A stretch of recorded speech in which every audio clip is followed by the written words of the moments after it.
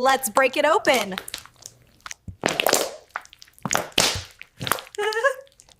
Woo. Listen. This candy is too big. I regret this already. Wait for the center. I shouldn't eat this. Listen to this.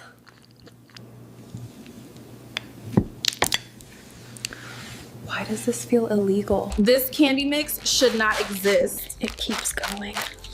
TikTok made me do this. Wait until I mix it. Woo. I regret it.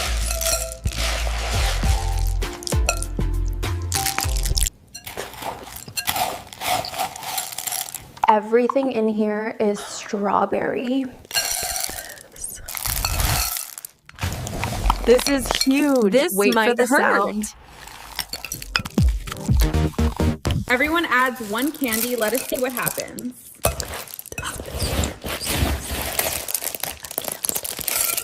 This crunch is crazy. This is not normal. Watch this. This is so satisfying. This is Perfect texture. I regret this. Watch this. This is crazy. Why does this look real? This is too much. Listen to this. This is beautiful. This is all candy. I can't stop watching. Wait for it. This is insane. Listen to this. Watch closely. So pretty. We'll choose.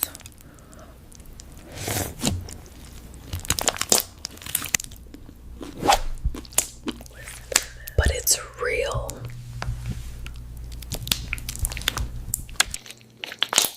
Almost edible.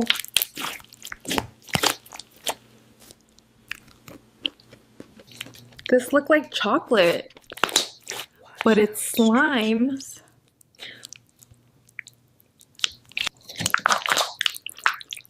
I don't want to ruin it. But it looks real. I don't want to ruin it. Almost edible. It's filled. This looked like chocolate, Look at the inside. but it's slime.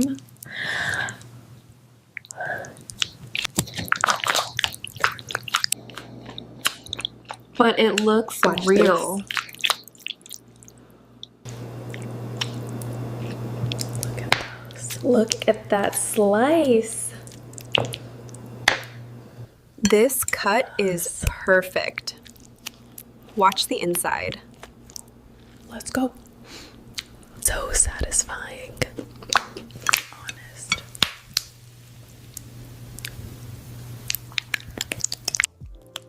This is beautiful. Perfect. This is beautiful. This one is juicy.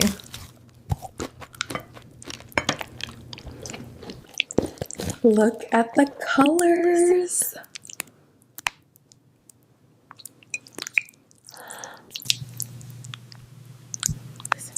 Don't blink.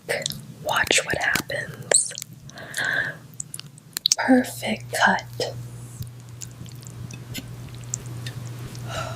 This looks too good. Watch this. So soft. Look at this.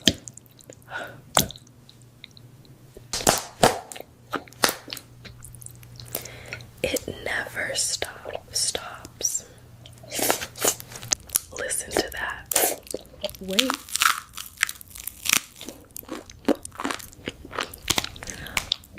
Listen to that.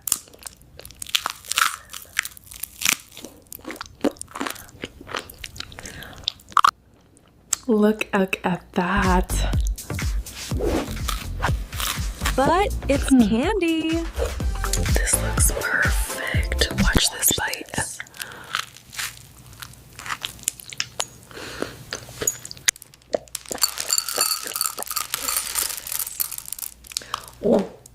so crunchy.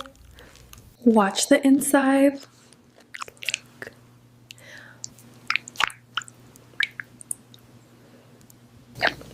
This should be illegal.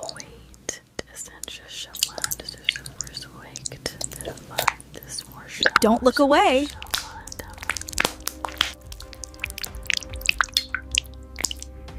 Everything is visible.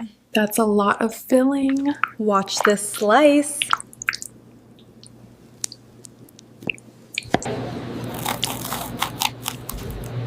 Look at that center. I've never seen this before. Don't look away.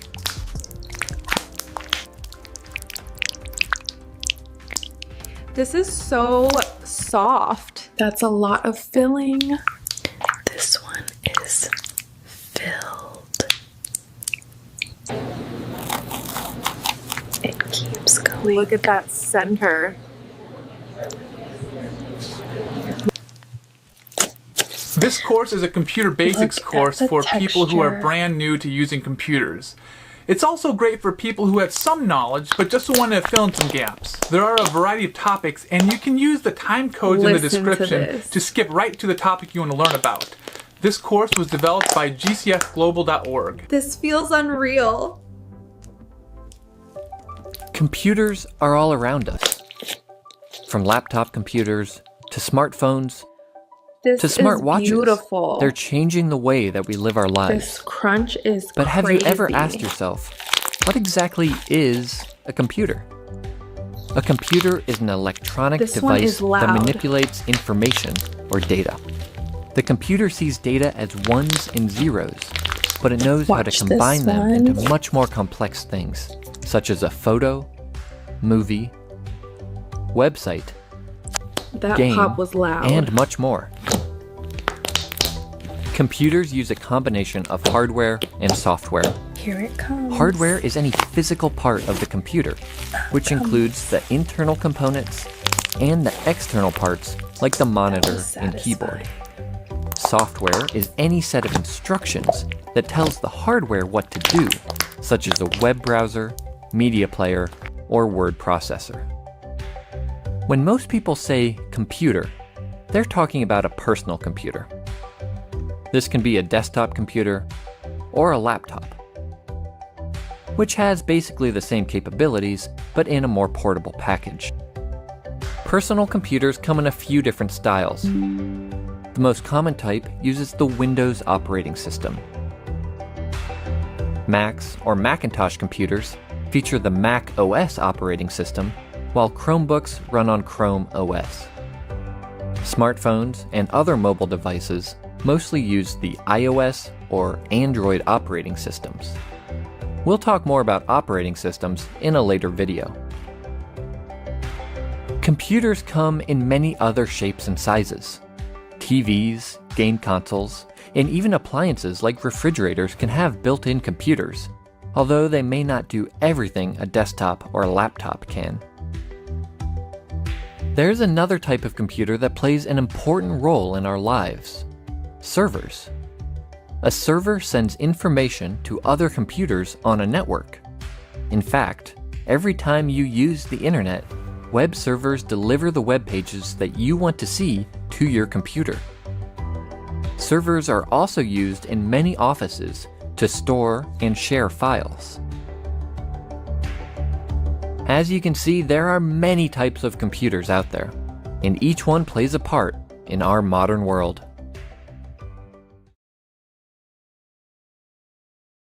Every computer has its own set of buttons and ports. In this video, we're going to talk about some of the most common ones, including what they're for and how to recognize them. Some buttons are universal, like the power button. Depending on the type of computer you have, it may be on the front, on the back behind the screen, or even on the inside when you open the lid. The power socket is where you'll connect the power cord. If you have a laptop, you'll have a charging port instead. Most computers provide more than one USB port, so you can plug in any device you might need. Keyboards, printers, and USB drives are all common examples. Some computers even have USB-C ports, which can be used for many different things, not just plugging in devices. Laptops, for instance, often use the format for the charging port. If you have a desktop, you'll use the monitor port to connect the monitor. There are quite a few types of monitor connections, ranging from HDMI to the USB-C style we just mentioned. If you have a laptop, you can connect a separate monitor as long as you have the right equipment. Just look for the display port and plug in the appropriate cable. The Ethernet port lets you connect to the internet if you're not using Wi-Fi. All you need is an Ethernet cable, which you can then connect to your modem or router. If your computer has an audio jack, you can use it to plug in wired headphones or speakers. You may or may not have a disk drive, depending on how old your computer is and who makes it. The disk drive can be used to insert a CD, a DVD, or a Blu-ray disc. If you have ports that look like this, they're for older peripherals like mice, keyboards, and printers. Newer versions of these devices usually connect via USB or wirelessly. And that covers the basics of buttons and ports. Of course, every computer is different, and technology is always changing. To find out what options you have, take a closer look at your computer.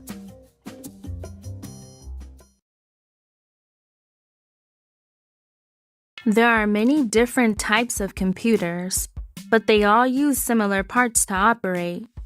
In this video, we're going to show you what these parts are and what they're used for, starting with a standard desktop model.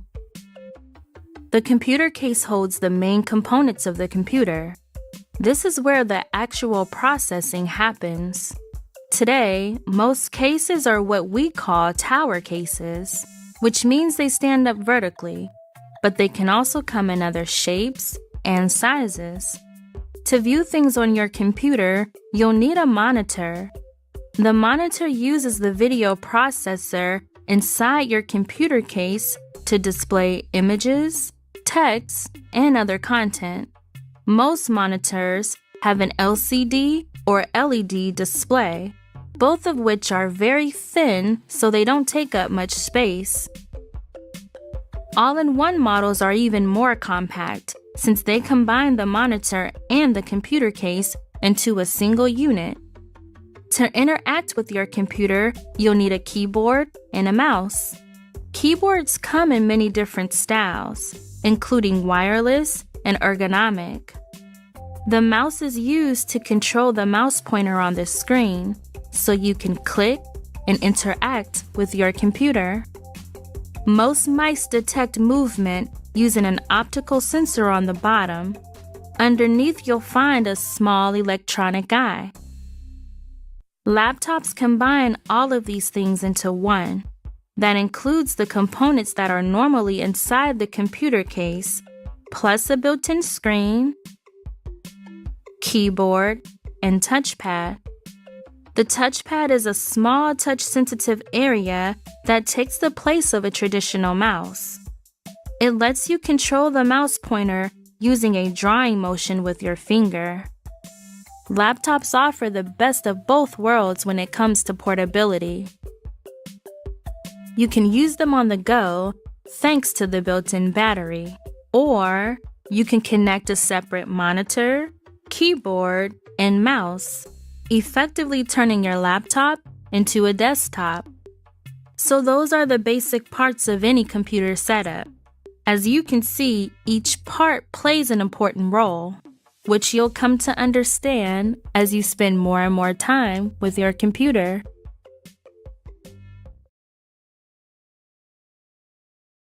You may already know that there are many important parts inside a computer, but what exactly do they do? Let's take a look inside and learn about the various components that make a computer work.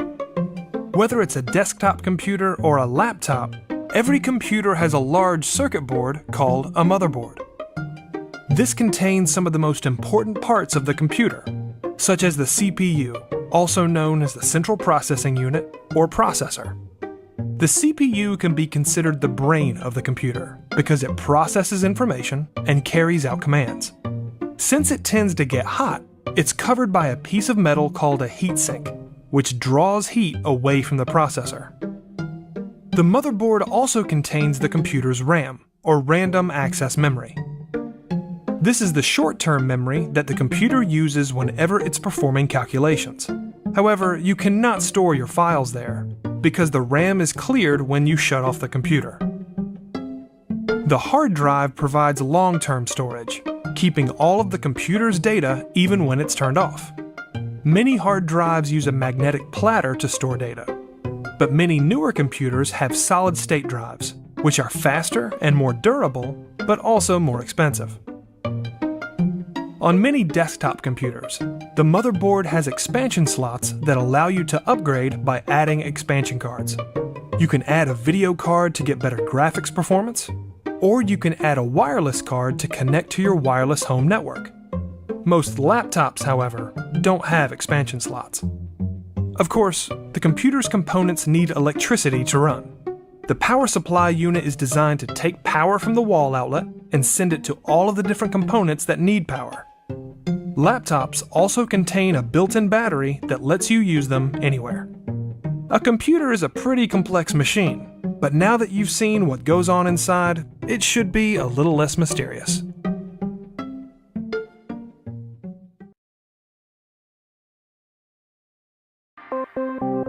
If you're thinking of buying a computer, you may have wondered, is a laptop right for me? Depending on how you plan to use it, the answer may be yes. In this video, we'll look at some of the ways that a laptop is different from a desktop to help you decide. The biggest difference is portability.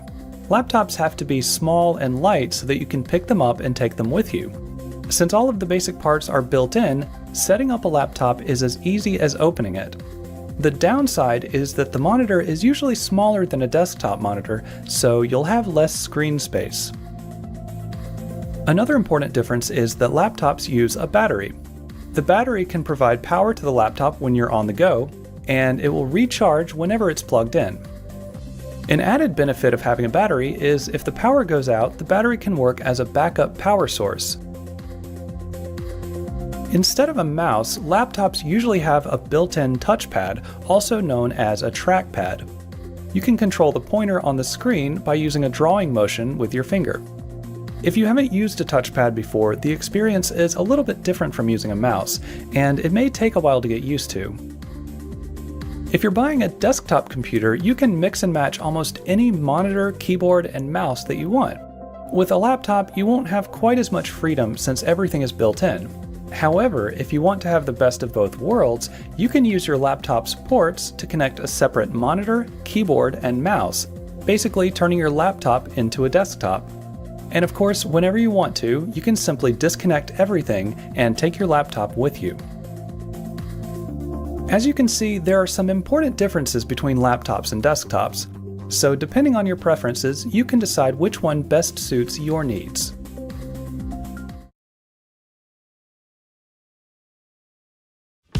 Did you know that you and your computer speak different languages?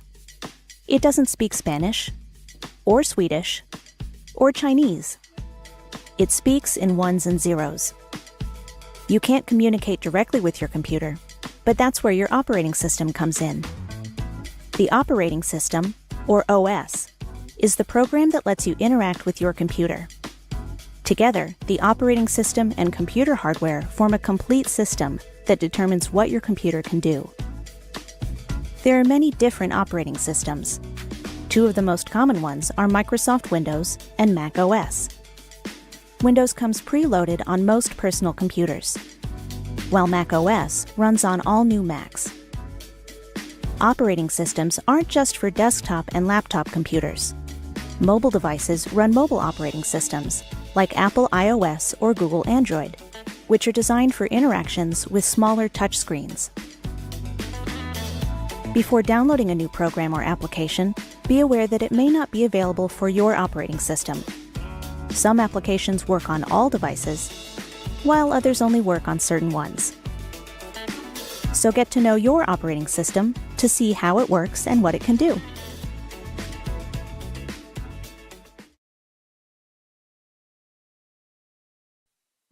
If you woke up this morning thanks to the alarm on your smartphone, or if you like watching videos or playing games on your tablet, you're using applications, also known as apps.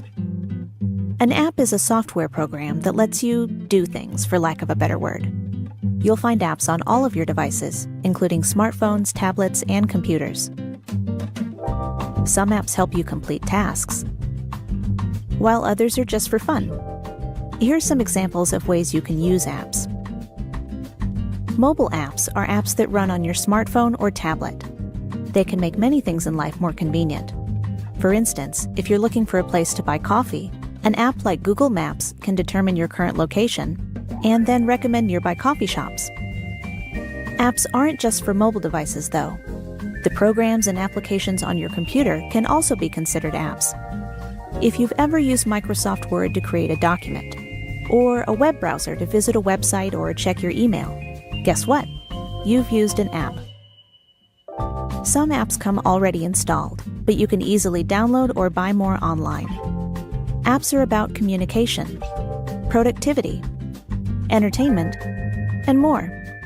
With so many possibilities, you're sure to find several apps that are perfect for the things you do.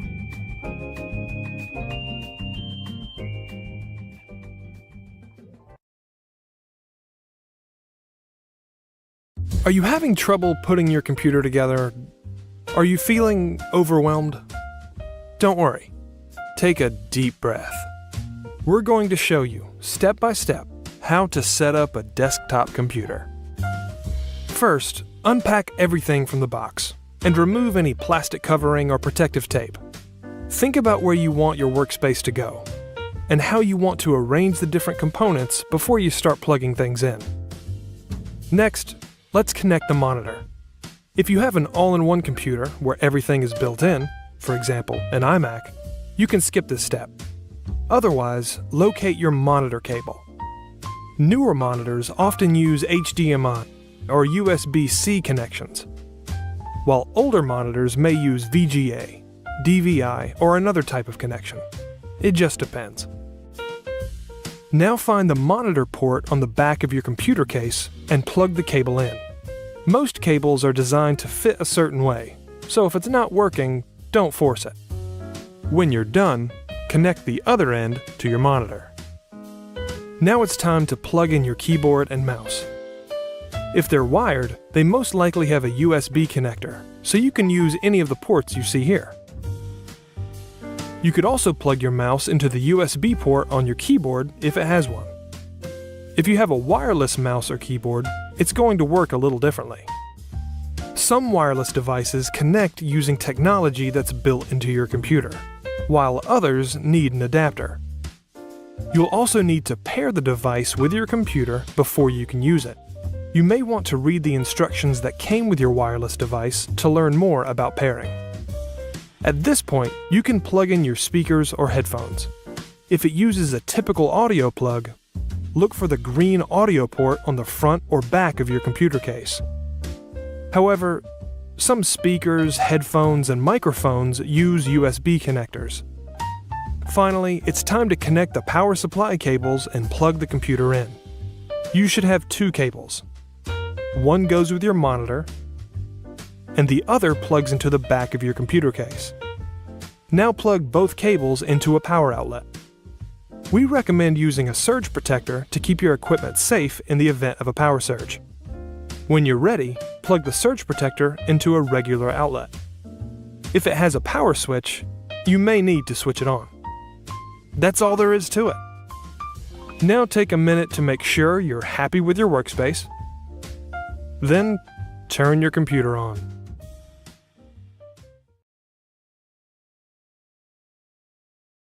There are lots of reasons to set up a home internet connection.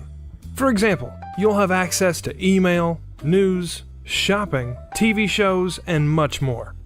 And once you have a working internet connection, you can create a wireless home network, which will let your whole family connect their computers, smartphones, and other internet-ready devices.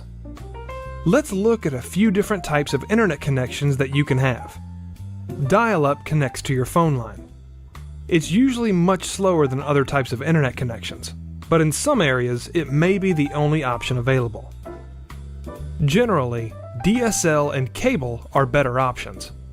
DSL plugs into your phone line, and cable uses your cable TV connection. These are both known as broadband internet connections because they offer much faster speeds than dial-up. This makes it easier to watch videos, play games, or browse the web.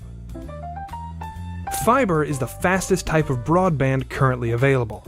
Using fiber optic cables, it can provide speeds that exceed even DSL or cable. However, it may not be available where you live, and it tends to be more expensive. Cellular is sold under a few different names, including 4G, LTE, and 5G. They're types of wireless internet connections often used by smartphones, but you can also get these types of connections for your home. Depending on where you live, a cellular connection may be a good broadband alternative. No matter what kind of internet service you choose, you'll need to purchase it from an internet service provider, or ISP. Chances are you can buy internet service from your phone or cable company, or you may want to shop around for a better price. Your ISP will guide you through the entire process of connecting to the internet. They will usually need to send a technician to your home to turn on your connection. Your ISP may also give you a modem and set it up for you. But if you prefer, you can buy a modem from a computer store and use the included instructions to set it up yourself. These instructions will vary, but the basic idea is that you'll connect the modem to your phone jack or cable TV connection, and then connect your computer to the modem using an Ethernet cable. Once you have everything set up, you can open your web browser and begin using the internet. If you want to connect several devices to the internet, you can create a wireless home network, also known as a Wi-Fi network. To do this, you'll need a wireless router, which takes the internet connection from your modem and broadcasts it throughout your home. Your modem may already have a wireless router built in, so you may not need to buy one. To set up your wireless connection, follow the instructions included with your router. You'll need to choose a network name, also known as an SSID. Also, for security, you should turn on WPA2 or WPA3 encryption, depending on what your router supports. Then, make sure you choose a strong password. After you've set up your wireless network, go into each device's Wi-Fi or network settings, select your network name, and type your password. If any of your devices are not wireless ready, you can simply plug them into your router with an Ethernet cable, or you can purchase a wireless card. Setting up an internet connection and Wi-Fi network takes a little bit of work, but once you get it set up, your family will be able to use the internet without being limited to one computer.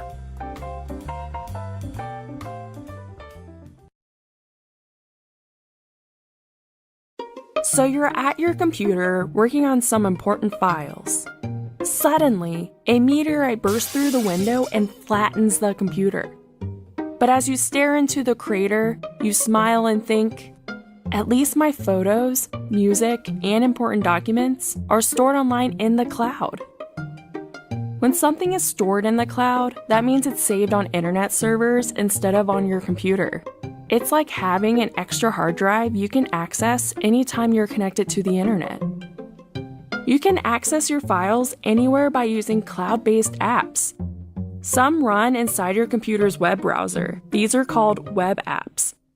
And some of them can also be installed on your mobile device. For instance, Google Docs is a cloud-based app that you may already use. It's free, and it allows you to view, create, and edit many types of projects. You can access Google Docs from almost any device with an internet connection. Since you only need a connected device to access the cloud, you can take your files wherever you like. You can take a photo on your smartphone and upload it to a cloud-based photo storage service like Google Photos or Dropbox. Then you can access that photo on any of your other devices like your computer or TV. You can even work on a document when you're far away from your desk and share it with anyone you want, instantly. Storing files in the cloud is a great way to protect them from accidents, viruses, and more. You can use cloud-based storage services like iDrive or Backblaze to back up the contents of your computer. These services run continually and back up automatically. This way, you will always have the most recent versions of your files stored in secure online servers. If something bad happens to your device, you can easily transfer your backup files from the cloud to another device. Whether you're backing up photos and music that you love, or using a file on the go, the cloud has a lot to offer. Plus, when your files are stored in the cloud, you won't need to worry about losing them to a computer malfunction or a rogue meteorite.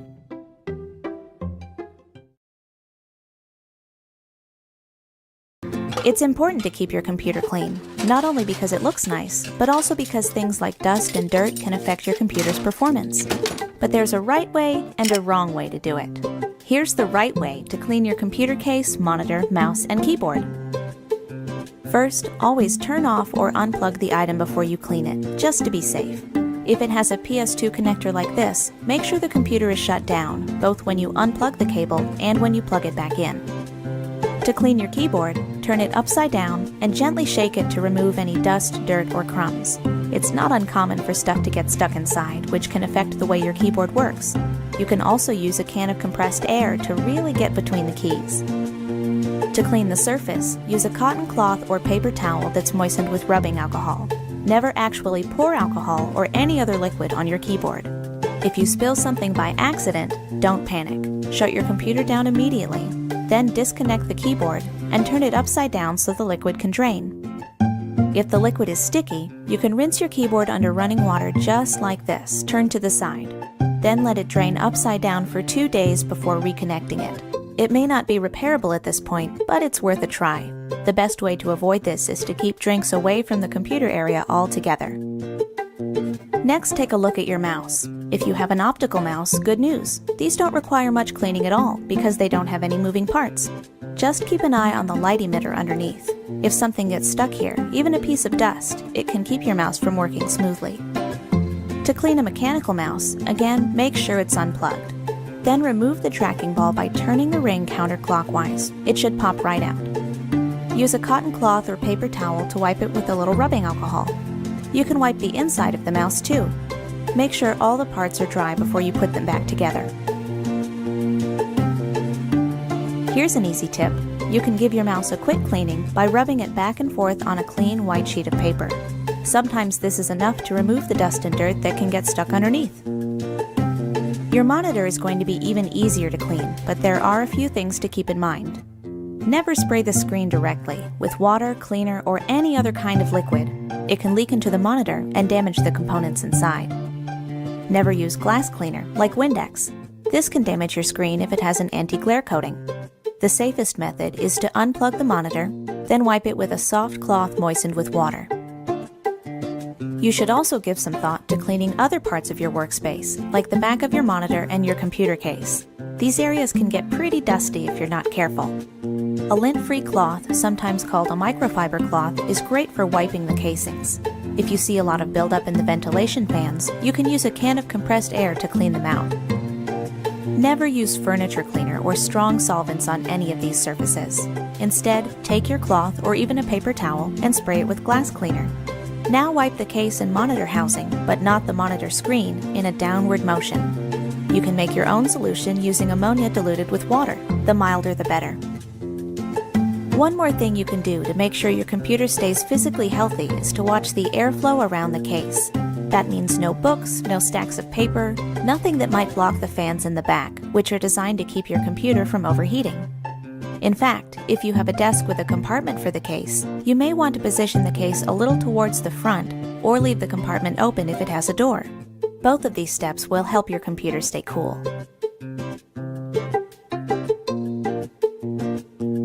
Looks good to me. Just remember to clean your equipment regularly, the right way, and your computer is sure to stay healthy for years to come. We rely on our computers for many different things. We trust them to keep our information safe, including our files and personal data. That's why it's important to protect your computer and do your best to keep it running smoothly. Here are some tips that can help. One of the biggest threats to computer safety is malware. Malware is any type of software that's designed to damage your computer or gain unauthorized access to your personal info. This can include viruses, spyware, Trojan horses, and other malicious software. Windows computers, Macs, and even Chromebooks can get malware. To protect your computer, you should use an antivirus program like Kaspersky, Norton, or the built-in Windows Defender. This helps prevent viruses from being installed and also lets you scan your computer and remove any viruses that are found. Keep in mind, no antivirus program is perfect. To stay safe, you should still avoid suspicious-looking ads or downloads. Run regular updates to your antivirus program, and also run updates to your operating system. To keep your computer running smoothly, the latest version of Windows offers a couple useful features, including storage sense and defragment and optimize drives. You can access both of these in settings, or you can find them using the search bar. When you turn it on, Storage Sense helps you free up space on your hard drive by scanning for temporary files and other files that can be deleted. Once on, it will run automatically in the background. Older versions of Windows offer a similar feature called Disk Cleanup. Defragment and optimize drives rearranges the data on your hard drive to help your computer run faster and more efficiently. It should be running automatically on a weekly basis, but you can easily check or change the schedule anytime. If something bad does happen to your computer, you could lose all of your important files. To prevent this, you should back up your computer regularly. One option is to buy an external hard drive and copy your files to it. To make this process even easier, you can use software like Windows Backup or Time Machine if you're using a Mac. Of course, if something happens to your computer and your backup drive, you'll still lose all of your files. For more security, you can use an online backup service like iDrive or Carbonite. You may have to pay a monthly fee to use these services, but the advantage is that your files will stay safe in the cloud no matter what happens to your computer. Following these tips can help you protect your computer and keep your information safe. You can rest easy knowing that all of your files will be there when you need them.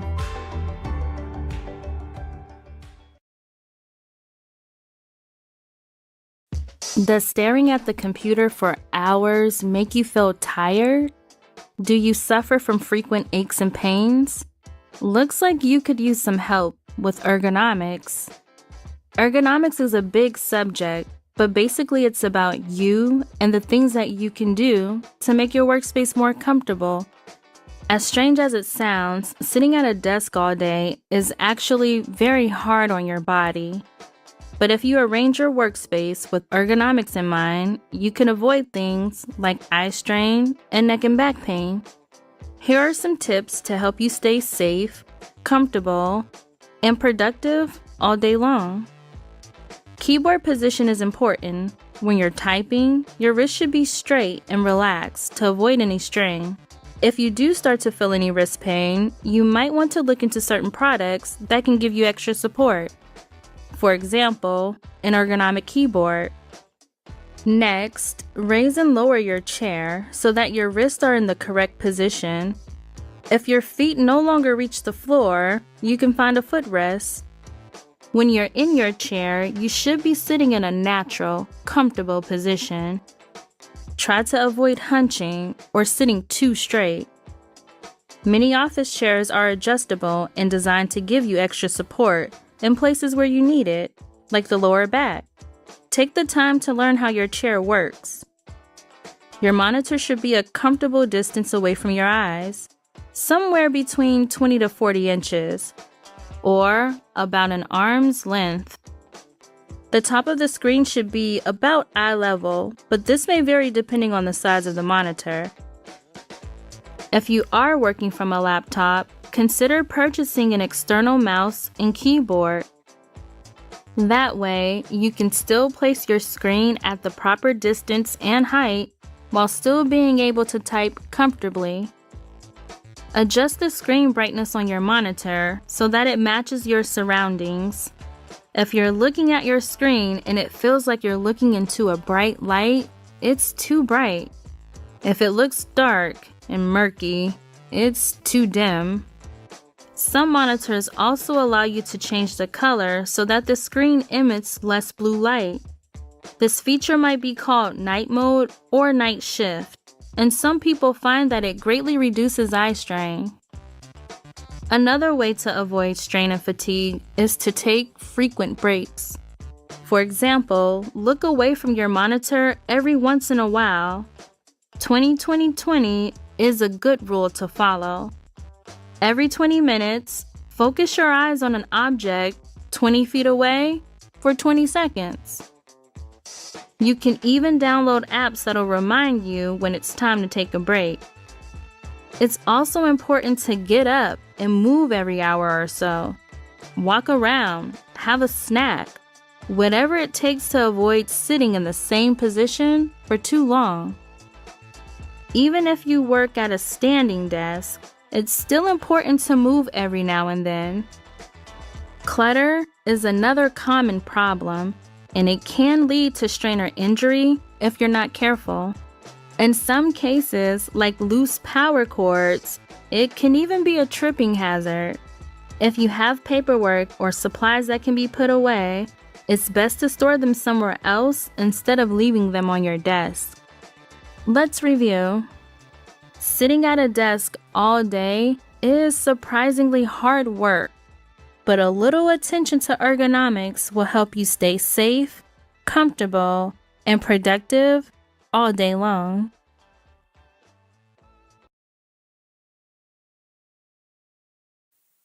While you're using the internet, you may be picking up spyware, downloading malware, or using fraudulent sites without even knowing it. But don't worry, your browser does a number of things to help make sure you avoid running into malicious websites.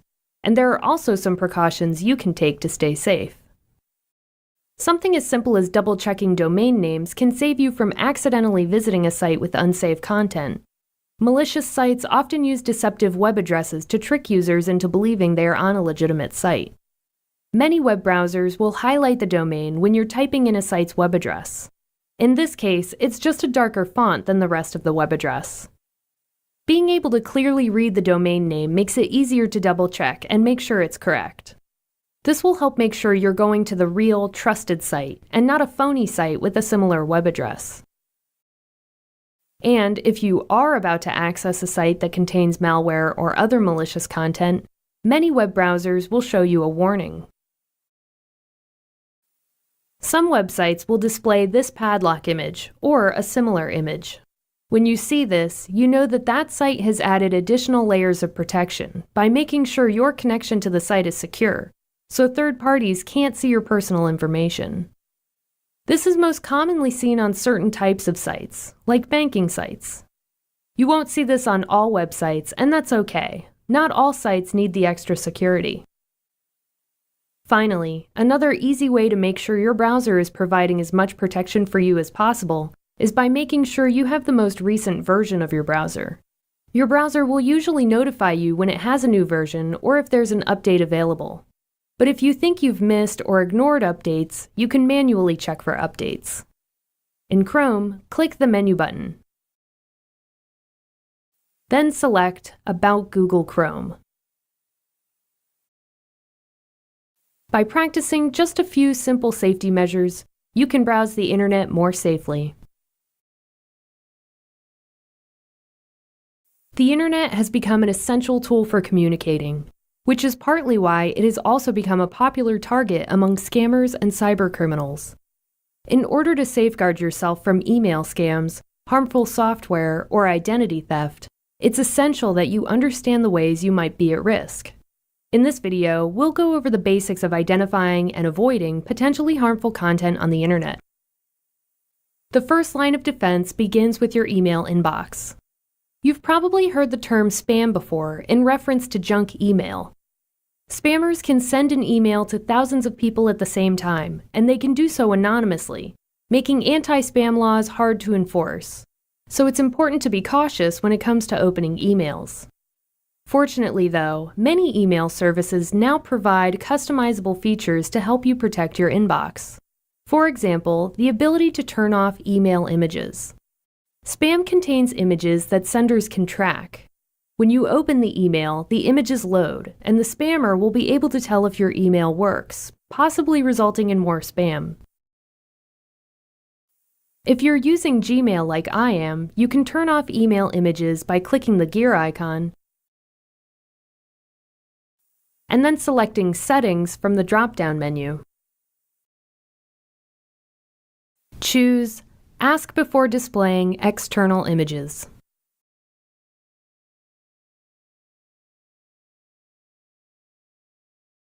Then click Save.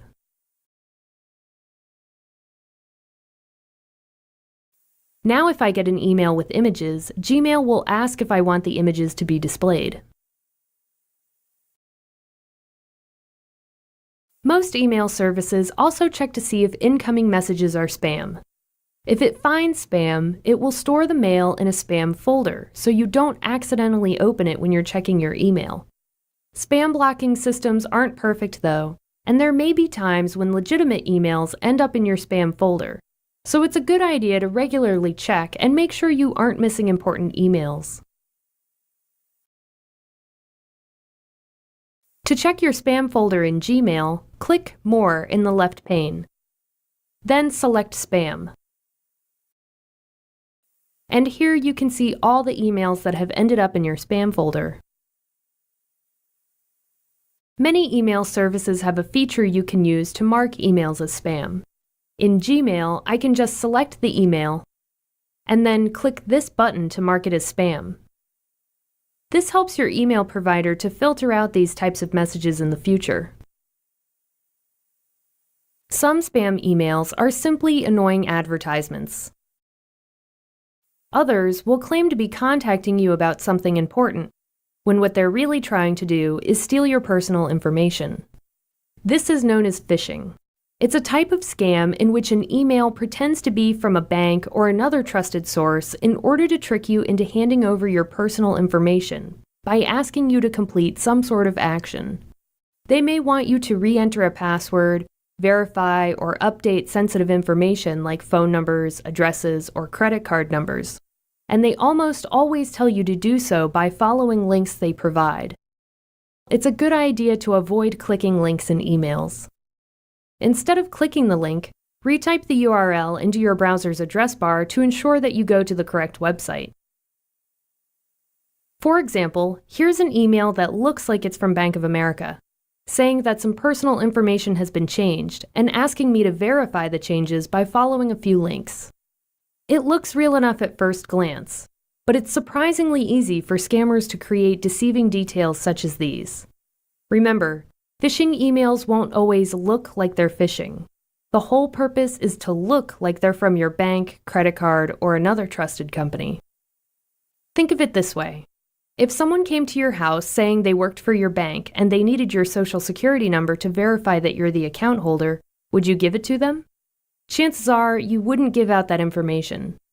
Look at emails the same way. Just because an email says it's from a familiar company doesn't mean it really is.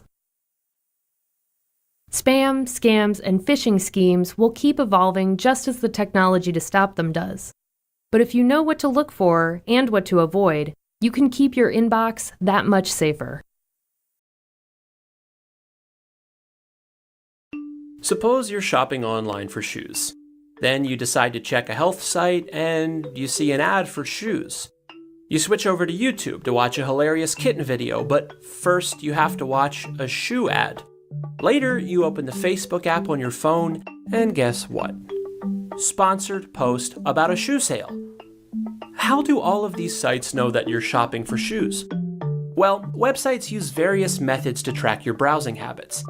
Each site may only gather a little bit of information, but together, it forms a sort of digital profile that advertisers can use to learn all kinds of things about you. An advertiser can plant a small file on your computer called a tracking cookie, which they can use to identify you the next time you visit one of the sites they advertise on. They can also get a pretty good idea of which devices you use based on your social media and email accounts, or by using a technique called probabilistic matching, which makes educated guesses about which devices belong to the same person. So one way or another, all of your devices are connected to you. And that means companies can send you targeted ads no matter which device you're using. This does raise some privacy concerns since the information is collected without your knowledge, and there is a fear of how this information could possibly be used. For instance, could an insurance company deny coverage based on a person's browsing history? You can take steps to limit the amount of data collected, such as blocking tracking cookies in your browser settings, but with the current sophistication of tracking, they're pretty easy to get around. However, there are potential upsides to all this data being collected. It allows sites to recommend articles and videos based on your interests, and helps search engines more quickly find the results you're looking for. As the technology continues to advance, sites will find new ways to tailor their content to better meet your needs. It's hard to say exactly where this will lead, but for better or worse, digital tracking is part of the modern online reality.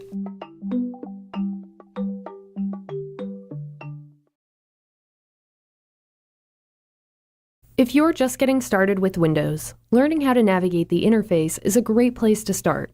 Let's take a look at the desktop, which is the screen you see here. It includes a desktop background, also known as your wallpaper, and the taskbar at the bottom of the screen. The taskbar is where you'll find shortcuts to some of the applications on your computer, as well as the Start button. In most versions of Windows, you can click the Start button to see a list of applications, files, and settings. But if you're using Windows 8, you can click the Start button to return to the Start screen. The taskbar is also where you'll find File Explorer, which allows you to view and open files and folders. For now, I'm going to close the window by clicking the X. Let's check out more features on the desktop instead. The desktop is the main workspace for your computer. To open a program, file, or folder, just double-click the icon. Each time you want to open something, it will appear in a new window. You have the ability to move windows by clicking and dragging the top of the window. When you're done, just release the mouse. If you have more than one window open at a time, you can quickly switch between them by clicking the icon for that window on the taskbar.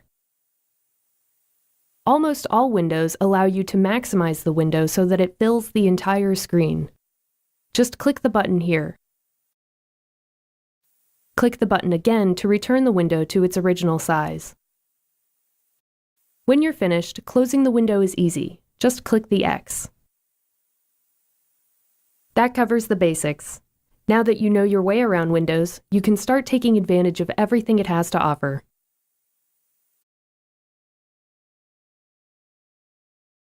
If you're just getting started with OS X, learning how to navigate the interface is a great place to start.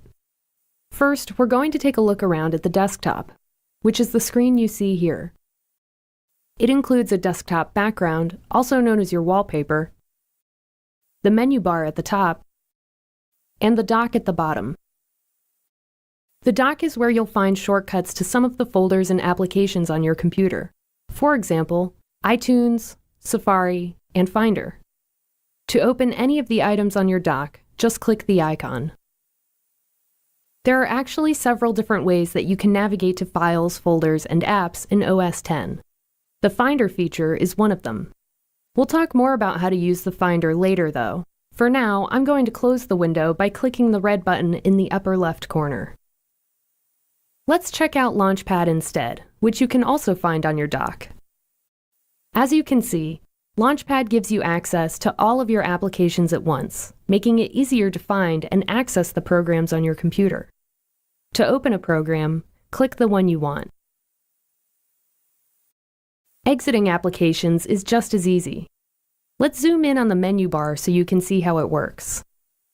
To exit an application, click the name of the app in the upper left corner. Then choose Quit from the menu. Also on the menu bar is the Apple icon.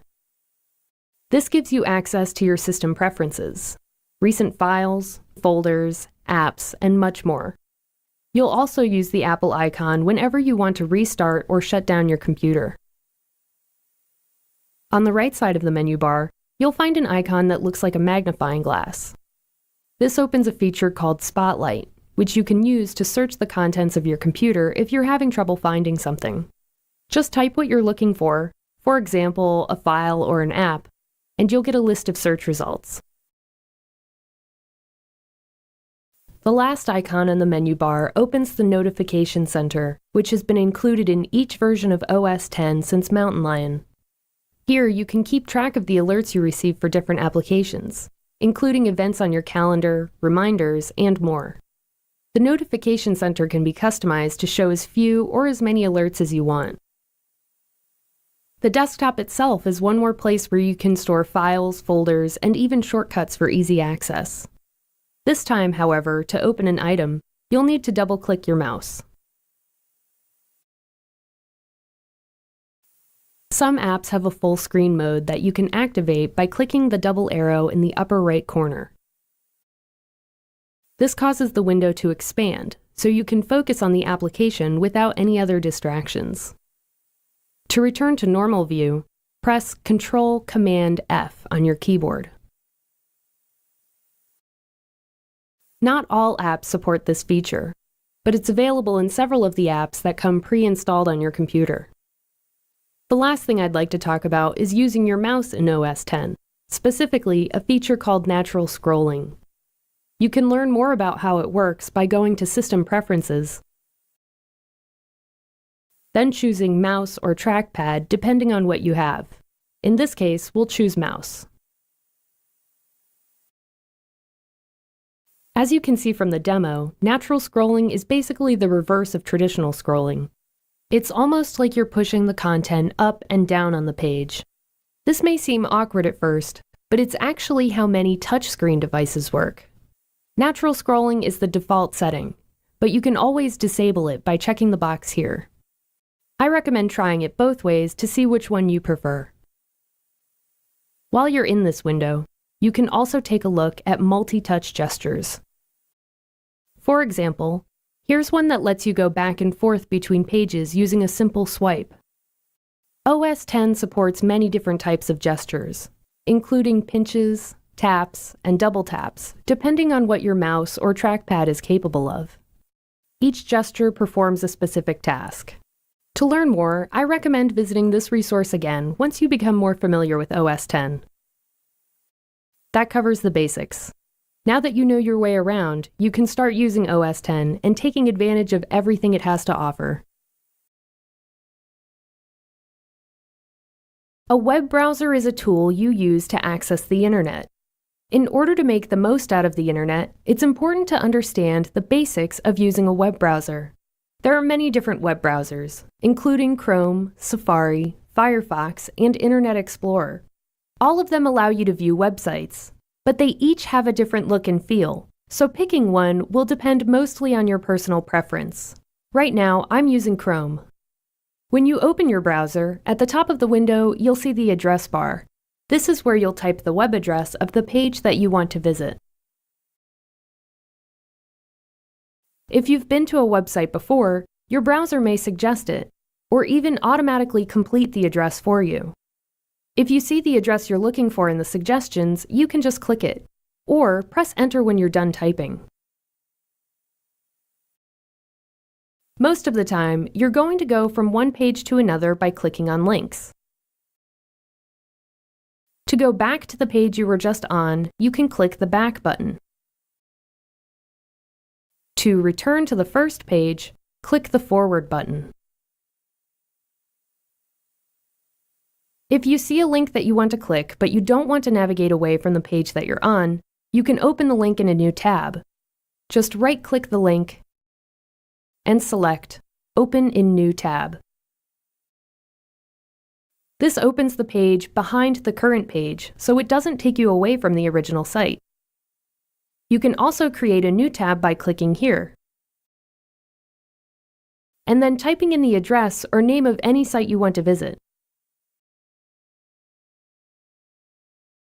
To close a tab, just click the X. If you're on a website that you know you'll want to visit again later, or a website that you go to frequently, you can bookmark it. Most browsers have a button right next to the address bar that lets you easily bookmark any site.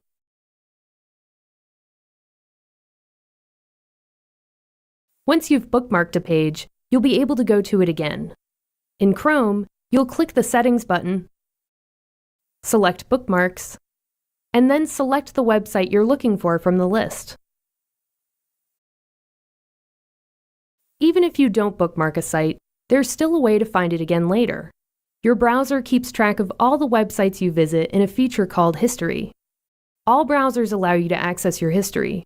In Chrome, you can access this by clicking the Settings button. You can then click on a site to go to it. And as you may remember from before, you can begin typing in the address bar and your browser will make suggestions. These suggestions come from your history and bookmarks. The locations of these buttons and other options may vary a little depending on which browser you're using, but you should be able to perform all of the same actions, no matter which browser you decide to use. Today, I'm going to teach you how to paint a portrait very similar to this, abstract realism, and we're going to loosen up, and it's going to be a lot of fun. So before I get started, my name is Dimitra Milan, and I've been a professional artist for the last 10 years. Last year in 2024, I sold over $200,000 worth of my abstract realism paintings, and that's through my website and through our gallery. And I've built a thriving art career, and today I help artists do the same. So you're going to learn a step-by-step process using acrylics, mixed media materials, and you're going to loosen up and you're going to learn how to integrate your background with your subject matter. So we're going to paint basically the exact same style as this, but we're going to do this girl right here. I'm also going to teach you a photo layering technique, and that's going to help you get proportions accurate every single time. So if you struggle with facial proportions or getting your portraits to look realistic, this little trick is going to help you so much. And then we're going to bring it to life, finishing it with acrylics. So I'm just going to jump right in and we're going to get started. And I'm using just water and a variety of different brushes, and I'm using acrylic transparent to get just the first layer. So this very first step, we are going to create an abstract background. So this is going to be that kind of loose, messy beginning that you really just don't have to think much about. So you're just trying to get something on the canvas. And my recommendation for the photo layering technique would be to not go too dark with your transparents. So you want to kind of start with a really washy, light background. And it's okay if you have some of the white of the canvas still showing. So I'm just choosing like maybe 2 to 3 transparent acrylic colors to just get something down on the canvas. You want to let it be really loose and, you know, you can let it drip, blend together.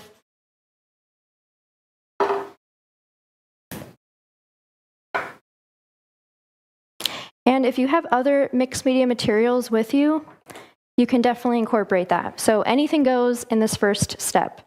So I'm going to use some of these Derwent Inktense color pencils. And I love these because they activate with wet paint. So it's really fun to use water-soluble material into the wet acrylic.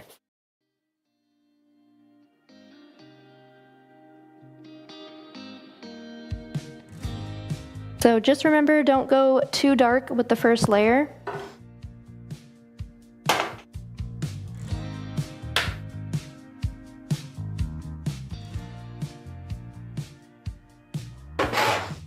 So now we're going to create a bunch of mark-making scribbles on your background. So while it's still wet, if you have markers or crayons or pastels, you can just kind of create marks in there. So similar to this painting, this background has all kinds of different mark making effects, and this is going to be really important for the first layer. So it'll all make sense once we get to step 2.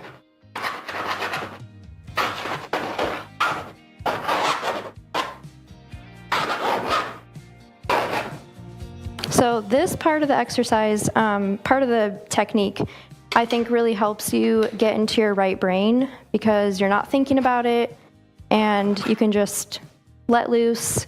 And this is just a super abstract beginning. So all these marks are going to be serving a purpose as little markers for when you start to add the portrait on top. So you just kind of want to fill the space with a lot of different mark making. And you're going to find your own way in your own style to do this. I like to do scribbles and kind of like some fake writing. So you can do whatever kind of marks that come natural to you.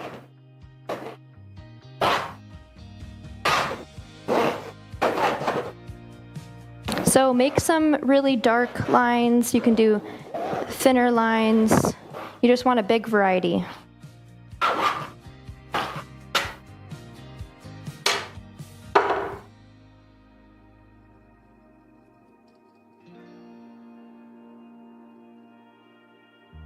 I'm still just using the same transparent paint, but I'm just going in and adding little marks with the paint. So you can do that if you don't have any drawing material. You can just create some really loose abstract brush strokes. Hey, Dimitra, a couple people want to know what exact colors are you using? So I'm using phthalo turquoise, transparent red oxide, and opus pink. So the opus pink is a unique color. These are acrylics from our own art set, our own paints that we've put out. And I don't think you can find the opus pink anywhere else.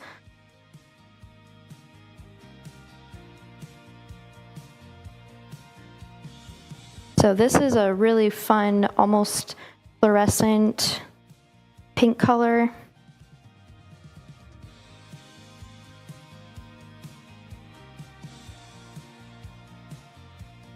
I did want to let the audience know that this is live right now, being recorded live, and the recording will be available to watch later on this YouTube channel as well. So you can watch the recording back and reference this multiple times so that you can create a beautiful abstract portrait just like Dimitra.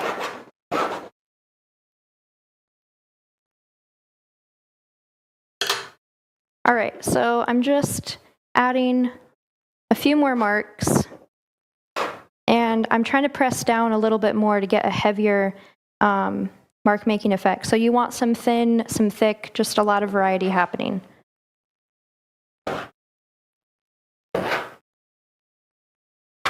And just to mention again, I'm using the Derwent Inktense color pencils. So they are water soluble. They're so much fun to use. They also make, the same brand makes little blocks.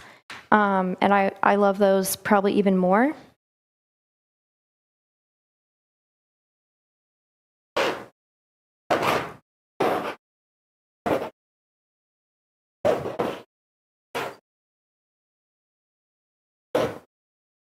Okay, so you may want to add a few kind of like really strong lines running across. And that's a good enough background to start with. Okay, so now it's all about to make sense. So in step 2, we are going to draw the portrait. And we're just going to get in a few proportions so that you know where everything is for once we go to paint. So we're going to draw this girl right here. So the first step is, I also want to mention that a step-by-step link of this process right here for the photo layering app is going to be right below this video. So just want to mention that. So the first step is take a picture with your phone of your abstract. Okay? And then you are going to just brighten it a little bit. You can bring up the exposure. You can crop it.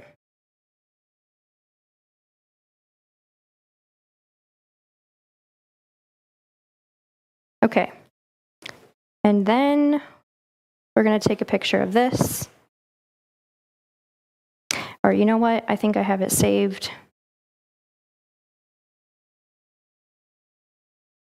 Okay, so you can there's so many different apps out there for this technique of layering images together, and I do this process all the time in my own art, and it's just very helpful to combine different imagery together if you want to tell a story through your paintings. And sometimes how I used to paint was I just would find a bunch of random pictures and just try to fit it all on the canvas while I was painting, and that is difficult. That takes a lot of time and energy, and sometimes the composition is off.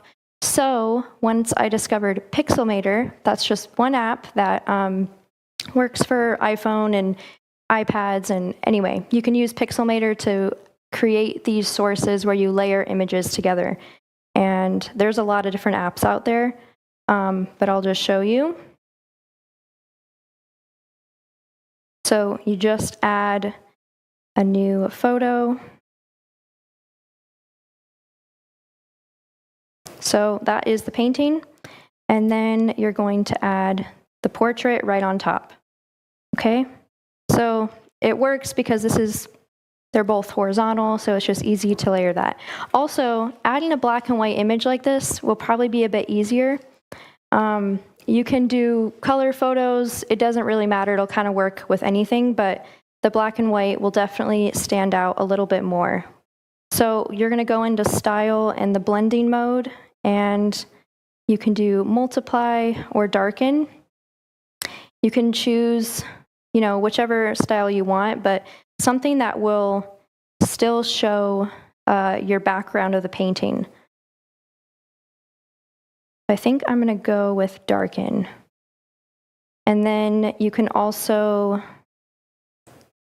bring it down the opacity a little bit, make it a little bit more see-through. Okay, so then you can kind of just move the portrait where you want it. I'm going to not put it straight in the center of the canvas. I want it to be a little bit to the side. Okay, so I'm going to save that. So that was super easy. And now I have the source, okay? So you're going to just follow along and sketch in everything in the portrait based off the marks that you have on the canvas. So these are kind of your guidelines for where you're going to sketch the portrait. So this is a technique that mural artists use a lot when they're doing really, large murals outside. This is just a super great way to kind of project your drawing, but you get to start with a loose background first. And this really helps you keep the portrait loose, in my opinion. So you can take whatever pencil, marker. I probably would recommend a pencil for this, and just start sketching it in.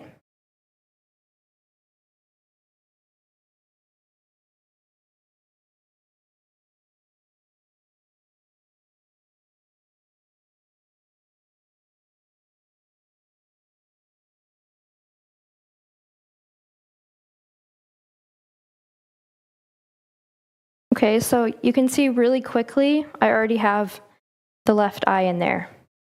And then I'm looking at this right eye. That kind of pink drip is actually the perfect spot for the eye. So you're just using all the lines on your canvas as the markers to help you know where to draw.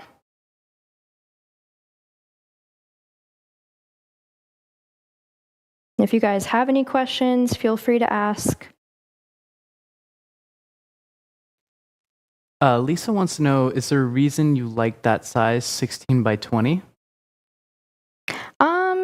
It's just a good size for a quick class like this.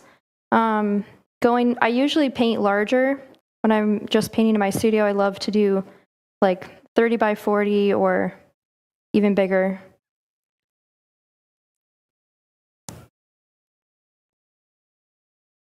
You guys can use whatever canvas size you want.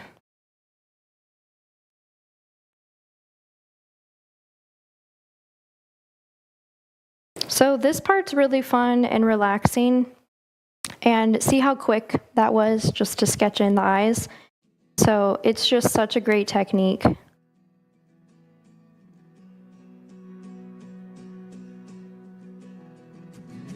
you don't have to sketch every detail, just kind of the major proportions.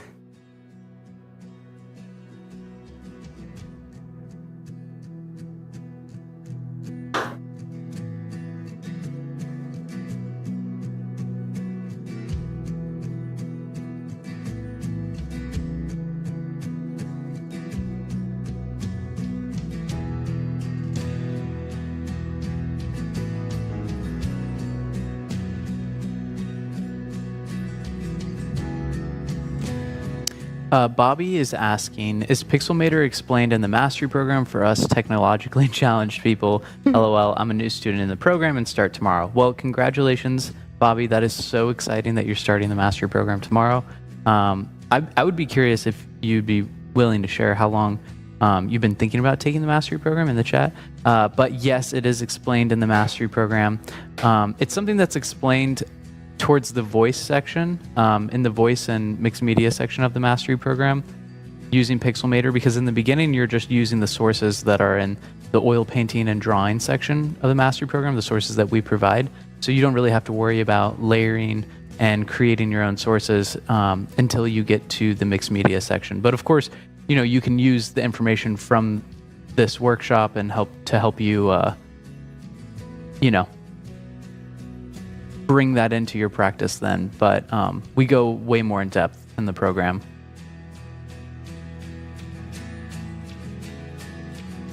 Yeah, there's a whole source making section for sure. Demetra, Todd wants to know, how about impasto added to this work? Yeah, that would be cool. Like, you just mean maybe thicker brush strokes?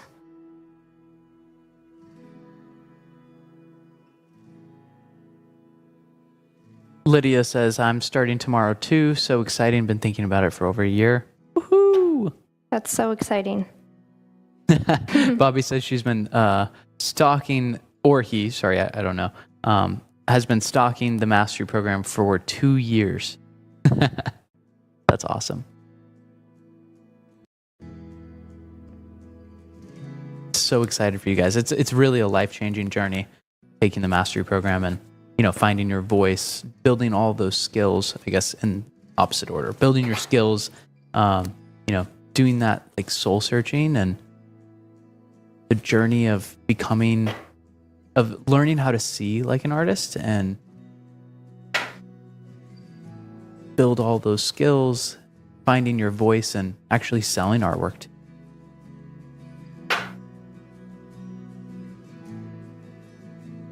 Okay, so I just got kind of maybe it's a little bit hard to see, but you can see like I've added the outline of her face, all the facial features, some hair.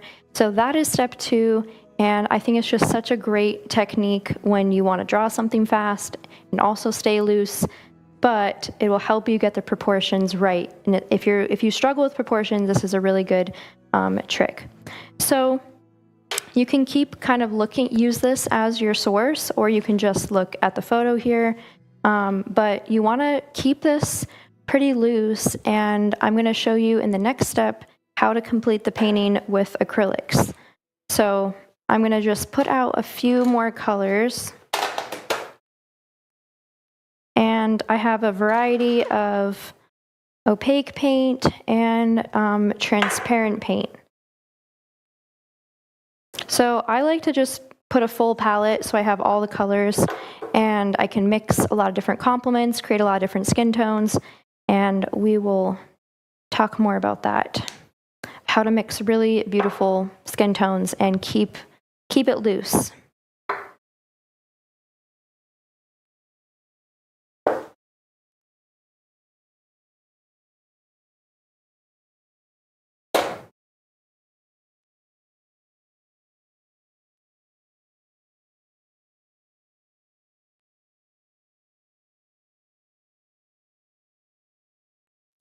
Oh my gosh, wow. That is a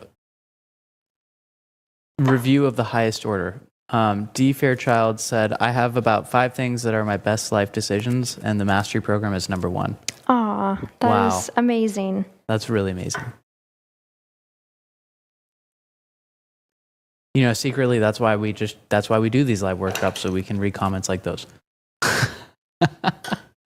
Thank you so much. So, all right. If you've ever felt like your paintings look lifeless or flat, this technique is going to change everything. The key is knowing where to be bold and where to hold back. So we're going to start with big brushes because you can create really bold, expressive brush strokes that way and stay loose. If you go to your tiny brushes, then you'll probably end up getting really tight and controlled.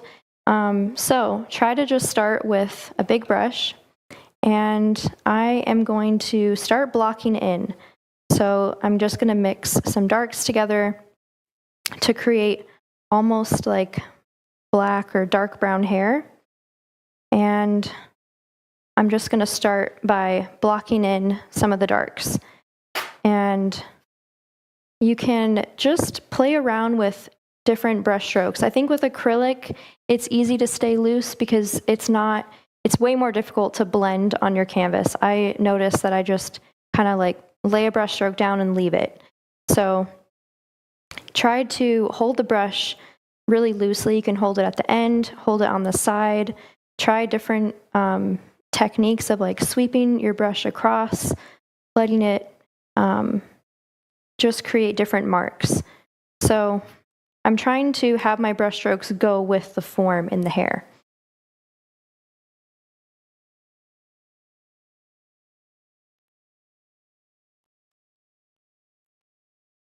And I'm choosing a transparent because I still want to see some of that underpainting.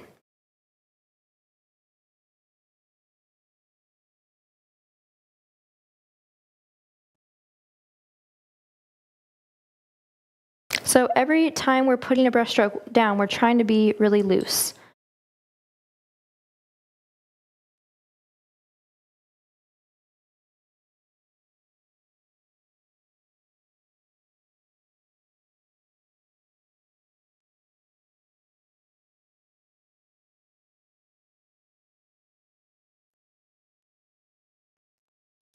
Hey, Dimitra, Kellen wants to know, what's a great way to remember your acrylic, transparent, and opaque paints?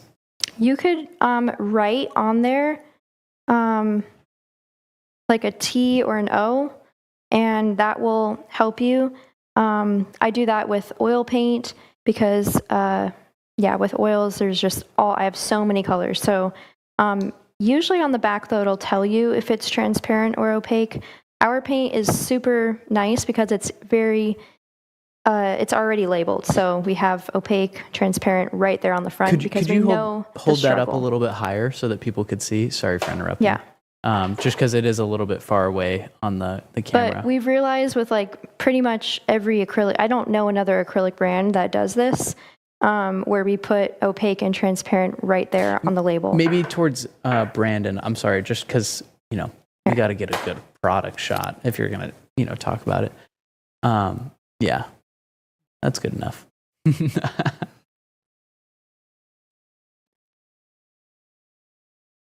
Okay, so now I'm kind of going in with some lighter colors, and there's not much of a shadow here on her cheek, but I want to just exaggerate that a little bit to create a good base for once I add a highlight on top. So we're just kind of adding all the midtones and darks right now with transparent paint, just to keep it simple.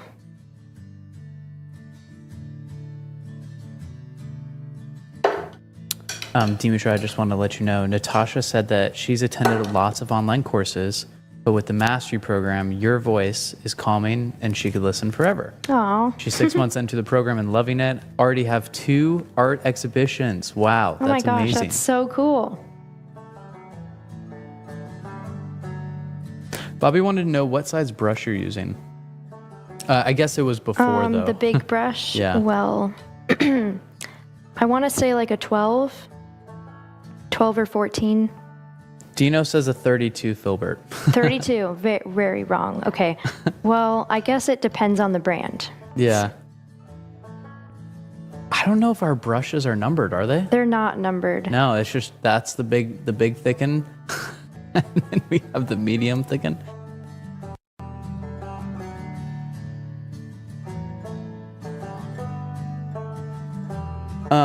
Dee Dee wants to know, lives in the Netherlands and would like to know if we can follow the mastery program, or is it all American oriented? Pardon my English. Actually, we just had it translated into Dutch. So you could watch the entire thing in Dutch. Now, I will say that this is an AI voice translation. And so, you know, it's actually remarkable in its accuracy. One of the cool benefits of AI is, you know, being able to make it more accessible to people in different languages. So you actually can follow it.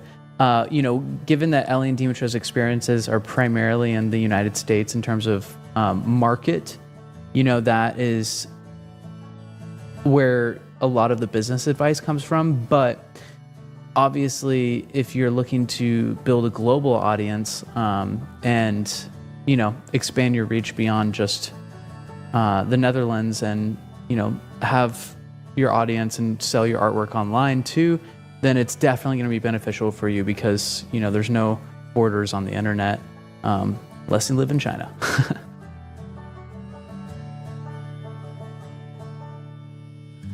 Or North Korea, I guess.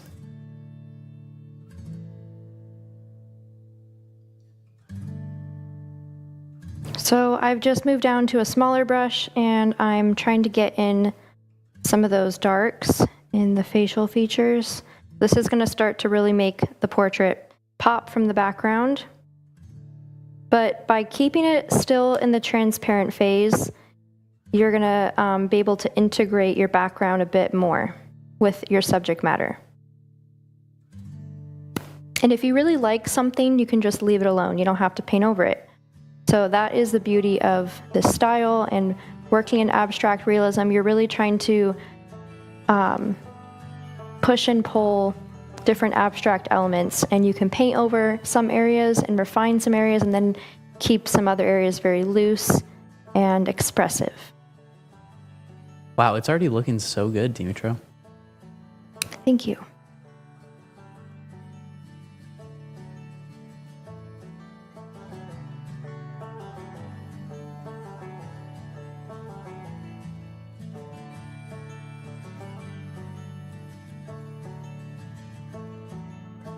So another technique or trick on staying loose with your portraits is if you do a black and white photo, then you can be a little bit more, I think it's easier to be expressive with the color because you're making it up. And instead of, you know, just using neutral colors, which is totally fine if that's what you want, nothing wrong with that. But if you want to loosen up and just be more expressive, then you can add lots of fun colors into this. So in the shadows here, I've used the turquoise and the opus pink instead of just black and white.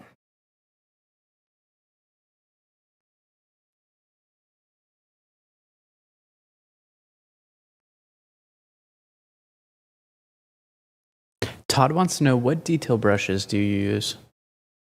I just stay with filberts and square brushes for portraits, especially. I think filberts are. This is a round brush. I don't use this a ton. So, let's see. I actually don't have a filbert here, but I have a small square brush and I have this kind of medium small size square brush. But I like how you can get a very defined flat brush stroke. And and it's more difficult to get that with round brushes.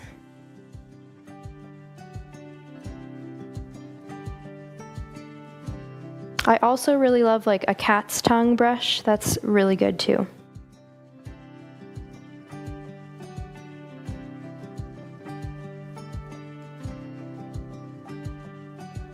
Whoa, Natasha said that she sold 6 pieces at her first expedition and 2 at the second, and kept both at the home, so minimal outlay. Visited one of the collector's homes and was blown away to see it on the wall in their home. Oh, I bet. It is super duper impactful when you see your artwork on the walls of a collector's home.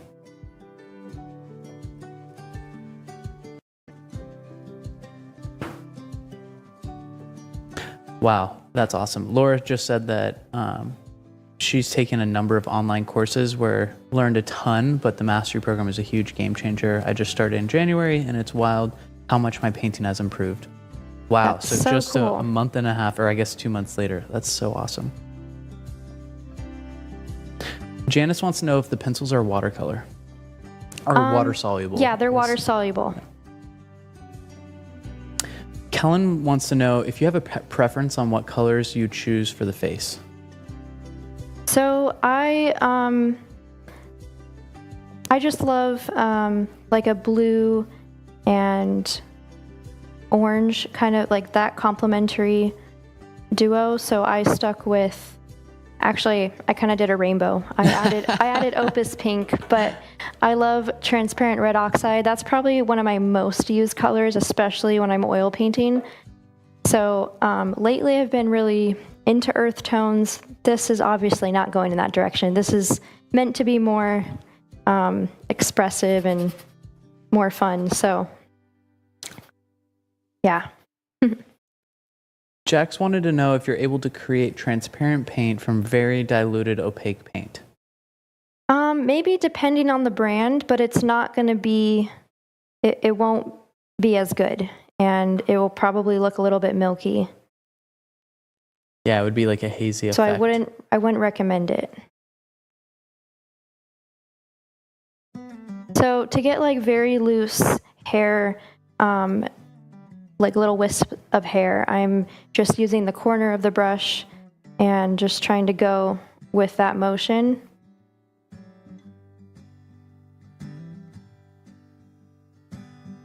I also love square brushes for details because you can get such a crisp, clean line when you just use the edge of it.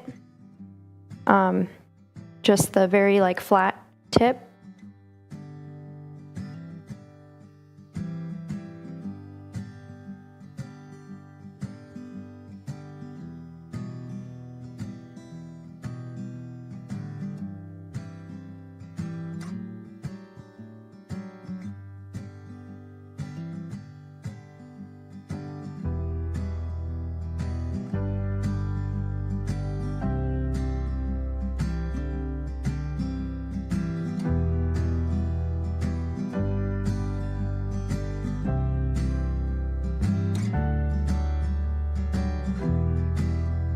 Okay, not exactly aware of the time. Oh wow, it's already 4:30. Okay.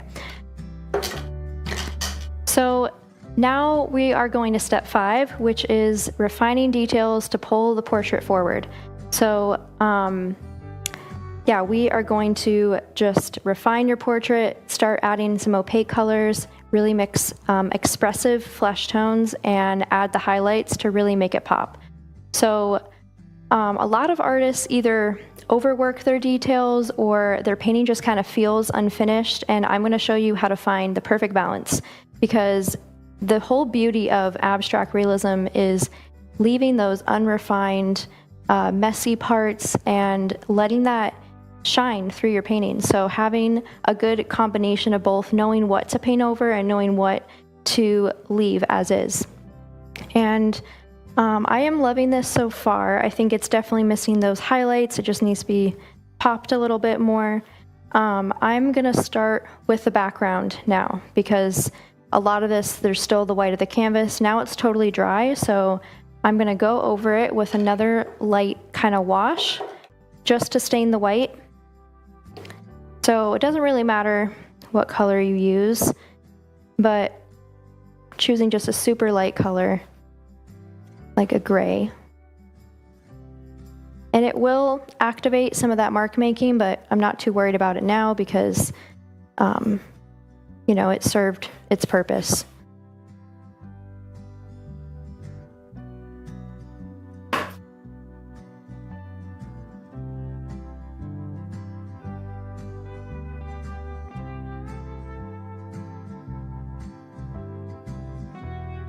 Hey, Dimitra, Bionic Woman wants to know, can you please explain how to shade the nose according to its structure? I have a terrible time with it.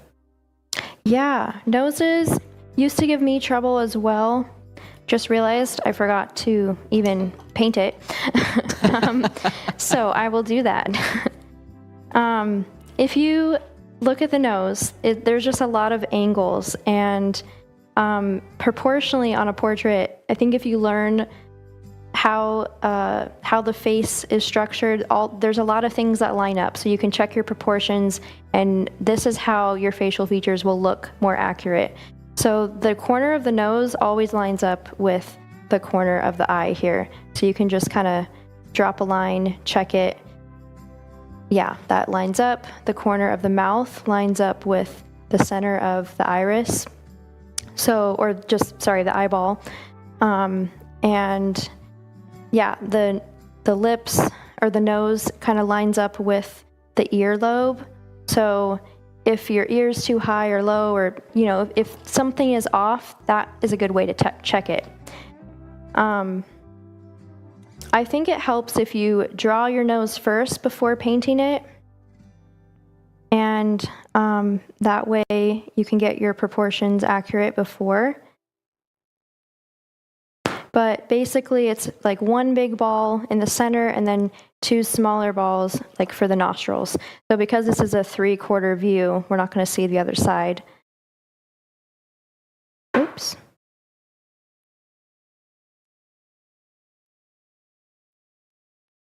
I think when noses go wrong is if you make them too long or the nostrils are like too wide or too narrow. So by checking it in proportion to the eyes, it will definitely help.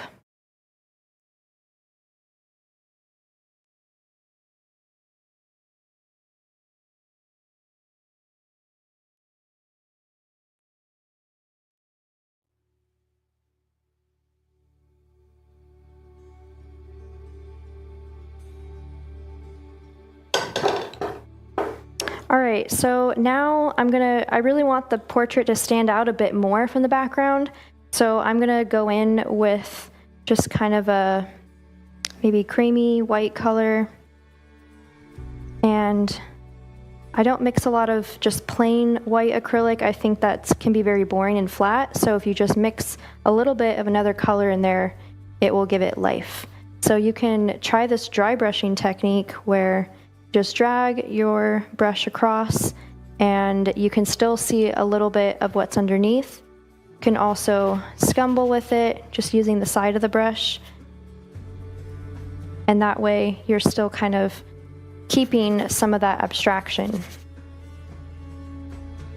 So if you're not sure which areas need this light, in this particular source, it's light all around her, but you can do a combination of chiaroscuro, so you can apply light next to a dark and that will pop it forward, and then you can add dark next to a light. So that's one way. If you're just really stuck on the background and you don't know what to do, you can try chiaroscuro.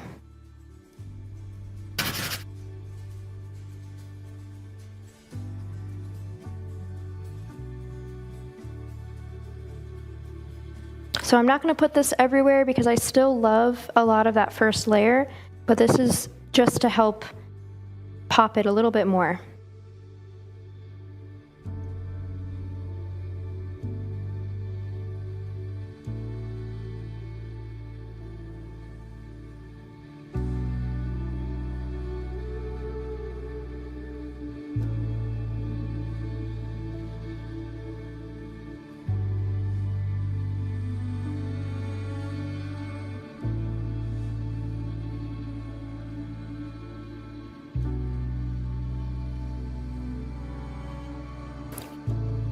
For around the hairline, I think it's always a good idea to just kind of make that really fuzzy and not too harsh. So you want to pay attention to your edges. Like this right here, that's a little bit harsh. And I'm just going to blend that a little bit.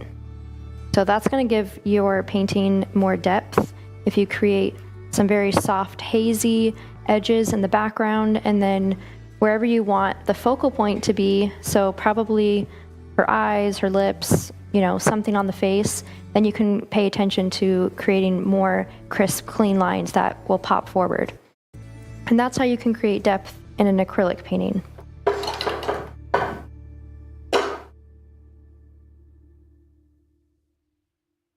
So I'm going to start adding some flesh tones and details.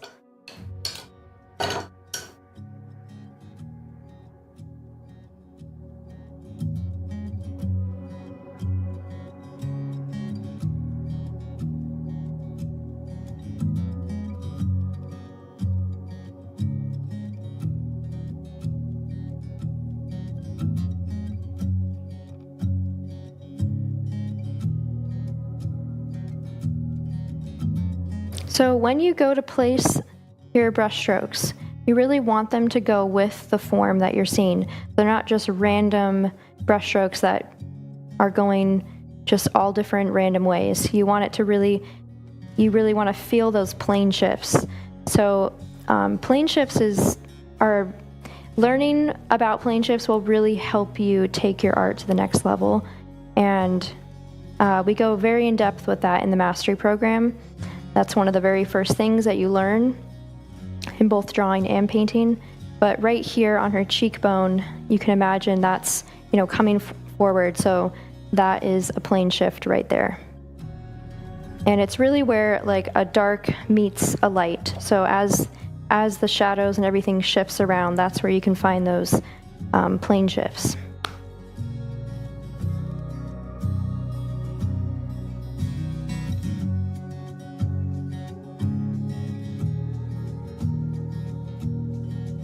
Now I'm just adding brush strokes here and there, but some of this I'm just going to keep as is because I really like it, and I don't want to cover up all those marks.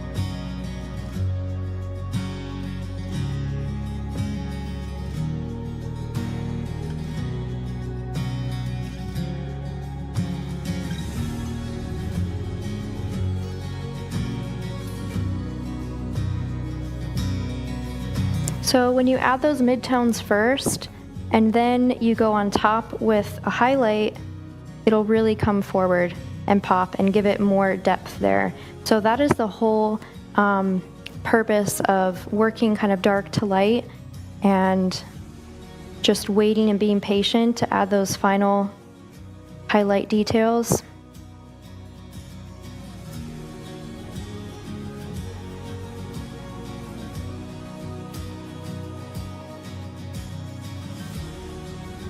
And especially on her face, I'm trying to be a little bit more soft with my brush strokes. So I do want some bold, kind of expressive brush strokes, but I'm also going to just blend and dry brush a little bit. So you want to have a good combination of both. And the cheekbone is an area that's really great to kind of add these super bright, fun colors.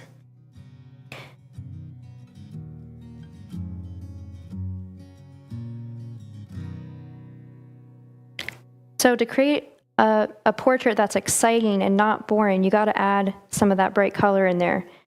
And you can just try to have a good variety of different complementary colors. You can kind of place like an orange next to a blue. That's going to create some contrast. and mixing other colors into your white. That will really help you.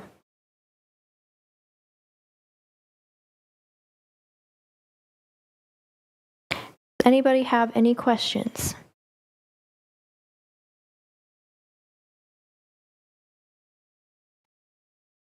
Raqui MG3, I'm sorry, I'm not good at reading names like that. At reading usernames. I'm sorry. Just wanted to let you know that she's really grateful for all these amazing workshops and has been implementing them into her artwork and really enjoying it. And I'm so happy to hear that. Thank you. Yeah, thank you. She was saying thank you, but also thank you for the feedback. Well, thank you for sharing. Ethan earlier wanted to know if you're only using water to thin paint. Yeah, I'm only using water. Sometimes I use different acrylic mediums. We make like a really nice acrylic varnish medium that dries very glossy, and you can use it as a varnish or mix it in with your paint. But right now I'm just trying to keep it simple. And for this opaque layer though, adding these refinement details, I'm not mixing a whole lot of water. It's just paint. How do you feel about leaving those eyes fully pink like that? It's probably a little bit scary. I'll change it just for you. I mean, maybe if the whites of the eyes were just slightly more white so that her eyes were like glowing pink. I don't know. You're right. Yeah. It's cool. It's just, slightly vampire-ish.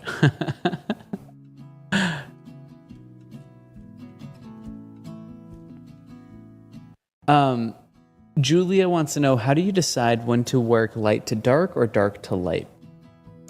So I was kind of jumping all around because I'm doing this quickly in like an hour or less. So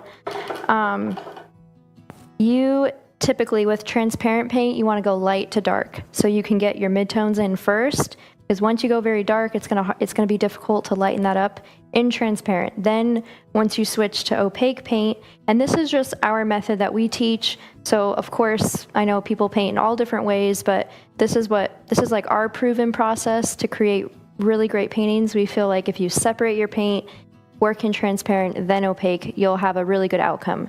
So I try to just stick to that in all of these workshops and in the mastery program. That's most of what we teach.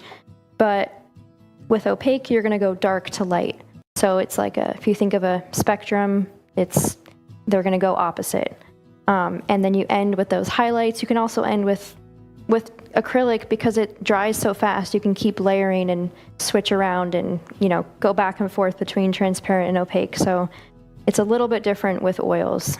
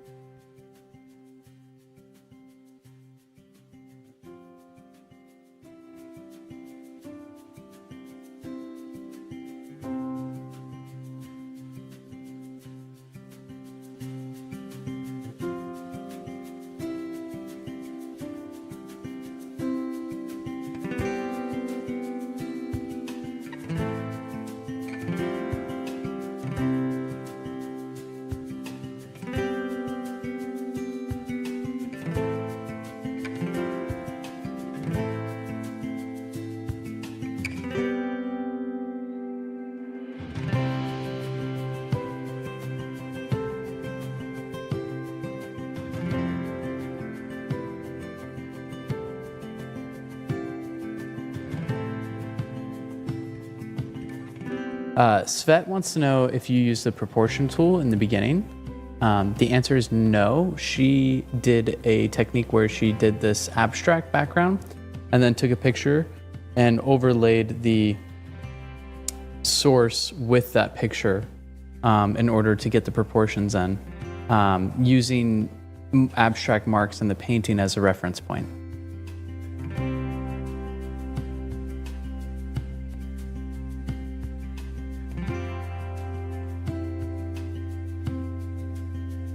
Bob wants to know how much water can you use before the integrity of the paint becomes compromised?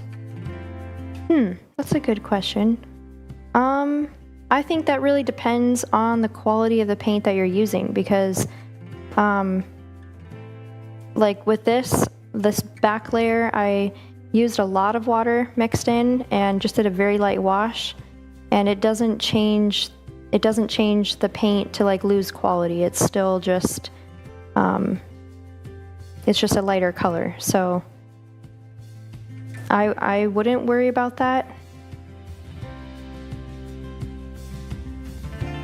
I don't know if I'm answering the question right, like if what he's exactly asking. I think that's right.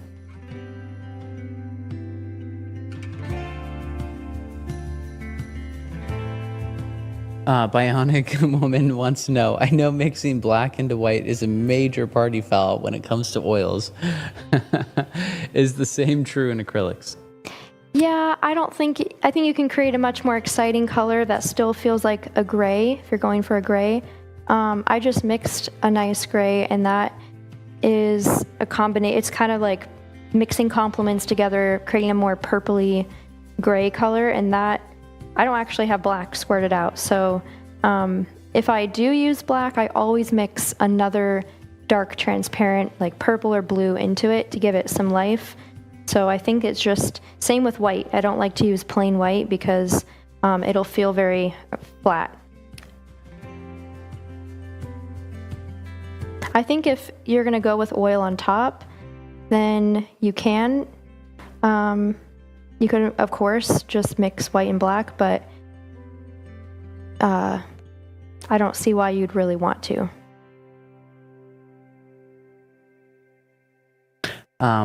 Dana wants to know, what app would you use for Android? None of us have Androids, Pixlr. but Pixlr, is the one that we typically recommend to students based off of other students.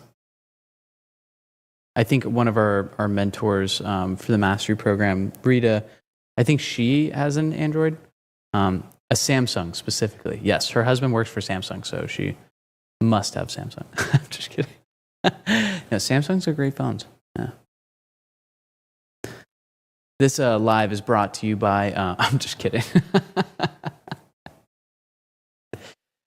Okay, I am probably running out of time. I lost track of time. It is 4:52 p.m. on the February 28th of 2025. So I'm just going to spend the last couple minutes adding some final details. You can step back from your painting and see what it needs. I think that always helps getting a fresh perspective from across the room. So I'm going to use this round brush, just the very tip of it, to get some really fine details. This eye is not finished, and the nose needs a little bit. So I'm going in with some darks just to create a little bit more contrast. Guys, doesn't Dimitri make it look so easy? Well, I believe this process is easy. Anyone can do this. And it will really boost your confidence if you struggle with portraits, because if you do all these steps and you use that photo layering technique, it's just so much fun to sketch it in and see it come to life.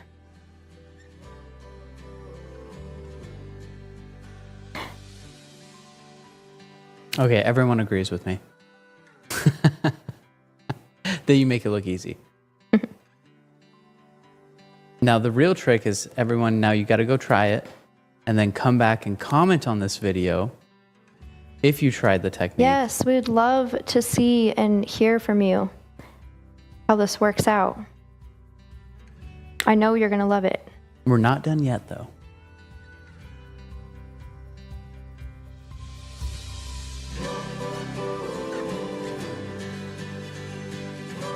Shout out to our production team for getting us some music from our music licensing platform so that we can have music live while we're on YouTube and not get copyright strikes.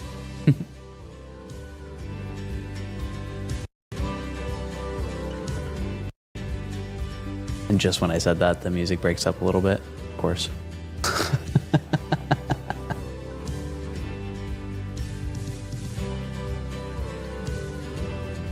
Susanna says, first time on your mastery class and really like your style of transparency.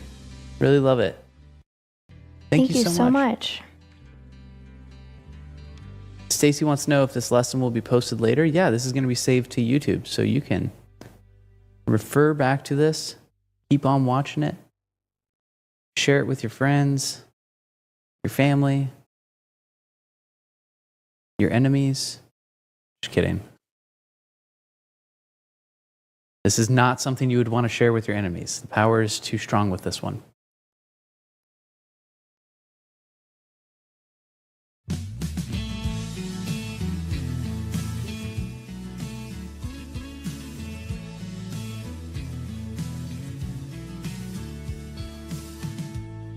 All right, so some final thoughts on this.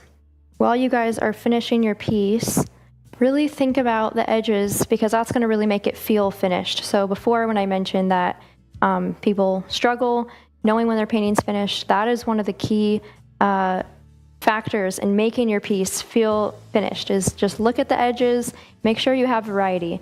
And having some soft, blurry edges will help you get more depth in your painting.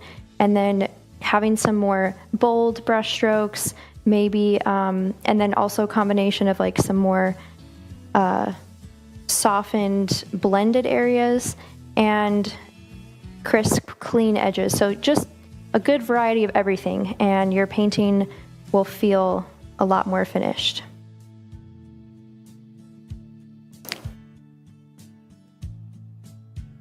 So these little last touches, like little highlights, kind of blending some edges together, it's all going to help your painting just really sing and feel like it has that level of refinement you're looking for.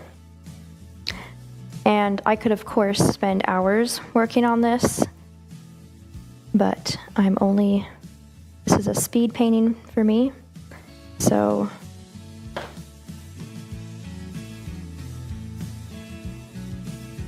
Woohoo! Svet says, about to sign up for the mastery program. Can't believe we'll be able to learn how to paint like that. Yeah. That's amazing.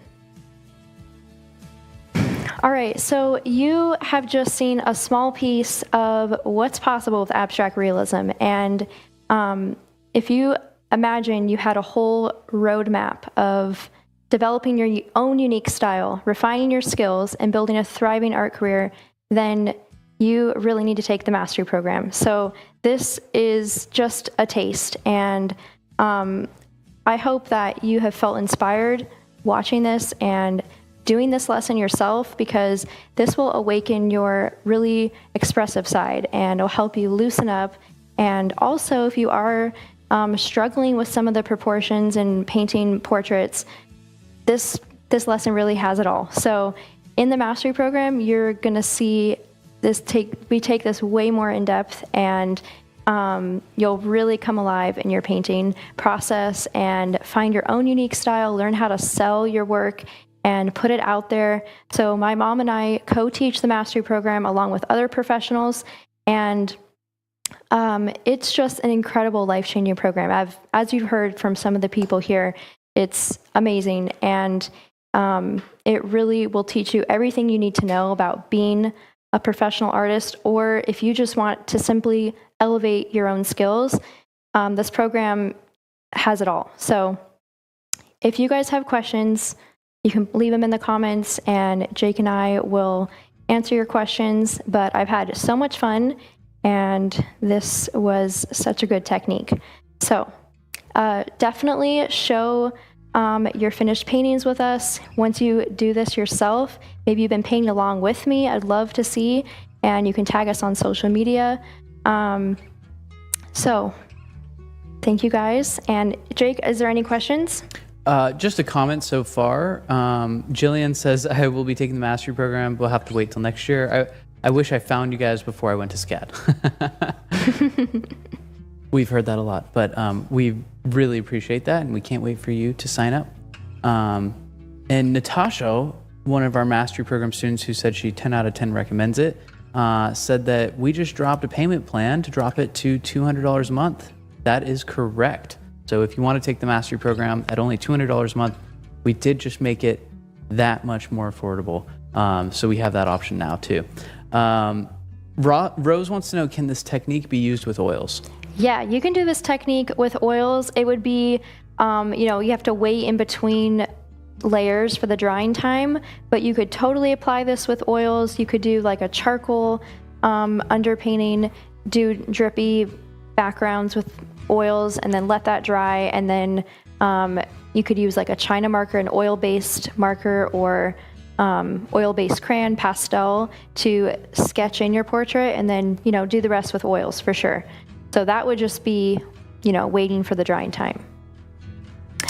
Bionic Woman wants to know if there will be another season of The Outstanding Artist. And yes, there will. We're about to start filming it on March 26th. And this time we'll have a much quicker turnaround in terms of editing, because we got some awesome new editors. So excited about that. Yeah. So if you loved this, again, if you love this technique, then definitely check out the mastery program. If you want to sign up right now and it's calling to you, then click the link in the description of this video. So thank you guys so much, and I will see you next time. To be able to visualize things that you never thought possible, the experience is teaching us how to dream really big. This whole experience taught me everything when it comes to being successful. Behind me is one of my featured pieces. It's called Beautiful Hope. This whole program has just been nothing but a blessing for me. I learned so much in this art class. How to be successful as an artist as far as even practical habits, figuring out more about your voice, figuring out more how to market. They've prepared me for the real world. And now I get to step into my career as a professional artist. The mastery program will be of great benefit to not just other artists, but also who have always thought that art is a hobby, that they cannot live off it. I did not consider myself a professional artist. You don't even have to be an artist to take something away from this. I was working in hospitals as a respiratory therapist, a sales manager. I was a creative director. I'm a teacher. This program gave me the confidence to pursue what I've always wanted to do. I'm an artist. It's not just painting classes, it's also business classes. I found my voice. What is my artistic voice? Your personal aesthetic, what drives you, what motivates you, what is this message you want to tell to the whole world? You start to see what it is that you're passionate about. I really want to focus on giving back to the city. Everything about the mastery program is built in a way that supports you as an artist. I love the community of artists. Community there is so strong and powerful. Here you can find a group of people that will support you. I've never seen a group of people that are just so willing to help lift each other up and sharpen each other's skills. Seeing their work was so inspiring. We're just encouraged to keep going. And I can't explain how transformative it is. It truly changed my life. Each person is so unique in their expression. And that's what's so beautiful about the program. It's the most authentic experience you're going to get. You can be successful in this program. No matter what skill level you're at, it's a great program. They're very direct, very passionate. I just love it. It was hard, but it was amazing. I am a happy graduate. I'm so much happier. I found my passion. So if art is really your passion, then it's definitely worth it. Go to the Milan Art Institute. Just do it, it's great.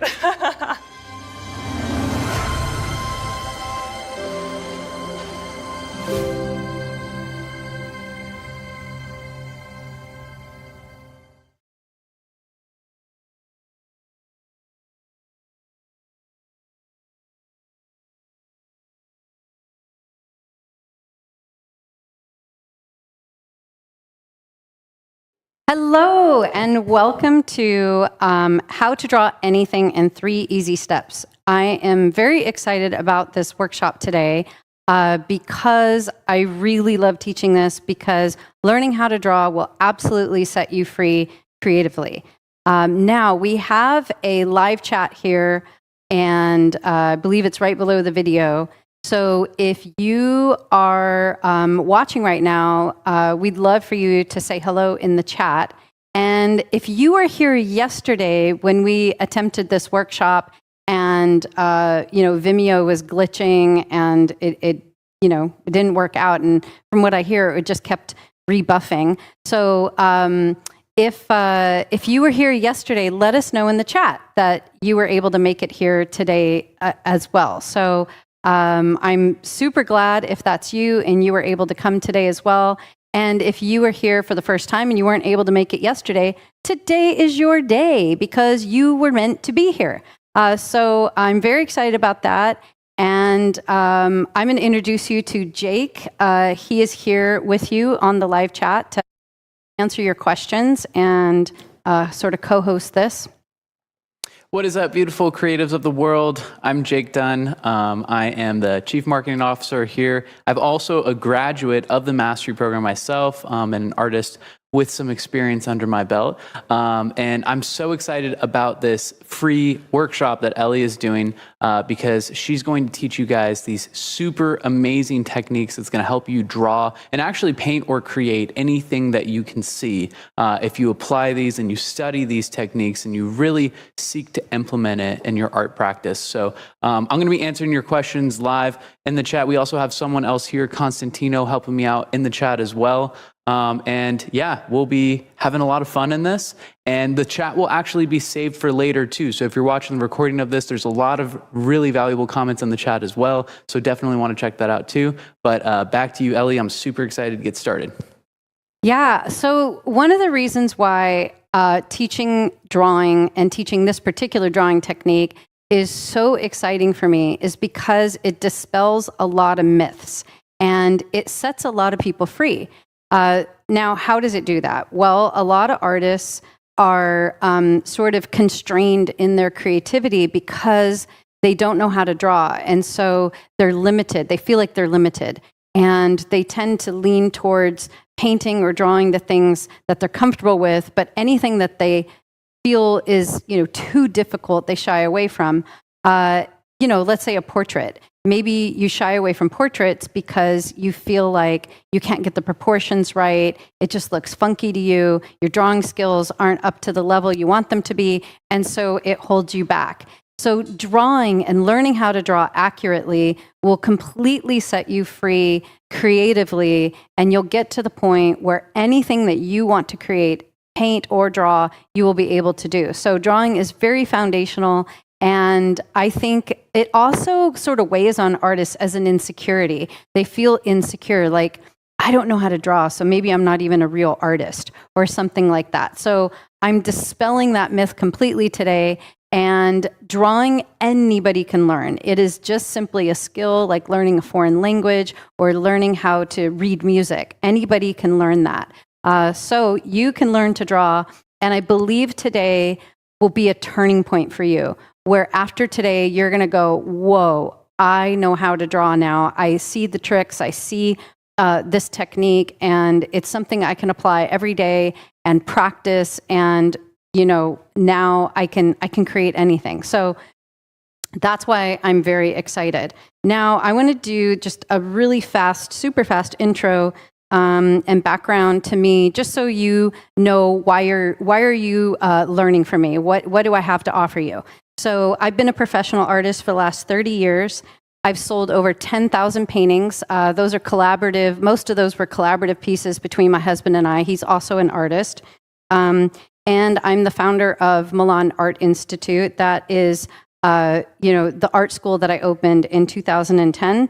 And I have taught thousands of students worldwide in over 118 countries. So how it all got started, this is sort of my before and after. This is the first painting I ever made when I was 15 years old. And I endearingly call it the Floating Egghead Ladies. So it's, not so great, but it's what began my passion for art. After I painted this painting and I gave it to my dad for his birthday, and he's Greek, so Greek men just don't cry.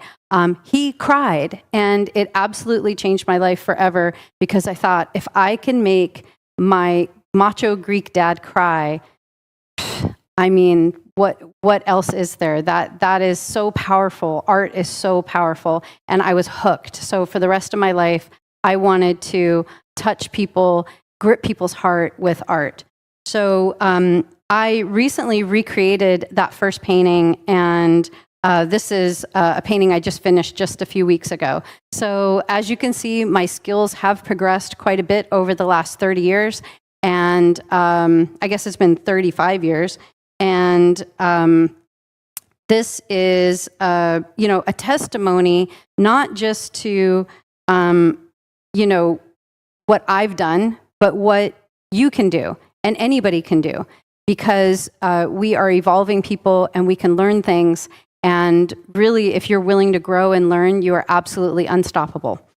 So our story is my husband and I were high school sweethearts. We started dating in 1989. We went to college together. So first we went to Savannah College of Art and Design, and then we transferred to University of Georgia. We got started in the decorative art market right out of college and started selling our artwork in the decor market. And we worked with a lot of art dealers, and we basically painted whatever the market wanted. We earned a really good living doing this, and really perfected our skills over time. We got involved in a lot of publishing and licensing, and saw our art in all kinds of places. Then we really wanted to find our voice and develop a style and not just emulate a bunch of styles that were out there for the decor market. We wanted to really put forth our art. And so we started collaborating and selling our artwork in galleries, and we created this brand called Two Hearts, One Canvas. And so we got our artwork in all kinds of galleries all over the place. We were earning a very good living selling our art. And a lot of artists were coming to us asking us, how do you do it? Show me, teach me. I really want to turn what I'm passionate about into a full-time profession, and I don't know how to do it. So we wanted to basically teach them everything that we knew. And we were trying to think, how could we do this? So we opened Milan Art Institute in 2010, and with the idea that we would help artists learn how to build an art business. We would teach them the skills they needed to know, we would teach them how to find their voice, and we would teach them how to market and sell their artwork. And so then in 2014, I created this curriculum called the Mastery Program that basically distilled everything I knew through my art business into a one-year program. So it was like 4 years of art school squished into 1 year, getting rid of all the dumb stuff and just keeping the good stuff, but adding marketing and selling and finding your voice to it. Because when I went to college, they didn't teach us that. So people started coming from all over the world to see us and to learn from us. And they came as far as Australia, the Netherlands, even the Ukraine, all over the United States, and people were relocating to learn. So I thought, I really need to take this course online. So in 2018, we launched our online program, and now over 6,000 students globally have taken this program. And it's really revolutionized a lot of people's lives because they were able to transition out of their jobs into a full-time career as artists. And not just that, but the most important thing, I think, to me, this is everything, more than the career, more than any kind of recognition, more than the satisfaction of knowing your voice. It's creative freedom. Because I remember what it was like when I couldn't draw very well, my skills were not very far along. There was a lot of techniques I didn't know. I didn't know how to really work with the materials. And I was very limited and I didn't have creative freedom, but I had all this expression inside of me and I had all these things I wanted to get out onto the canvas, but I didn't have really a way to do it where it would look good or sophisticated. Everything I put out looked cartoony and not well done. And so by learning and perfecting my skills and really learning how to work with the materials, it opened the doors for everything.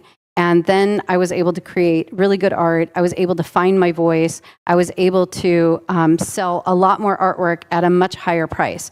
So that is why I am super duper passionate about what we do and about the school and about helping artists, because I've seen so many people's lives transform. I've seen artists grow in confidence. I've seen artists be able to express themselves and really create whatever they want and not have those limitations anymore. So let's start the 3D drawing method. So the reason it's called the 3D drawing method, well, first, let's look at the materials. So this is really easy. It's basically pencils and erasers.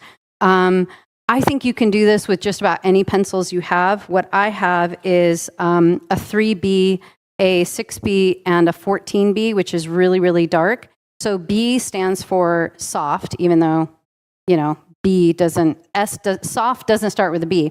But B is soft, and that means they're going to be darker pencils. H stands for hard, and they're going to be lighter pencils. So anything that is H, like 2H, 4H, 6H, the higher the number goes, the lighter it's going to be. On the B side, the higher the number goes, the darker it's going to be. So a 14B or a 10B or a 9B is a lot darker than a 4B or a 3B. So that's just a little something about graphite. And then I just have a normal plastic eraser here. And then I have a little more of a precise eraser to get better lines. So that's really all I have. And then I have the source. Oh, I do have a smudge tool somewhere, but it seems to have disappeared. But I do need that later. So you see on here a shading stump. I'm going to use that. But what you can use if you don't have one of those is a tissue paper. Like you can use toilet paper, you can use a paper towel, and that'll be to smudge, because I'm going to show you a technique on how we're going to be able to get all these wrinkles in this elephant without sitting there and drawing every individual line. Okay, so let's get started, and I'm going to show you why we call this the 3D method.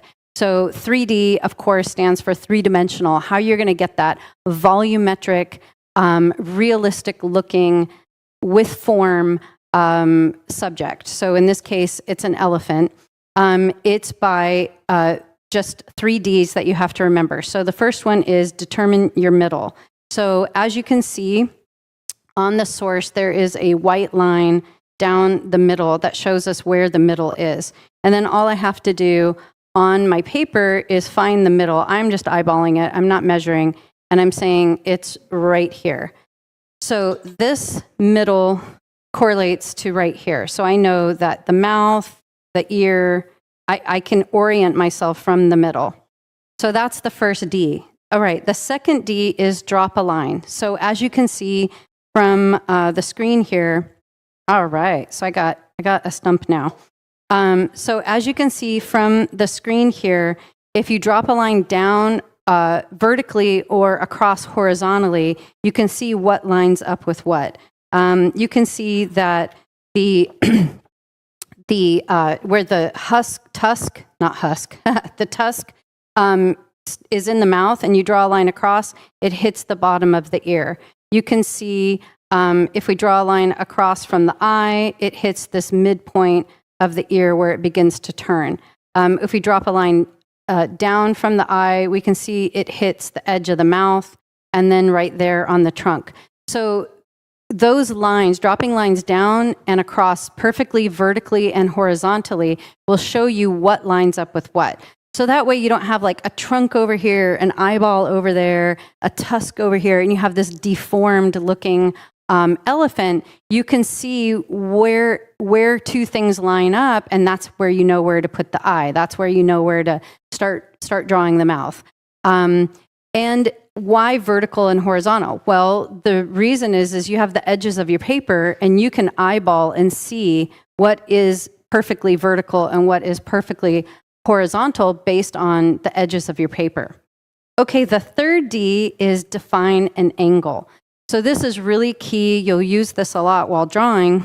You'll also use these in painting. This just really trains your eye to see things, to see relationships within the form of your subject that you're drawing. So the angle, you can think of this as a clock, and we have, the angle of the ear, this angle here is just before 2 o'clock or 1 o'clock. This angle of the ear right here is at 2 o'clock. That angle is at 2 o'clock. If we want to see the angle of the head here, we can see that it's parallel with 1 o'clock. So looking at the different angles and how they are on here will help you if you think of a clock.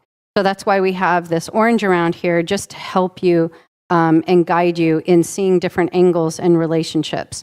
So those three things, if you apply those as you're drawing, find your middle, and then constantly look what is in relationship to what based on a vertical line or a horizontal line to see what lines up with what, and angles to find the angle of something, to see what intersects where, by using a clock to understand and orient, what is that angle, you will have an accurate drawing. And this is something you can apply to any subject matter. It doesn't matter what it is. So somebody asked yesterday, which I thought was a really great question, how is this different than a grid? So you've heard of the gridding method, where you basically grid off your source, grid off your paper, and you draw 1 square inch at a time, looking only at what's inside that square. And I don't think that's a good idea. It's a bad habit to get into in terms of drawing, because you're only looking at what's in that 1 square inch. You're not seeing the relationships as a whole. You're not looking at, the ear compared to the mouth, to the eye, to the shoulder. You're just looking at that 1 square. And it kind of becomes a crutch. And what it does over time is it doesn't really train your eye to see, because the goal of all of this is that you'll just be able to pick up your pencil and just start sketching and just start drawing exactly what's here without having to measure or really think about things too much. It's just second nature. So this is all basically a training process to train your eye to see, to train your hands, that sort of hand-eye coordination, to train yourself on how to actually draw accurately. And gridding doesn't really do that. So even though there is a cross down the middle, that is just basically to show where the middle is. It's not a gridding process. Okay, so we are going to get started here and start drawing this elephant. So as you can imagine, I am going to draw from the middle point. I'm using a 3B pencil. If you are heavy-handed, you probably want to use something like an HB or a 2B, one of your lighter pencils. If you happen to have a 2H or something like that, you can start with that. The softer you go, the darker your lines are going to be. And in the beginning of your drawing, when you're just sort of marking things, you want very light lines. I'm going to draw a bit heavier because otherwise the camera won't pick it up. But just trust me, you want to draw lightly, and you're going to add darkness as you go. So I have a 3B pencil here. It's somewhere in the middle of dark and light, but I have to draw a little bit darker. So here is the middle, and just to the right of the middle is where the ear starts. So I'm just going to start there, because that's very easy to plot.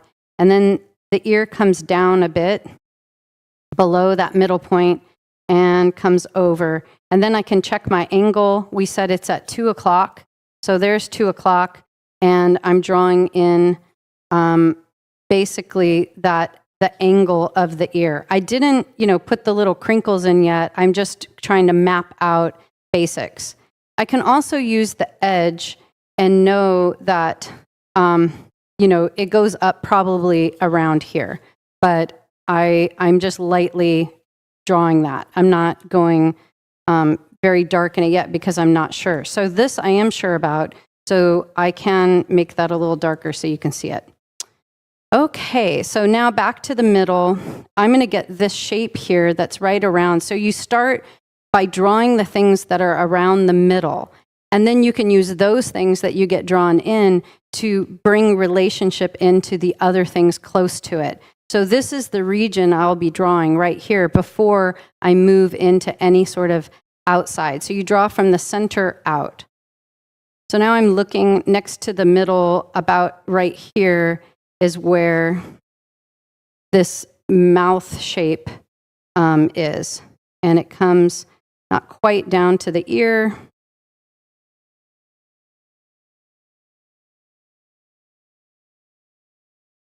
It goes just above the center line. That's that wrinkle on the mouth here. And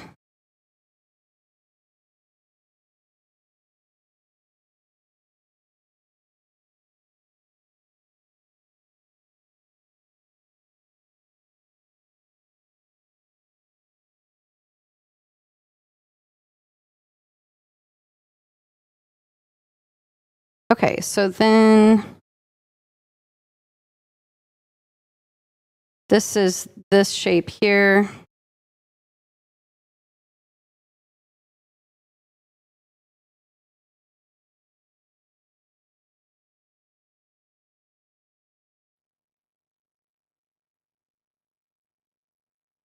So I'm dropping a line down to see what intersects with what, right? This corner hits right at about here. So I have that pretty good, right? Because this intersects with this if I drop a line down. And that's how it is right here on the source. So, so you just keep checking yourself with your reference points.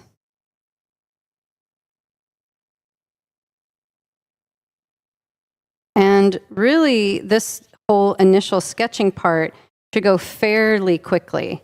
So back here at the middle, I'm drawing in this dark shape right here. And I can see that this line of that shape is at an angle, and it hits, just before midnight.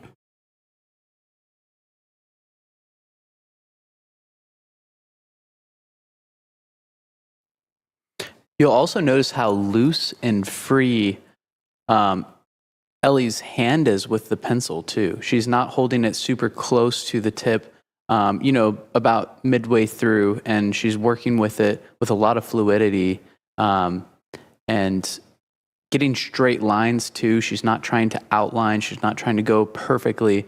This process is really not just about getting in proportion, but about having freedom while you're creating, while you're in the process, and working more loose to tight.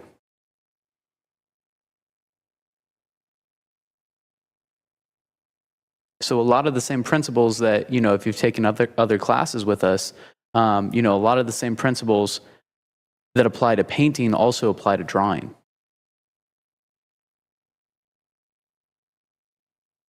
So I'm looking at drawing, where does this tooth come in? Is it over here? Is it here? Is it here? Where is it? So first of all, I can drop a line across and see it lines up with the ear. So it's somewhere along this line here. And then I drop a line down from the eye. So it's right here on the eye. If I drop a line down and across, there's my 2 points. And where they meet right there is where this tooth comes in, this outer edge of the tooth.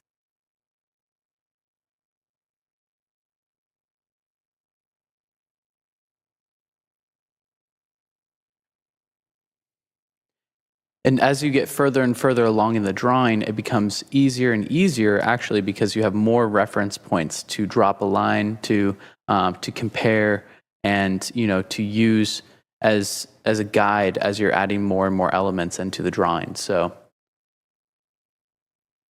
and this center, I used my whole arm drawing like this to get that nice fluid round line.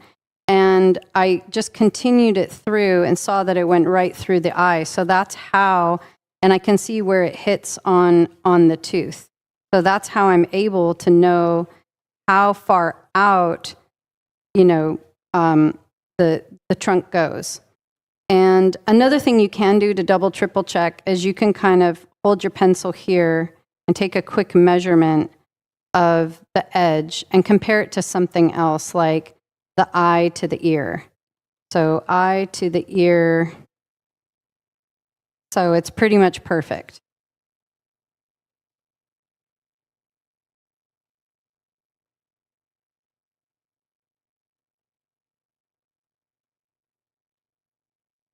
So this point right here, I need to know where about that is. So what am I going to do? I'll drop a line down and see that it comes right through the eye right here.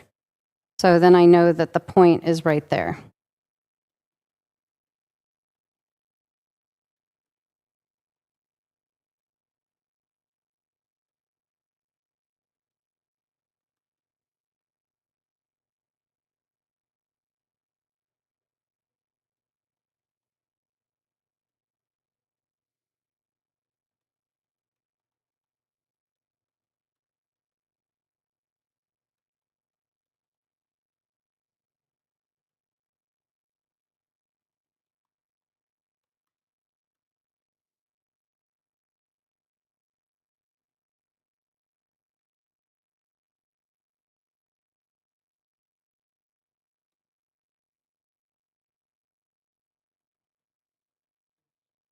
So something to keep in mind when you're drawing is how to hold the pencil.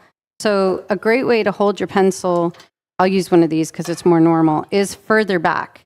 So you draw holding it very lightly. You can draw like this if you want this, but you hold it really lightly in the back. What you don't want to do is draw like this. You don't want to be hunched over your desk drawing like that. What causes that fluidity is when there's no sort of constraining points in your hand from here all the way out your arm. So if you're drawing like this, it's one big fluid movement. There's no tight spots. But if you are hunched over, I have a tight spot at my elbow, my wrist, my finger, my shoulder. Everything is sort of clenched up, and that doesn't allow any kind of fluidity. So in the mastery program, one of the first lessons that we teach is getting that fluidity. And your body is sort of like a tripod, and whatever your body is doing is what's going to come out on the end of the pencil. So if you're all like clenched up and rigid and there's stiffness, your drawing will be very stiff. It'll be clunky. You won't get straight lines. You won't get round round ellipses or any kind of fluidity in your lines. So you want to be straight, standing straight at the easel, or if you're sitting in a stool, you're sitting up and you're using your whole arm from your shoulder.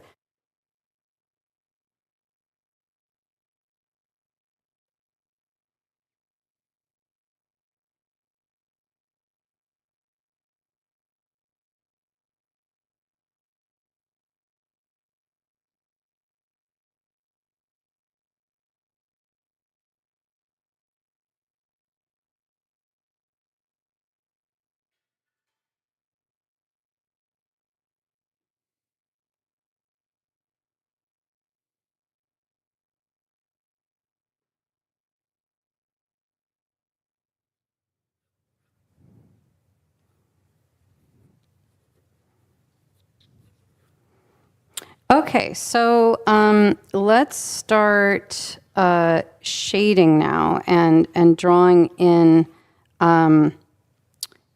Oops, I guess I need to finish the rest of my elephant trunk here. So I'm dropping a line down from the edge to see where it connects. So it's right here.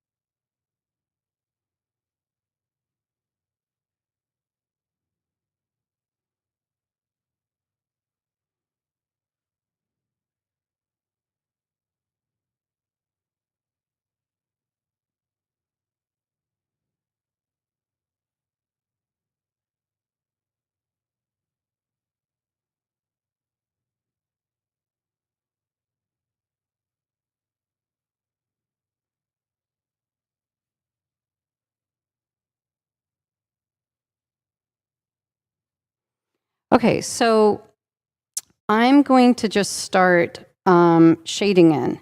Now, if you're going to go nice and slow, the best way to shade is from light to dark. So you would just start shading in all your light areas, and don't start, too heavy-handed, and just gradually begin building your values. I have a limited time here, so I'm going to build my values a little bit quicker and kind of work a little bit more sketchier, just so I can get enough of this drawn in to have it make sense.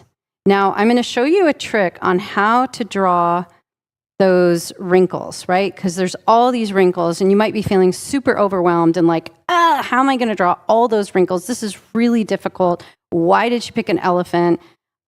This is supposed to, be more of a beginner basic thing. Well, you can absolutely do it. This is not that difficult. I'm going to show you the trick. So we're ignoring the wrinkles right now. We're not going to even look at them, and you want to look past them and just just sketch the values. So if I squint my eyes at this, I can see the values. I can see that it's darker in through here. This is lit up. This is lit up. My lightest values are in through here. It gets dark in through here, dark, dark, dark, right? Little shading in here. So by squinting my eyes, I can really see the values. And those are the values that I want you to draw right now. So, so I'm just going to come in and shade this in a little bit of a, sort of sketchy, almost messy way. Not worrying too much about. I really need this darker pencil, so it broke, so I need to resharpen it here. Hopefully it won't break on me again. While you're sharpening, Ellie, Yeah. Kim wants to know if curved lines are okay in this situation. How do you feel about those? Curved lines. Like ellipses, basically. I guess maybe not ellipses, but maybe that's what she would want to do. She's looking at some of the different shapes, and it looks like they're curved, but maybe you could talk to whether it's okay to do just straight lines, or if you're aiming after straight lines only or curved lines as well. Yeah, so like I did this nice and curved, right? But right here where I see a point, see there's a point right there. You don't want to miss that, because that tells us anatomy information. There's a bone there that's causing, in the skull, that's causing this point right there. So that I do straight, because we don't want to miss those things. Otherwise, you could just curve it like that, and it'll get simplified, and then it'll look more cartoony. So whenever you can, straight lines are better, because you can always curve a straight line, but you can't make a curved line straight. Usually it's already stylized at that point. So curved lines are better. I'm doing kind of a mix of the two. But yeah, so good question.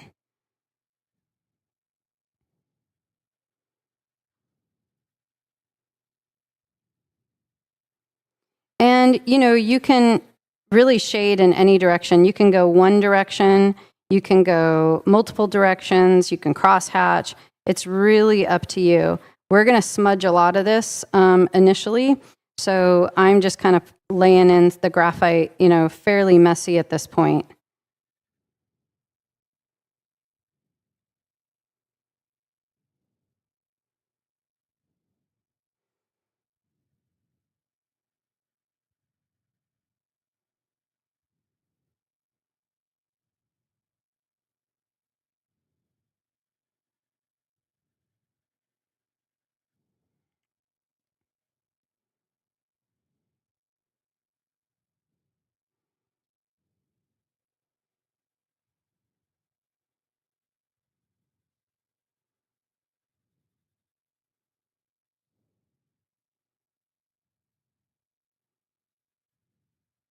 So remember, we're just ignoring those wrinkles. They don't exist right now.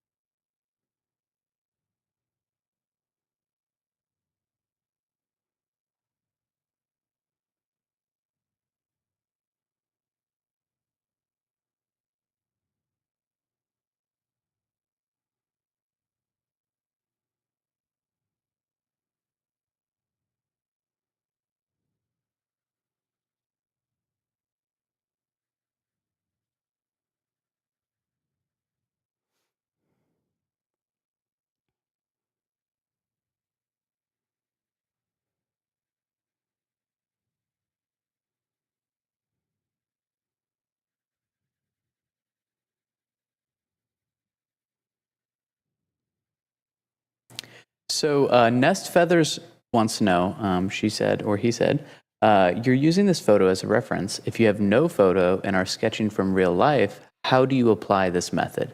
So in that circumstance, you'd want to essentially use a viewfinder, which you could just create with your hands. You know, when you do the 2 L's with your hands and you hold it up like this, right? So you would find a point that you want to draw or paint. You would lock in on it. And ideally, you would keep the same exact reference. So you would find some sort of landmark is typically what I like to do is you look at a landmark and then that is one edge and then you find another landmark and that is the other edge. And then you know, obviously in terms of good composition, want to align the sky or whatever your subject is. Depends on if you're doing a landscape or just painting from or drawing from life, right?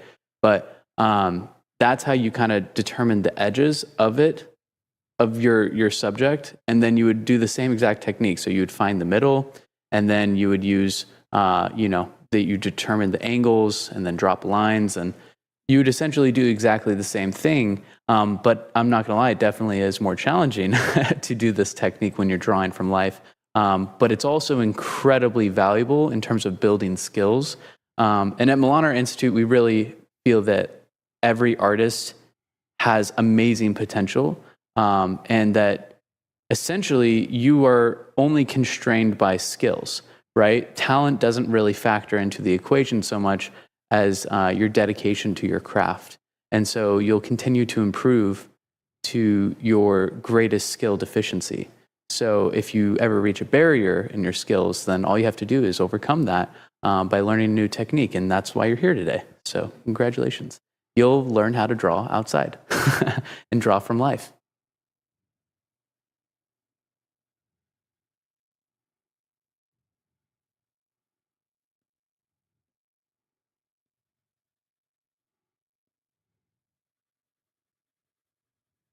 Okay, so Bobby wants to know, is there a difference between water-soluble graphite and graphite, or are they all the same? If they are different, how do you determine which is the appropriate one to use? That is a good question. I actually do not know the answer to this question. Really? I mean, I know that they're different, but I don't know exactly how they're different. So graphite is normal graphite, like the one I'm using, is not water soluble, meaning it doesn't become watercolor as soon as you touch water to it. water-soluble graphite is basically, I don't know how they make it or what it's actually made of, but it's basically like watercolor in a stick or like a graphite-colored watercolor pencil. So it looks just like a pencil when you put it on, but then it sort of turns into paint as soon as you touch water to it. So they're really, really fun. I like using them a lot. My husband really likes using them. And I think there's even some YouTube videos where he's using them. I think actually that was a studio session. Okay. Yes. So it was not technically, it wasn't a free class, but he does have one. It's called Paint with Graphite. It's the name of his studio session. You can find it on our website, Milano Institute. But I've been informed it is gum Arabic that allows the graphite to become water soluble.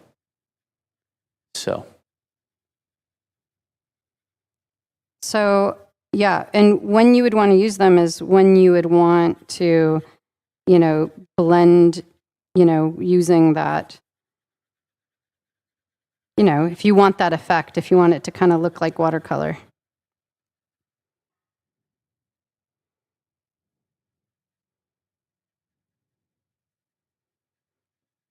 So kind of sketching in all these tones, can get, it takes a while.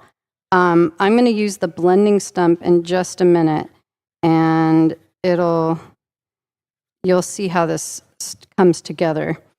So I'm just shading a little bit more, adding a little more graphite to the paper here on the trunk.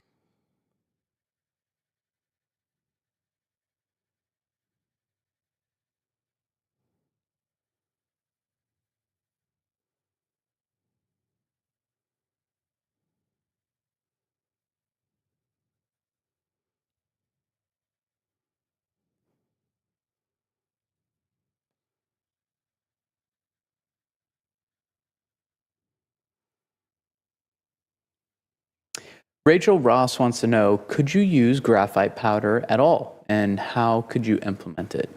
Yeah, you would just get Q-tips, blending stumps, brushes, and you would just add the graphite powder instead of doing it all by hand like I'm doing. How long would you normally take to do a drawing like this? Like if you weren't being filmed and you didn't have the pressure. If I wanted to do a really, really, really, really good job, I would probably take about 6 to 8 hours. So you guys are seeing the 8x speed version of this drawing. Pretty impressive.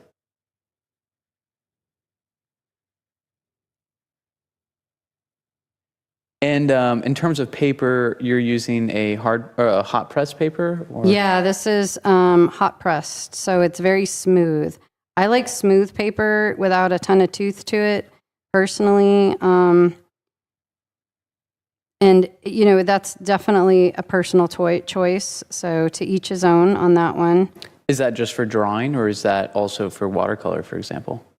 No, watercolor, you got to have tooth. Okay, yeah, that's what. Well, actually, they make hot press. No, I like tooth for watercolor.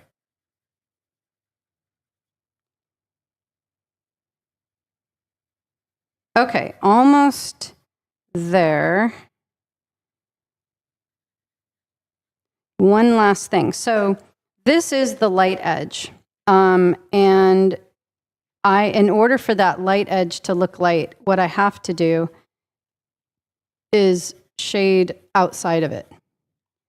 So on the dark side back here, I'm not going to do that. But on this edge, I'm going to shade outside of the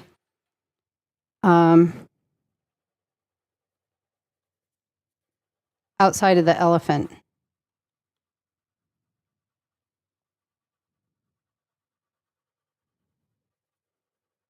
So that that light has something to be juxtaposed against, right? If it was light on light, we wouldn't know that there was a highlight there.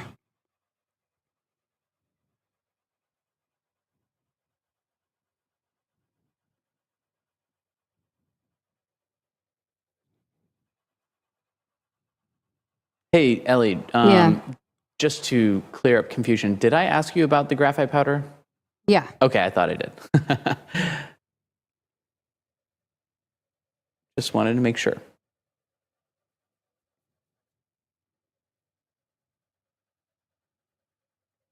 This is an interesting question. I actually never would have thought about this. Melissa Jones wants to know, I saw you use stencils in a video using spray paint. So is it okay to use stencils in our paintings and still be able to sell them since it's not an all original work? Or not all an original work? I mean, you can sell anything that I think that if you just take, you know, a canvas and you paint it blue and you stick a stencil of a flower on it and you spray paint the flower orange, you know, that's kind of lame. I mean, that's not really that original, and you're not using the stencil in a mixed media way. How I use stencils, when I use them, I don't always use them, but when I do, is to create visual texture.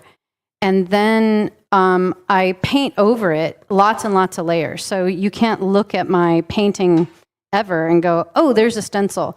So I use stencils as underpainting to create all kinds of different visual texture, to get different effects, to make it look like different surfaces, like for water, to get that stridation, or, you know, lace maybe, to have, you know, but I always paint on top of it and layer all kinds of things. So, so yeah, that's how I'd answer that. Okay, so blending stump. You can use toilet paper, you can use paper towel.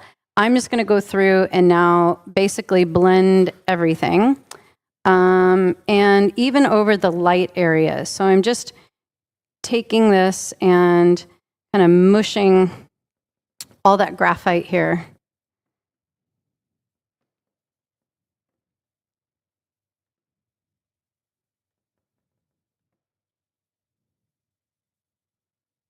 And I still like the marks to show.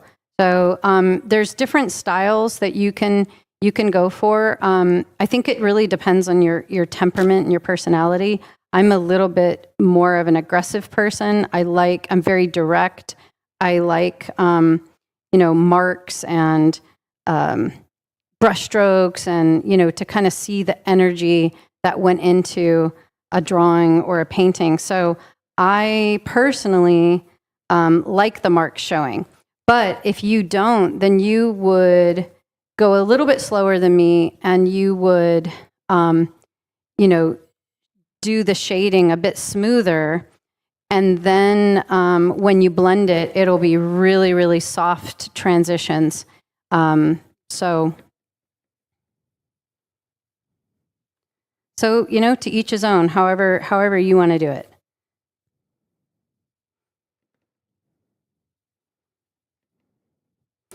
Okay, so now I'm getting to the part where I'm showing you how to do those wrinkles, where it's not going to take you, you know, 2 weeks to do it. Okay, so everything is all kind of blended, and now I'm going to use my eraser, and I'm going to try to find, you know, this side has a little bit of an edge. It's going to be easier. And I'm going to start pulling all of the brightest highlights and cleaning up edges, like this edge here. I can clean that up. So you can kind of draw with your eraser by subtracting out.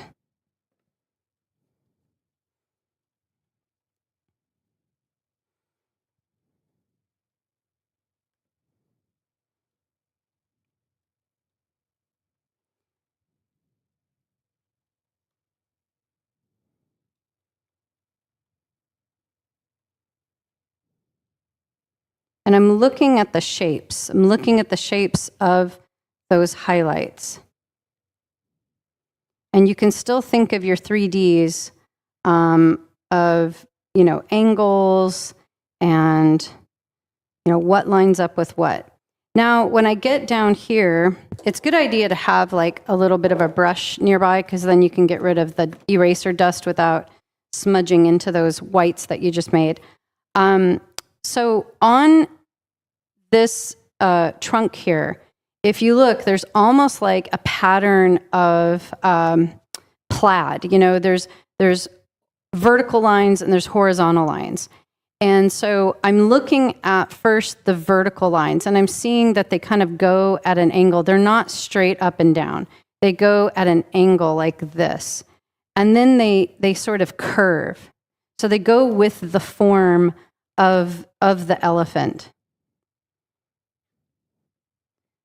Okay, and so I'm not paying attention to those dark lines yet. I'm just looking at the light lines. So your eye has to just focus on the light lines, and you want to mimic, you know, the direction that they go in. Now here, they have this sort of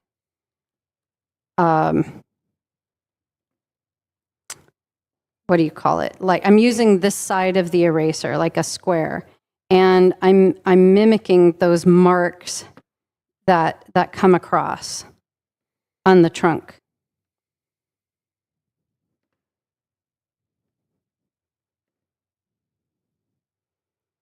And now I'm going to use the edge, the sharp edge, and I'm going to draw the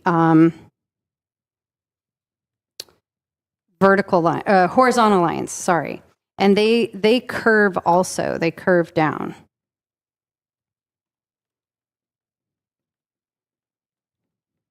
Now this is just a start. This isn't, you know, the end of what it's going to look like. This is just the start. I'm starting with the eraser. And here, where the lip, or I guess if you can call that a lip, whatever that is, around the, I guess it's a lip, around the trunk, you want to see how those lines go. They curve, and then they kind of come up, and they curve again. So these directional lines are really kind of important, and you're just subtracting out those highlights.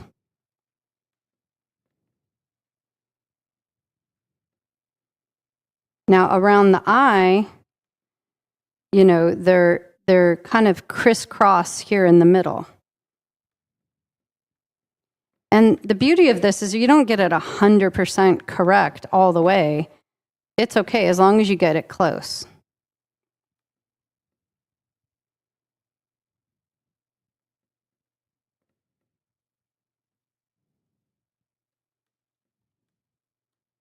Now we're going to add some dark lines also and some darker shading. So this is really going to come alive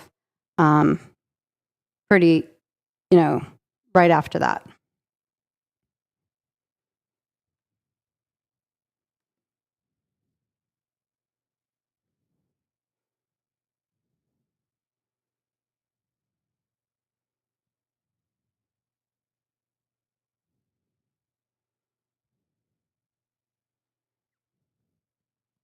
Oh, I forgot all about my other eraser. So if you have one of these erasers that are a little more precise, that's what I should have been using over there. But that's okay. I showed you with the big fat eraser because you might not have one of these smaller erasers. So if you do have one, you can get a lot more exact on things.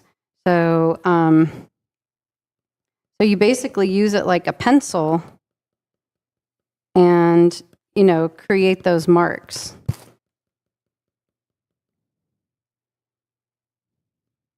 So Seema wanted to know a little while ago, do drawings like this sell as good as paintings on canvas? Absolutely not.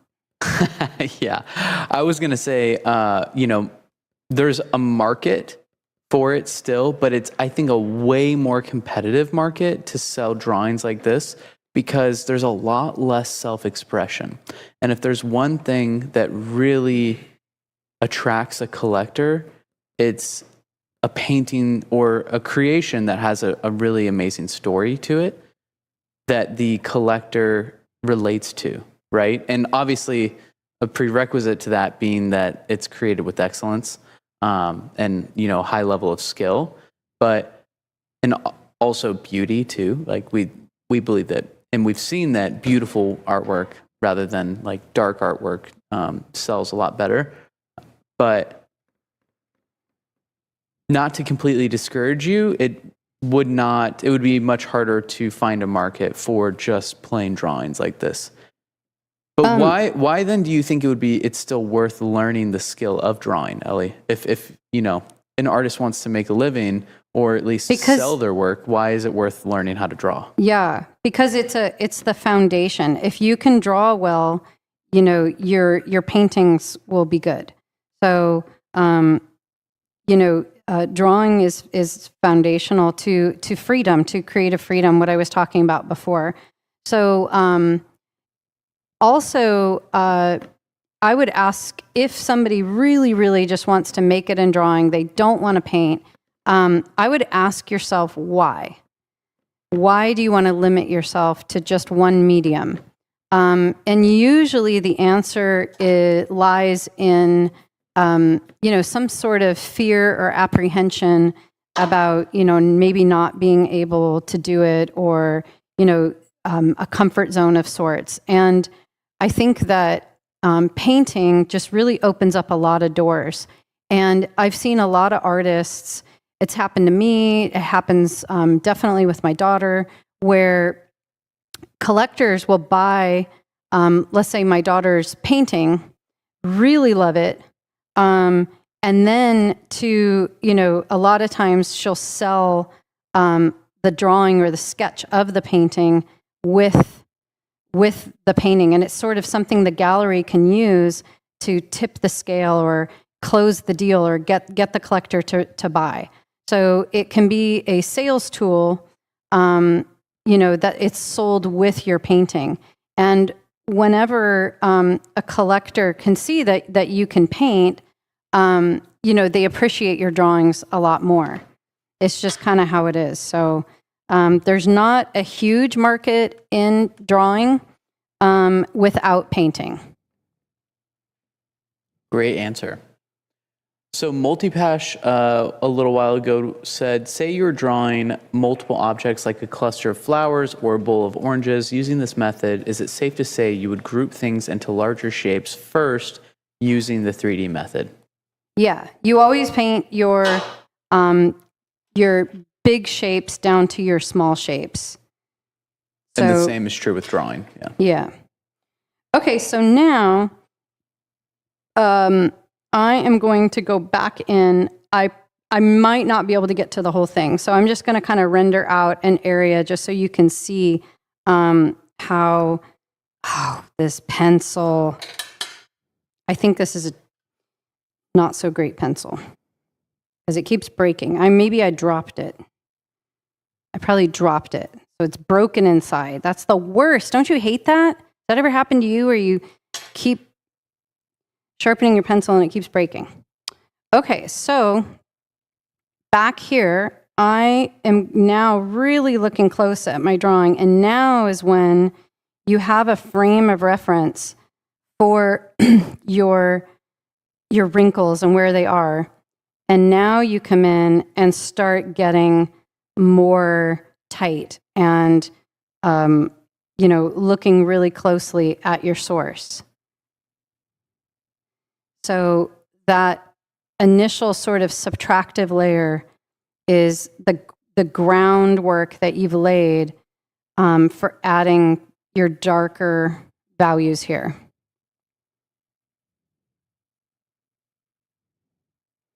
So now you can come in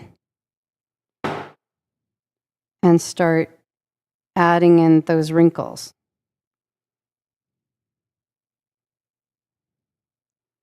And it goes so much quicker.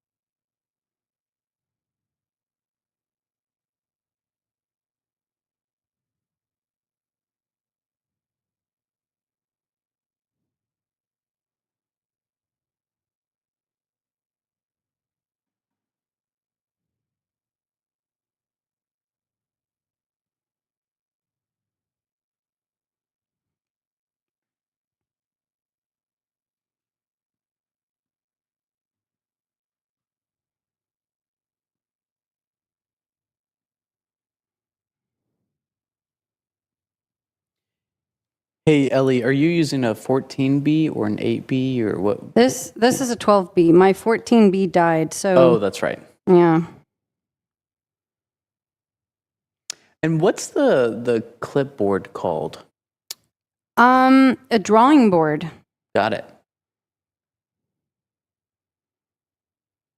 So now what can happen is you have white all the way around the eye, right? And those wrinkles are coming in. But if you look, it's highlighted mostly here and then a little bit through here, but it's darker in through here. So what you do then is you just lightly come over and shade it. And it'll get to the right value.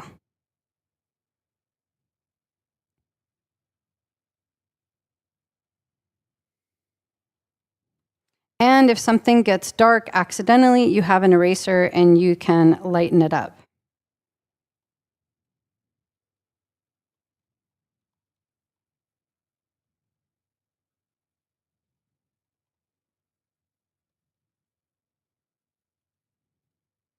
So if you look in through here, you can see how it's really starting to look like an elephant, and you know it, and it doesn't require all that work that you think it would, you know, to get those wrinkles in.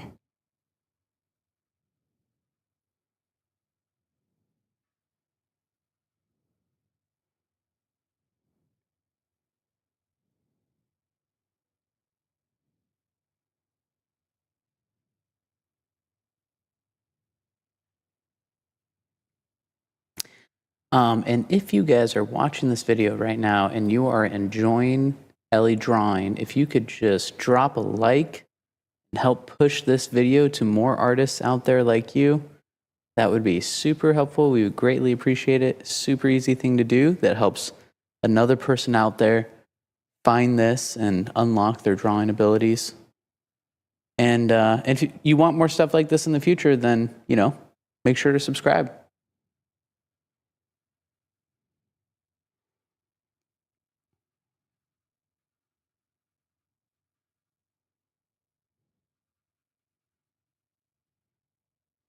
What brand pencil are you using? Is that Nitrum or? No, it's called Color. Color.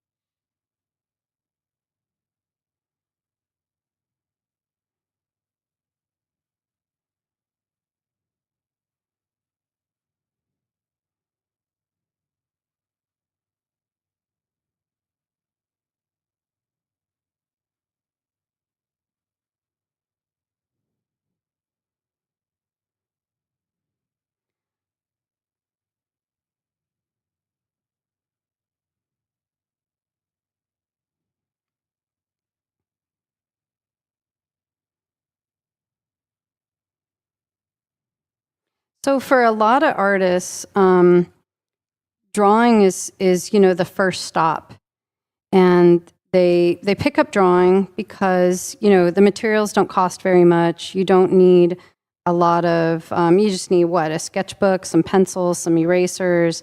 They're inexpensive, easy to come by, and so that's where a lot of artists start, and then they get discouraged pretty easily and quickly because they're struggling to really be able to draw, you know, past a few subject matters that they learned how to do, and or they can draw pretty good, but they haven't figured out how to progress past drawing into painting or anything else.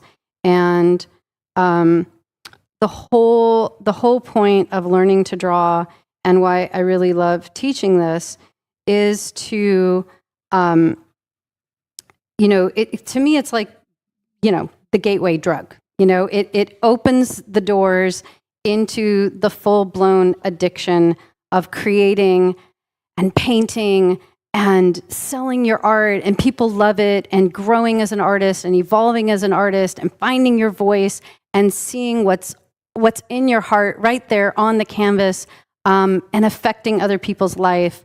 And boom, all of a sudden you have purpose, and you can see that what you spend hours doing really counts, and it has significance, and it means something. And all from learning how to draw. It's this snowball effect. And so, if that's you, and you don't feel like you have a ton of experience in art, and you're just sort of getting started, don't adopt or align yourself with that idea that a lot of kind of elitism or the special geniuses, will kind of put out there, that you have to go to years and years and years of art school. Maybe one day you'll be a master if you're talented enough, or something like that. Or you got to know the right people, and most artists can't make it. They starve, starving artists, blah, blah, blah. All of that is just complete lies. It's not true at all. I have seen more artists go from never being able to draw a thing. They draw stick figures. They've never touched paint before, but they love art. They love being around it. They love the idea of it. They have a passion for it. Dive into it, learn, and even within a year, be able to have a full-time profession as an artist. And I know that might sound crazy and too good to be true, but it's true. It's absolutely true. I've seen it just, hundreds and hundreds of times, maybe even thousands. And it's absolutely amazing to watch somebody evolve that quickly, and be able to really express themselves, and find, joy in what they love most, and being able to do it full time. So, in my opinion, there's no greater, I have found that being an artist is one of the most rewarding and fulfilling careers you could ever have, because you really feel like you're living out your purpose. You feel like you're really you're even affecting culture, right? Where would the world be without art? Where would history be without artists taking risks, going for it, committing their life, spending their life on this cause, right? I mean, art changes the world. So it's a very worthwhile cause. It's a very, holy endeavor, if you will. So I highly encourage you that if this makes your heart go pitter patter, if you feel passion right now, as you hear me say these things, you might be being called as an artist. That might be your invitation to really suspend all disbelief and just jump right into it, because it's not for the special ones. It's not for the uber talented. It's for the lovers and the dreamers that are willing to put hard work into learning a skill, for the idea of being able to create amazing, wonderful things for people. So I get really annoyed with the sort of things I heard in art school about art and artists and who's it for and who's it not for. And I believe anybody can be an artist. It requires work. It requires dedication. But anybody can be an artist.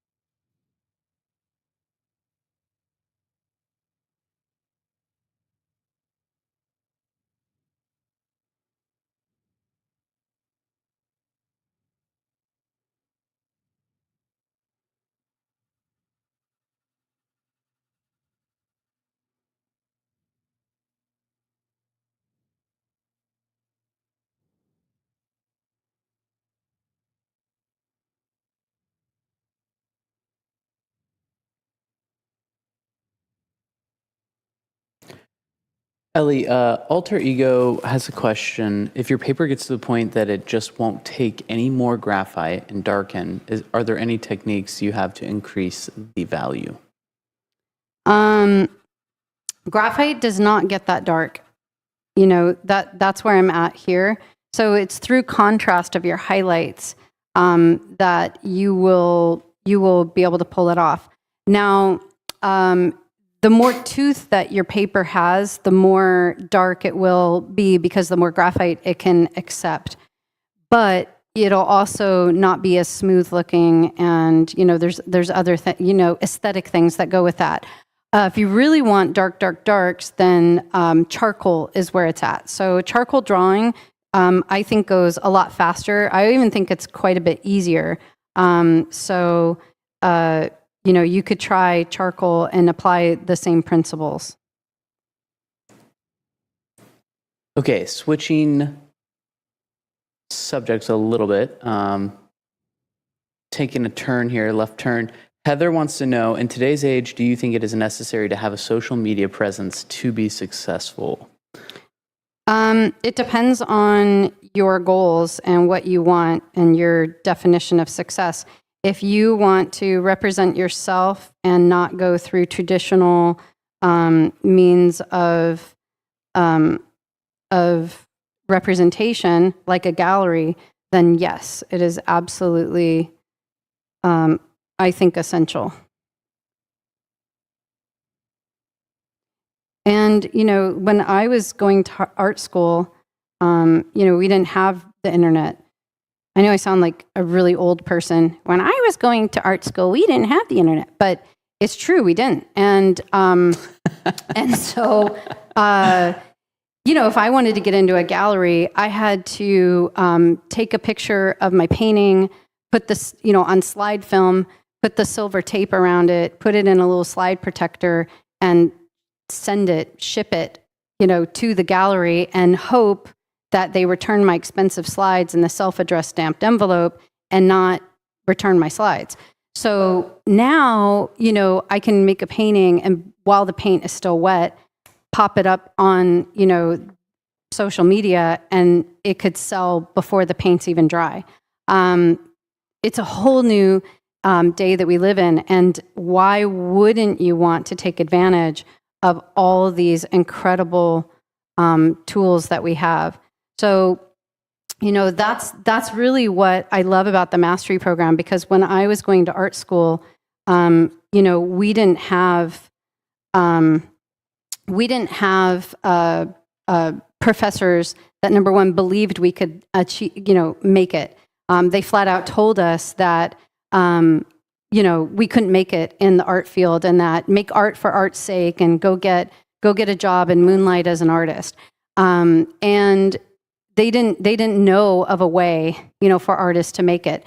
So in the mastery program, we teach artists how to build their business. So not only do we teach you how to, create the, find the skills and get the skills to be able to draw, be able to oil paint, but also how to, find your voice, be able to work with all kinds of different materials, so that you are exposed to all kinds of techniques and all kinds of materials. Because how do you know that you wouldn't love to work with spray paint? And what we were talking about earlier with a mixed media approach, combining stencils to create visual texture, and then modeling paste for more texture. And you wouldn't know that that's your thing unless you learned how to use those materials.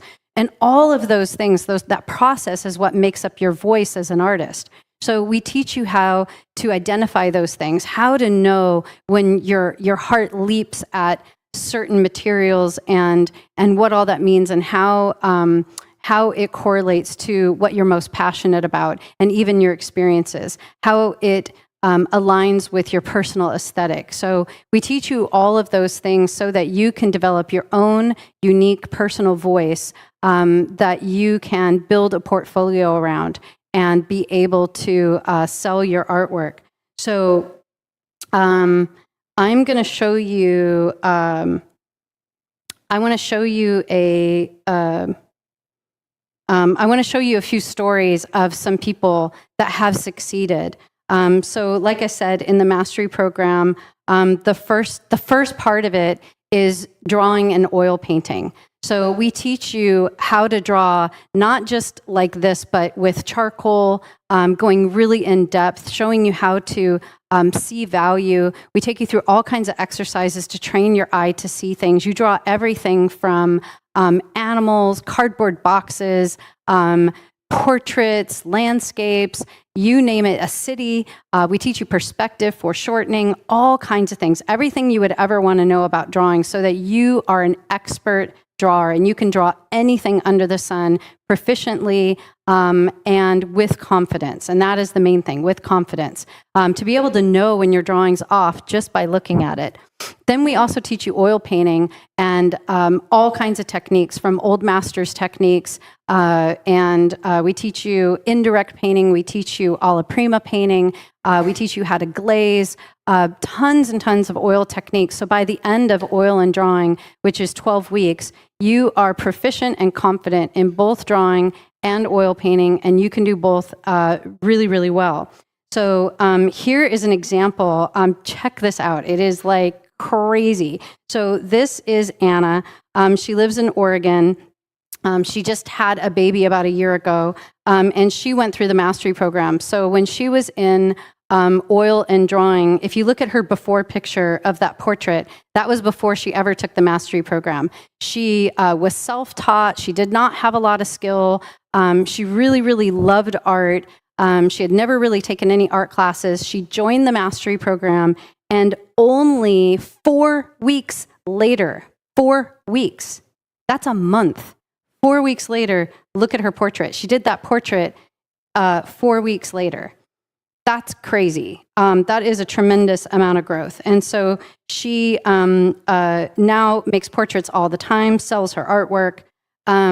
So then in part 2 of the mastery program, we teach you all kinds of mixed media techniques. And this is where I was talking about before, you find your voice. So we have a proven method to help you through this journey of self-discovery, how to identify the process of art that you want to work in, how to identify the themes that you want to paint in, find your voice, and really develop and create your style after you've learned all kinds of things about acrylic, inks, spray paint, mark making, textures, gold leaf, rollers, you name it. You learn all kinds of mixed media techniques. Now, this is Tanya. So Tanya Abu, she lives in Canada, and she used to be a cashier at a grocery store. So you can see a picture of her there with her uniform on from the grocery store.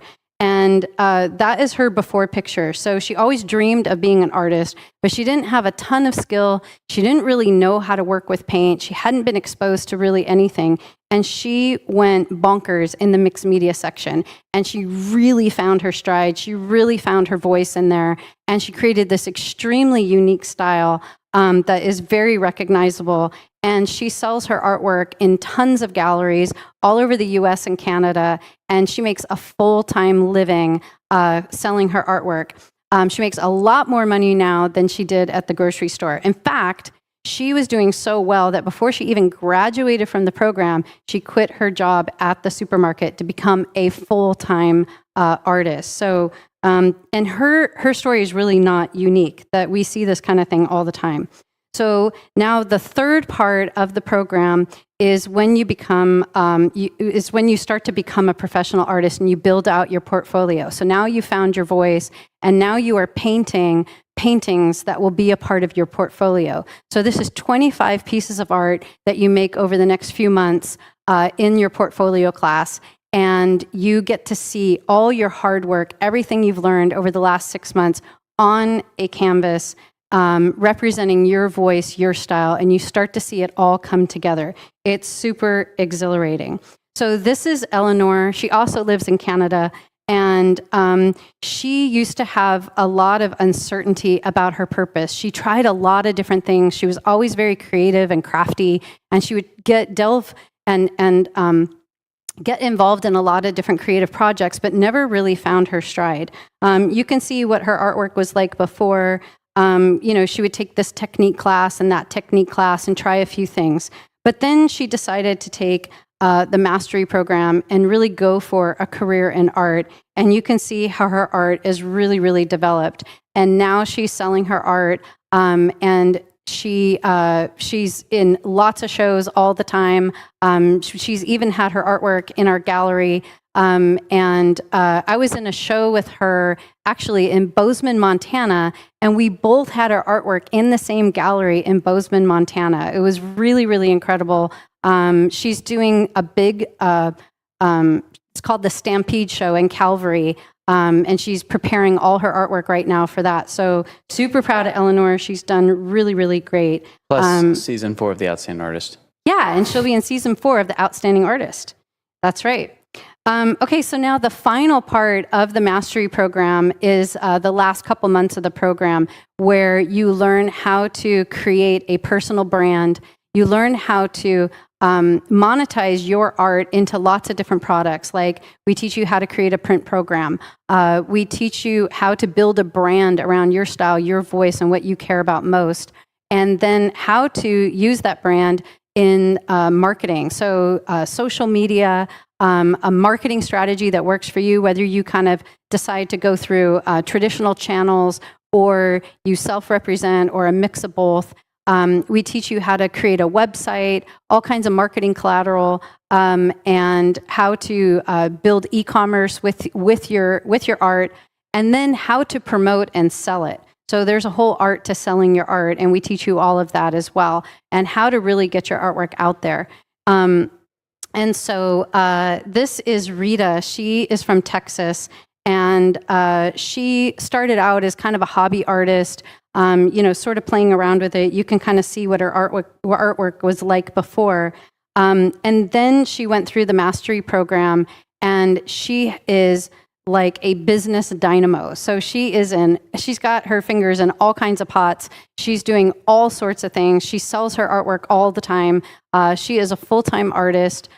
She just had a one-woman show in this like 10,000 square foot gallery. And I remember in the mastery program, I would tell the artists when I would teach them, imagine that day, just close your eyes and imagine that day. And if you're sitting there right now, I want you to do this with me.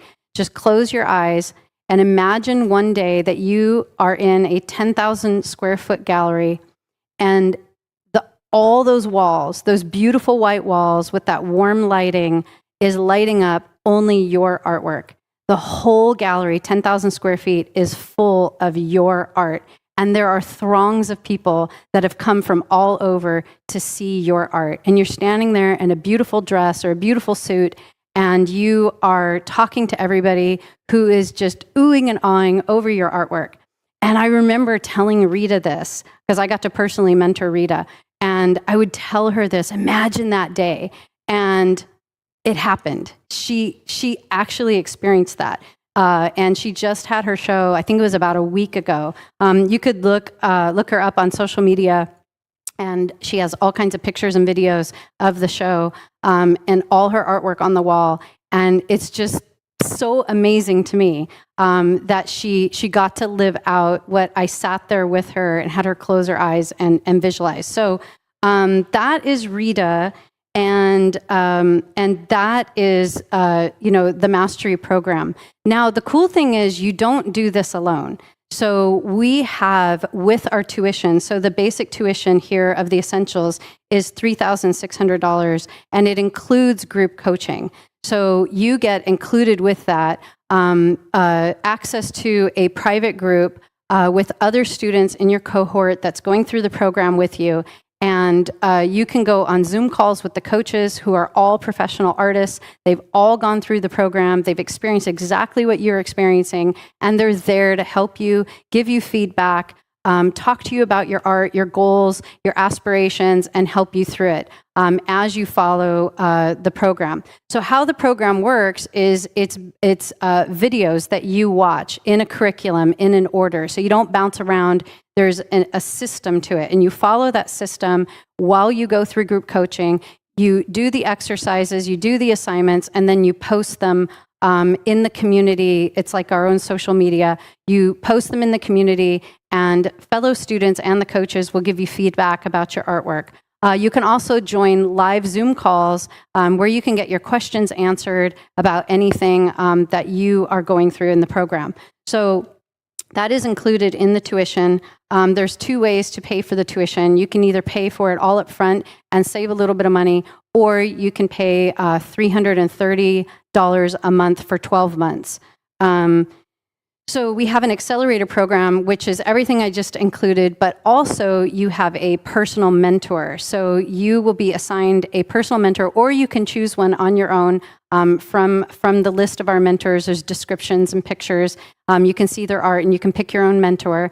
And that is like your best friend as you go through the program. You have messaging with that personal mentor, where you can message them through Telegram, post your artwork. It can be midway through, and they'll give you feedback, one-on-one feedback right away. You also get a call once a month with your mentor on Zoom, where you can go through everything. So personal mentoring is really, really fantastic, and that costs $5,600. Or you can pay the monthly, which is $550? $500. Okay, so now the last one is Pioneers. It's $13,600. That's where you can get me or my daughter, Dimitra, as a mentor. But currently, I have a wait list. So does she. I think it's a pretty short wait list, but we have a wait list, and so it's basically sold out. But that's where we are your personal mentors. So that is really great. So. I just wanted to add, too, that if you do want Ellie or Dimitra as your mentor throughout the mastery program, the best thing to do is to start the mastery program, not wait for them to open up. And then during the mastery program, it's actually really incredibly valuable for you to have them more towards the end of the program. Yeah. So I would recommend to go through the program, use our fantastic mentors through the first half or so, and then you can upgrade to Ellie and Dimitra for a monthly cost, too. That is more affordable to than the full upfront payment, and get them during the end in the portfolio section, the marketing section, the business section of the mastery program, when you can get the highest leverage from them. That is a great point. Absolutely. The best thing about the mastery program is anybody can do it as long as you're willing to work hard. This isn't for people who are exceptionally talented. You don't have to show us your portfolio, because honestly, I don't care if you are super skilled already or you haven't developed your skills at all. The mastery program is a completely level playing field, because we have artists that are even at that professional level that have been working at their skills for 20 years, and they take the mastery program and they learn tons of things that they never even knew about. And then they find their voice, and they're able to sell their artwork and learn how to do that in the marketing section. And we also have people that are, brand new beginners that have never even touched paint before, and they do exceptionally well as the professional. So it doesn't matter to us what your experience is. All that matters to us is, are you dedicated? Are you committed? Is this your dream? Is this what you really want? And are you willing to work for it? And if you answer yes to any of those, then you will succeed, period. Also, it's kind of a no-brainer, because we have a 100% money-back guarantee after 30 days. So if you sign up for the program, you get access to it. You get access to all of it. If you you have 30 days, to start and go through the lessons. And if for any reason you decide this isn't for you, we will give you your money back. So we absolutely believe in this, and we have a money back guarantee. So what else? Is there anything else I'm forgetting about? Yeah, what should they do now? Yes. Okay. So if this has really got your motor going and you are very excited about this, we start every cohort at the beginning of the month. So that's when classes begin, at the beginning of every month. And so you can sign up for pre-enrollment. So what that means is you register for the mastery program. You can pay either monthly or you can pay in full. And there's lots of perks to that. You're going to start at the beginning of the month. That's when you'll start all your lessons. But between now and then, you will get our Drawing Essentials course as a bonus, absolutely free, you will also get included our oil painting essentials. So you can go through those 2 courses and practice and get ready, and also you get immediate access to the group coaching. So you can join an orientation call. They can answer all your questions about supplies, setting up your studio, any of the content that we've sent you, the 2 courses that you can start with. So yeah, you have immediate access to group coaching.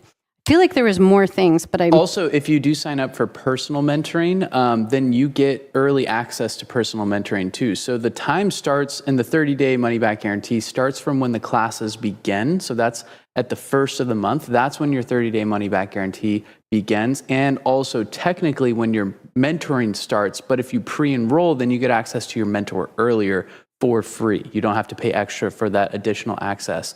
And the same is true with the group coaching. It's 2 years access to the group coaching from the first of the month, not from when you actually pay. So you get that extra additional access early for free as well. Also, in addition, we are giving a 20% off gift card, or a 20% off coupon discount for all people who pre-enroll in the mastery program. So normally we have a 10% discount on the supplies. On the mastery program oil and painting and drawing kit. I should definitely clarify that. And so normally you have a 10% discount on the kit when you join the waitlist or when you sign up for the master program. But when you pre-enroll, we're trying to incentivize the early action takers, the people who, they know what they want, they're ready to get started, they pre-enroll. So if that's you, then you'll get an additional 20% off your mastery program oil and drawing kit, which actually adds up to $130 off the kit, which is pretty sweet for art supplies.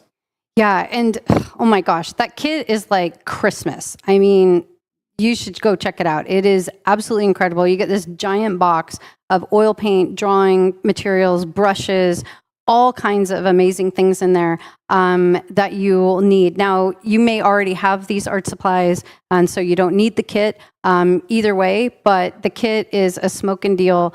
Particularly, it already is a super good deal. I think our prices from the kit will beat out, almost anything that's out there. But in addition, you get 20% off. So it's really, really incredible.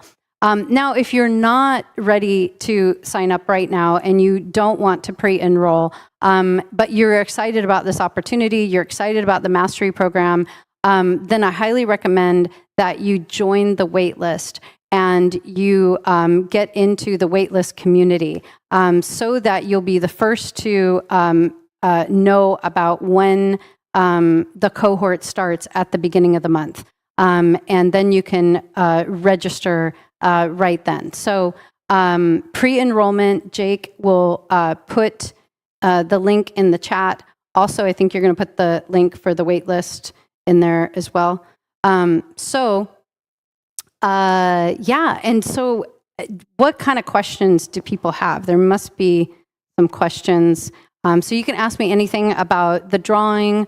You can ask me about, the mastery program or anything else that you are thinking about. Yeah, so we do only have time for a few questions, but Bobby had a really great question, which I think is important for a lot of artists and their skill development. She wanted to know, can you define the difference between a beginner and an intermediate artist? And how does someone go from beginner to intermediate? Yeah. Or even to advanced? So that is a really good question. I think that those lines, there's nothing that's like, black and white about those lines. I think that if you asked 50 different artists, you would get 50 different answers. So my answer for that is a beginner is somebody who's really afraid to do almost anything, and they have to really kind of be handheld through the whole process. Or you've just really new to the materials and you honestly don't know how to use them. If you didn't know going into this that pencils were, H for this and B for that, and you'd never really drawn like this before, you didn't really know that you could take an eraser and erase out, and all this is really brand new to you, then you might be a beginner. If you've kind of heard of some of it before, you've done a little bit of it, maybe you're an intermediate. If you've been there, done that, and you can draw 10 times better than me, well, then you're advanced.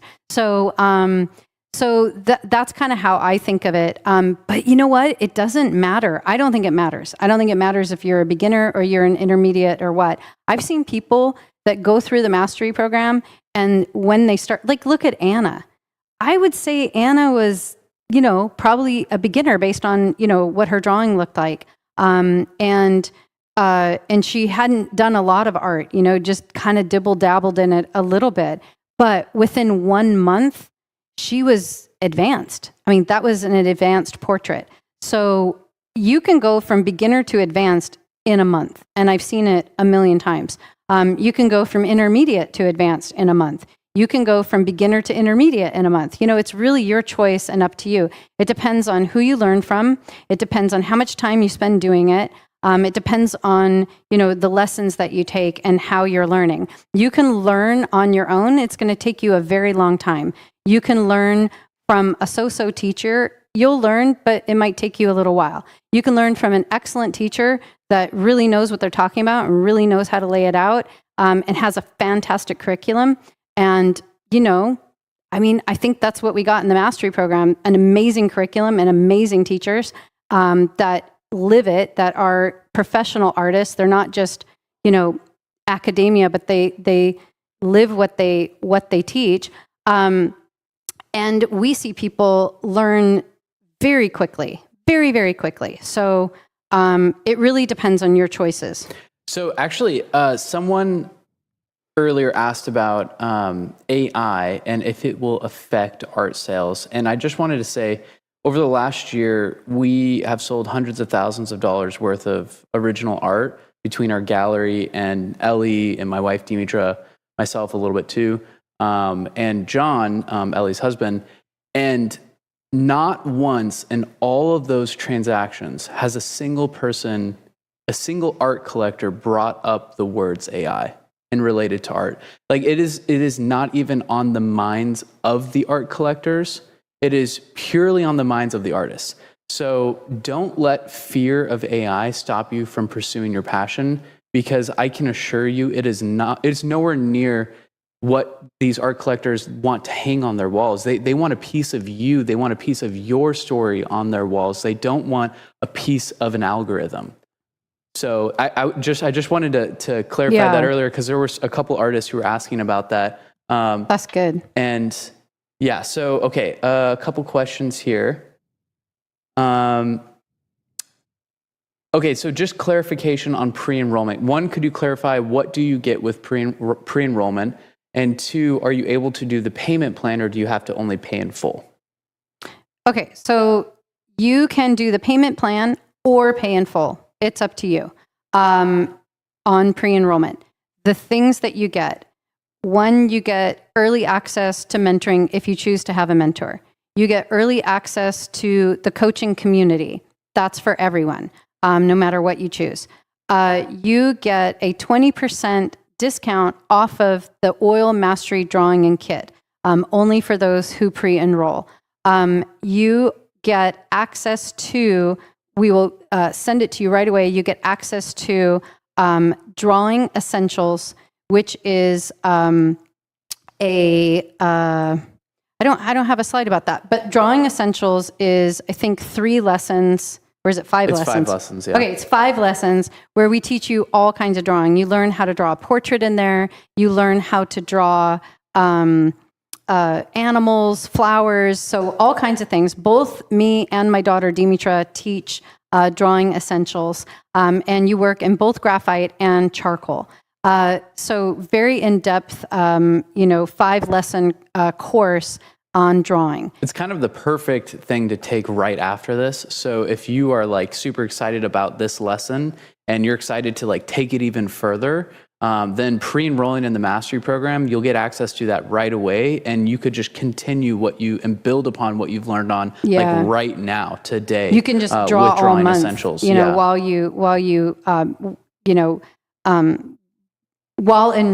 before the classes start. That's what I'm trying to say. Okay, and then you also get oil painting essentials. So that is 3 different projects, so 3 different paintings in that course. So the first one is, the second one is a landscape, and the third one is, the first one is a lion, and then a landscape, and then, anyway, you paint 3 different things. And again, I teach that, and also my daughter, Dimitra, and you'll learn 3 different oil techniques. So you'll learn a subtractive technique where you subtract out of it, kind of what we did with the erasers. And you'll also learn how to do glazes. Then you'll learn an indirect painting. It's a still life. Yeah. Okay. Then the indirect painting, you'll do a landscape. And then on the still life, you'll learn how to paint fat over lean or thin to thick. So 3 really great classic techniques in oil. We teach you step by step. You just follow along. You see us do it, and then you do it. So really, really great, really straightforward. And again, you have a 30-day money-back guarantee. That 30 days starts when the classes start, which is at the beginning of the month. So not when you pre-enroll. So those are the 4 things that you get when you pre-enroll. Okay, awesome. And just to clarify, you can pre-enroll today. Today is the best day to pre-enroll for the mastery program because that means that you get started immediately and you get to move forward in your art progress. You get to ride this high, the gateway that Ellie just started for you guys. Okay, so a couple more questions. This is a really good one that a lot of people want to know about. So Alexa asked earlier, can you talk about how to manage your time and do the mastery program in 1 year while working a job? Yeah, that is a really good question. Well, first of all, I want to say you are not alone. Most of the people that go through the mastery program are doing that. We even know single mothers with multiple young children who have a full-time job who also do the mastery program. So I know that sounds absolutely crazy, but there are some absolute hero warriors out there that are doing it. So it really comes down to how bad do you want it? How committed are you? How devoted are you to this dream of becoming a professional artist? If you are really dedicated to it and you really want it, then I would say you are unstoppable. Just like those single moms with 3 or 4 young children who have full-time jobs. So you just get really good at time management. And the beauty of that, I almost want people to have a lot of, jobs and difficulties and things pulling at them because it really trains you in your profession. If it was super easy and you just had all the time in the world, then you would be battling that. You would be battling not being busy enough. So the fact that you have a lot going on will only train you to be an amazing artist that is super dedicated, that has learned how to manage their time. So we have an actual, when you pre-enroll, it's also in the waitlist community, I think. We have a time management lesson that we give you where we teach you how to manage your time. But the best thing is to just get a planner, write out your schedule. I always tell people before your head hits the pillow Sunday night, make your schedule. Once you plan out your whole week and every hour is accounted for, whether you are taking a nap or you are, going to the movies and having a good time, everything is scheduled. Schedule your work time, schedule your mastery program time, schedule your practice time, schedule eating, when you spend time with your family, whatever it is you're doing that's important to you, write it out in your schedule. And then your whole week is figured out and all you have to do is obey your schedule. So managing time is a skill, and through necessity and passion, you will learn it. So I think it's great if you have a full-time job because then you have, pressure, and pressure creates excellence. So, yeah. Okay, so this has been a lot of fun. And just, be easy on yourself. As you can see, I didn't fully complete my drawing. There's a lot of work I could put into this. And it is a lot of fun to build all those layers of graphite. And just remember, don't get overwhelmed by the wrinkles. You'll start to get those out with the eraser, and then you'll begin to fill in with the graphite. Remember the 3Ds. The 3Ds are super duper important to get a 3D object to look like it has form and volume. So I hope you really learned a lot. I hope you're super inspired. Go ahead and pre-enroll for the Mastery program. You will not regret it. It will absolutely change your life. So it was great to be here with you, and I will see you next time. To be able to visualize things that you never thought possible, the experience is teaching us how to dream really big. This whole experience taught me everything when it comes to being successful. Behind me is one of my featured pieces. It's called Beautiful Hope. This whole program has just been nothing but a blessing for me. I learned so much in this art class. How to be successful as an artist as far as even practical habits, figuring out more about your voice, figuring out more how to market. They've prepared me for the real world. And now. And now I get to step into my career as a professional artist.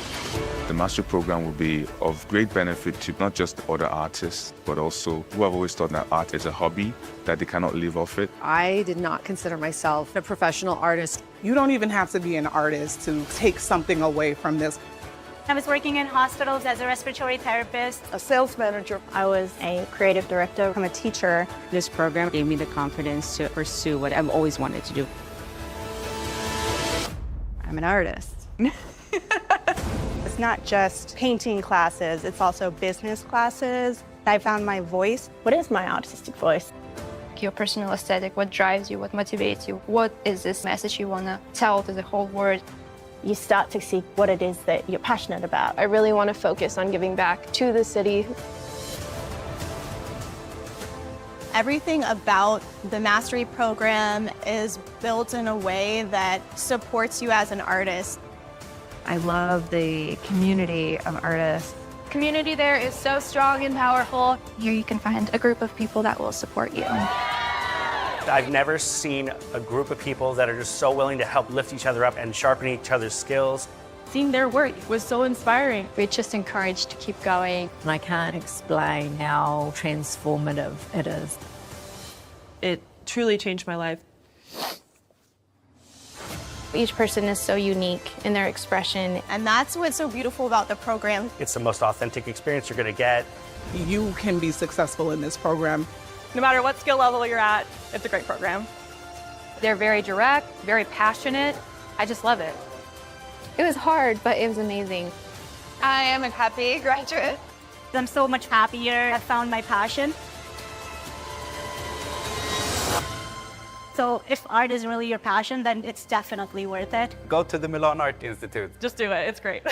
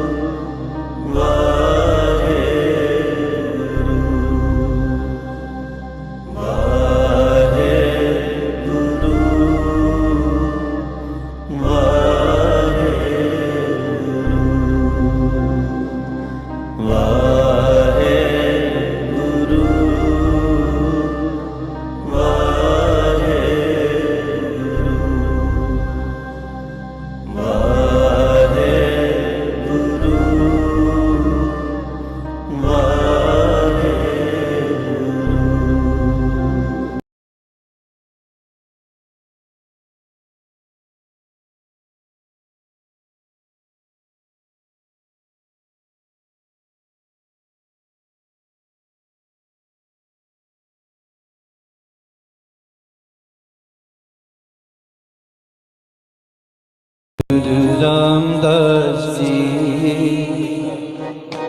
Dhan Guru Ramdas ji, Dhan Guru Ramdas ji, Dhan Guru Ramdas ji. Sare japo Dhan Guru Ramdas ji, Dhan Guru Ramdas ji, Dhan Guru Ramdas ji, Dhan Guru Ramdas ji, Dhan Guru Ramdas ji, Dhan Guru Ramdas ji, Ramdas ji, Dhan Guru Ramdas ji, Dhan Guru Ramdas ji, Guru Ramdas ji, Dhan Guru Ramdas ji, Dhan Guru Ramdas ji, Dhan Guru Ramdas ji, Dhan Guru Ramdas ji, Dhan Guru Ramdas ji, Dhan Guru Ramdas ji. Sare japo Dhan Guru Ramdas ji, Dhan Guru Ramdas ji, Dhan Guru Ramdas ji, Dhan Guru Ramdas ji, Dhan Guru Ramdas ji, Dhan Guru Ramdas ji, Ramdas ji, Dhan Guru Ramdas ji, Dhan Guru Ramdas ji, Guru Ramdas ji, Dhan Guru Ramdas ji, Dhan Guru Ramdas ji, Dhan Guru Ramdas ji, Dhan Guru Ramdas ji, Dhan Guru Ramdas ji, Dhan Guru Ramdas ji. Sare japo Dhan Guru Ramdas ji, Dhan Guru Ramdas ji, Dhan Guru Ramdas ji, Dhan Guru Ramdas ji, Dhan Guru Ramdas ji, Dhan Guru Ramdas ji, Ramdas ji, Dhan Guru Ramdas ji, Dhan Guru Ramdas ji, Guru Ramdas ji, Dhan Guru Ramdas ji, Dhan Guru Ramdas ji, Dhan Guru Ramdas ji, Dhan Guru Ramdas ji, Dhan Guru Ramdas ji,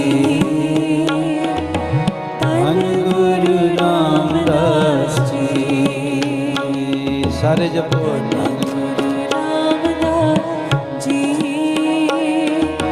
Dhan Guru Ramdas ji, Dhan Guru Ramdas ji,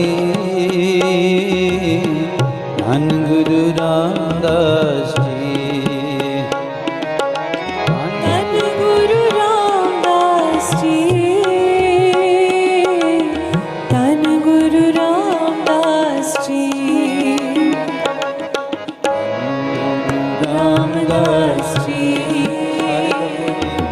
Dhan Guru Ramdas ji, Dhan Guru Ramdas ji, Guru Ramdas ji,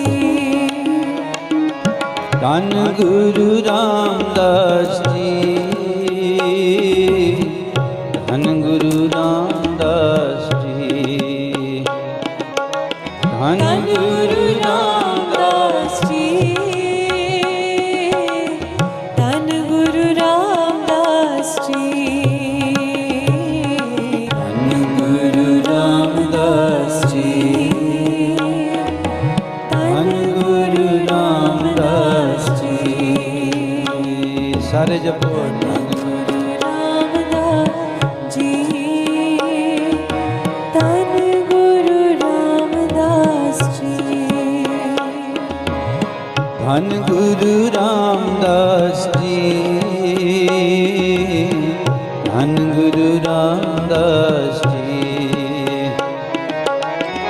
Dhan Guru Ramdas ji, Dhan Guru Ramdas ji, Ramdas ji, Dhan Guru Ramdas ji, Dhan Guru Ramdas ji, Guru Ramdas ji, Dhan Guru Ramdas ji, Dhan Guru Ramdas ji, Dhan Guru Ramdas ji, Dhan Guru Ramdas ji, Dhan Guru Ramdas ji, Dhan Guru Ramdas ji. Sare japo Dhan Guru Ramdas ji, Dhan Guru Ramdas ji, Dhan Guru Ramdas ji, Dhan Guru Ramdas ji, Dhan Guru Ramdas ji, Dhan Guru Ramdas ji, Ramdas ji, Dhan Guru Ramdas ji, Dhan Guru Ramdas ji, Guru Ramdas ji, Dhan Guru Ramdas ji, Dhan Guru Ramdas ji, Dhan Guru Ramdas ji, Dhan Guru Ramdas ji, Dhan Guru Ramdas ji, Dhan Guru Ramdas ji. Sare japo Dhan Guru Ramdas ji, Dhan Guru Ramdas ji, Dhan Guru Ramdas ji, Dhan Guru Ramdas ji, Dhan Guru Ramdas ji, Dhan Guru Ramdas ji, Ramdas ji, Dhan Guru Ramdas ji, Dhan Guru Ramdas ji, Guru Ramdas ji, Dhan Guru Ramdas ji, Dhan Guru Ramdas ji, Dhan Guru Ramdas ji,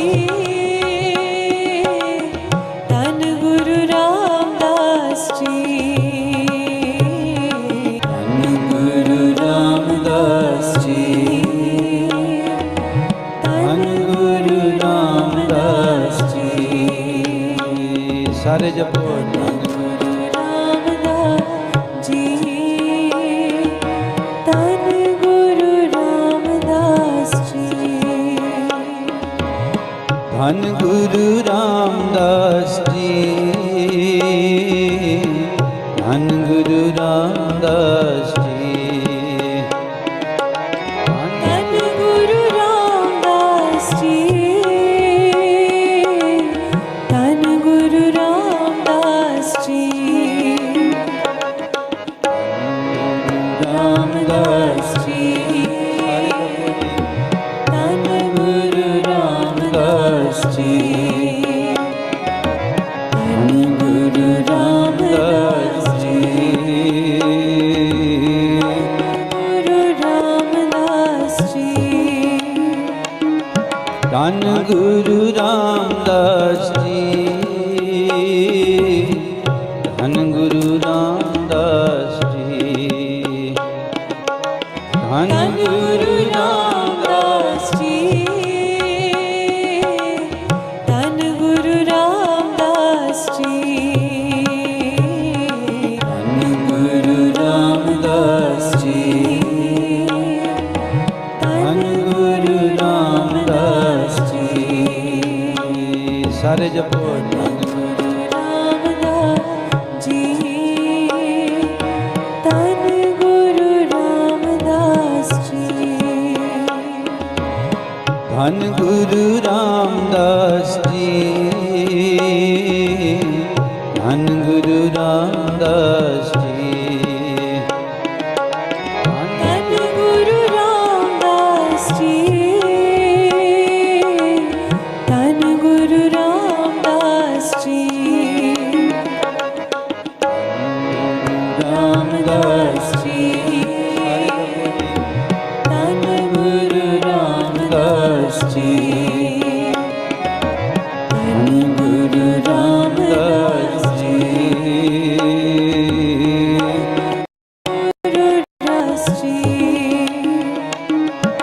ਧੰਨ ਗੁਰੂ ਰਾਮਦਾਸ ਜੀ ਧੰਨ ਗੁਰੂ ਰਾਮਦਾਸ ਜੀ ਧੰਨ ਗੁਰੂ ਰਾਮਦਾਸ ਜੀ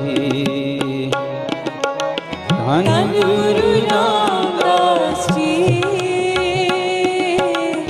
ਧੰਨ ਗੁਰੂ ਰਾਮਦਾਸ ਜੀ ਧੰਨ ਗੁਰੂ ਰਾਮਦਾਸ ਜੀ ਧੰਨ ਗੁਰੂ ਰਾਮਦਾਸ ਜੀ ਸਾਰੇ ਜਪੋ ਧੰਨ ਗੁਰੂ ਰਾਮਦਾਸ ਜੀ ਧੰਨ ਗੁਰੂ ਰਾਮਦਾਸ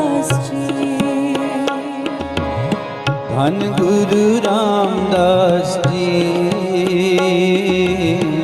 ਧੰਨ ਗੁਰੂ ਰਾਮਦਾਸ ਜੀ ਧੰਨ ਗੁਰੂ ਰਾਮਦਾਸ ਜੀ ਧੰਨ ਗੁਰੂ ਰਾਮਦਾਸ ਜੀ ਧੰਨ ਗੁਰੂ ਰਾਮਦਾਸ ਜੀ ਰਾਮਦਾਸ ਜੀ ਧੰਨ ਗੁਰੂ ਰਾਮਦਾਸ ਜੀ ਧੰਨ ਗੁਰੂ ਰਾਮਦਾਸ ਜੀ ਗੁਰੂ ਰਾਮਦਾਸ ਜੀ ਧੰਨ ਗੁਰੂ ਰਾਮਦਾਸ ਜੀ ਧੰਨ ਗੁਰੂ ਰਾਮਦਾਸ ਜੀ ਧੰਨ ਗੁਰੂ ਰਾਮਦਾਸ ਜੀ ਧੰਨ ਗੁਰੂ ਰਾਮਦਾਸ ਜੀ ਧੰਨ ਗੁਰੂ ਰਾਮਦਾਸ ਜੀ ਧੰਨ ਗੁਰੂ ਰਾਮਦਾਸ ਜੀ ਸਾਰੇ ਜਪੋ ਧੰਨ ਗੁਰੂ ਰਾਮਦਾਸ ਜੀ ਧੰਨ ਗੁਰੂ ਰਾਮਦਾਸ ਜੀ ਧੰਨ ਗੁਰੂ ਰਾਮਦਾਸ ਜੀ ਧੰਨ ਗੁਰੂ ਰਾਮਦਾਸ ਜੀ ਧੰਨ ਗੁਰੂ ਰਾਮਦਾਸ ਜੀ ਧੰਨ Guru Ramdas ji Ramdas ji, Dhan Guru Ramdas ji, Dhan Guru Ramdas ji, Guru Ramdas ji, Dhan Guru Ramdas ji, Dhan Guru Ramdas ji, Dhan Guru Ramdas ji, Dhan Guru Ramdas ji,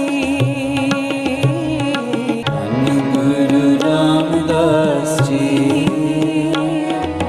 Dhan Guru Ramdas ji. Sare japo Dhan Guru Ramdas ji, Dhan Guru Ramdas ji, Dhan Guru Ramdas ji,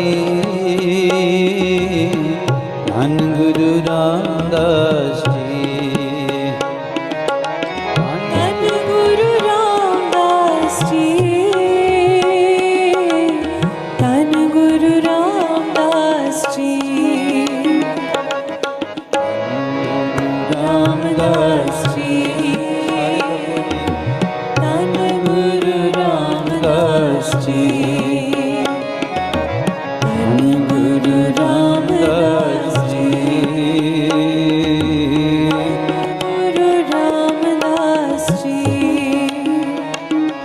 Dhan Guru Ramdas ji, Dhan Guru Ramdas ji, Dhan Guru Ramdas ji, Dhan Guru Ramdas ji, Dhan Guru Ramdas ji, Dhan Guru Ramdas ji. Sare japo Dhan Guru Ramdas ji, Dhan Guru Ramdas ji, Dhan Guru Ramdas ji, Dhan Guru Ramdas ji, Dhan Guru Ramdas ji, Dhan Guru Ramdas ji, Ramdas ji, Dhan Guru Ramdas ji, Dhan Guru Ramdas ji, Guru Ramdas ji, Dhan Guru Ramdas ji, Dhan Guru Ramdas ji, Dhan Guru Ramdas ji, Dhan Guru Ramdas ji, Dhan Guru Ramdas ji, Dhan Guru Ramdas ji. Sare japo Dhan Guru Ramdas ji, Dhan Guru Ramdas ji, Dhan Guru Ramdas ji, Dhan Guru Ramdas ji, Dhan Guru Ramdas ji, Dhan Guru Ramdas ji, Ramdas ji, Dhan Guru Ramdas ji, Dhan Guru Ramdas ji, Guru Ramdas ji, Dhan Guru Ramdas ji, Dhan Guru Ramdas ji, Dhan Guru Ramdas ji,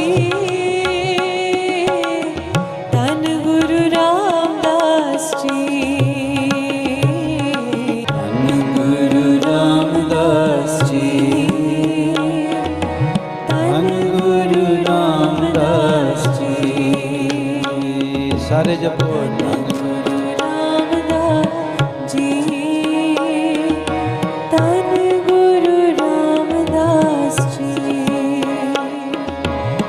ਧੰਨ ਗੁਰੂ ਰਾਮਦਾਸ ਜੀ ਧੰਨ ਗੁਰੂ ਰਾਮਦਾਸ ਜੀ ਧੰਨ ਗੁਰੂ ਰਾਮਦਾਸ ਜੀ ਧੰਨ ਗੁਰੂ ਰਾਮਦਾਸ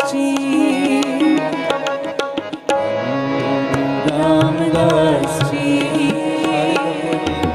ਧੰਨ ਗੁਰੂ ਰਾਮਦਾਸ ਜੀ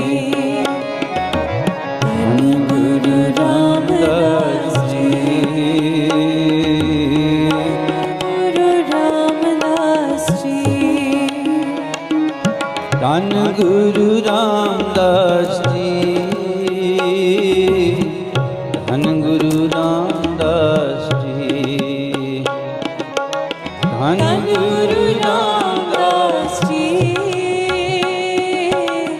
ਧੰਨ ਗੁਰੂ ਰਾਮਦਾਸ ਜੀ ਧੰਨ ਗੁਰੂ ਰਾਮਦਾਸ ਜੀ ਧੰਨ ਗੁਰੂ ਰਾਮਦਾਸ ਸਾਰੇ ਜਪੋ ਧੰਨ ਗੁਰੂ ਰਾਮਦਾਸ ਜੀ ਧੰਨ ਗੁਰੂ ਰਾਮਦਾਸ ਜੀ ਧੰਨ ਗੁਰੂ ਰਾਮਦਾਸ ਜੀ ਧੰਨ ਗੁਰੂ ਰਾਮਦਾਸ ਜੀ ਧੰਨ ਗੁਰੂ ਰਾਮਦਾਸ ਜੀ ਧੰਨ ਗੁਰੂ ਰਾਮਦਾਸ ਜੀ ਰਾਮਦਾਸ ਜੀ ਧੰਨ ਗੁਰੂ ਰਾਮਦਾਸ ਜੀ ਧੰਨ ਗੁਰੂ ਰਾਮਦਾਸ ਜੀ ਗੁਰੂ ਰਾਮਦਾਸ ਜੀ ਧੰਨ ਗੁਰੂ ਰਾਮਦਾਸ ਜੀ ਧੰਨ ਗੁਰੂ ਰਾਮਦਾਸ ਜੀ ਧੰਨ ਗੁਰੂ ਰਾਮਦਾਸ ਜੀ ਧੰਨ ਗੁਰੂ ਰਾਮਦਾਸ ਜੀ ਧੰਨ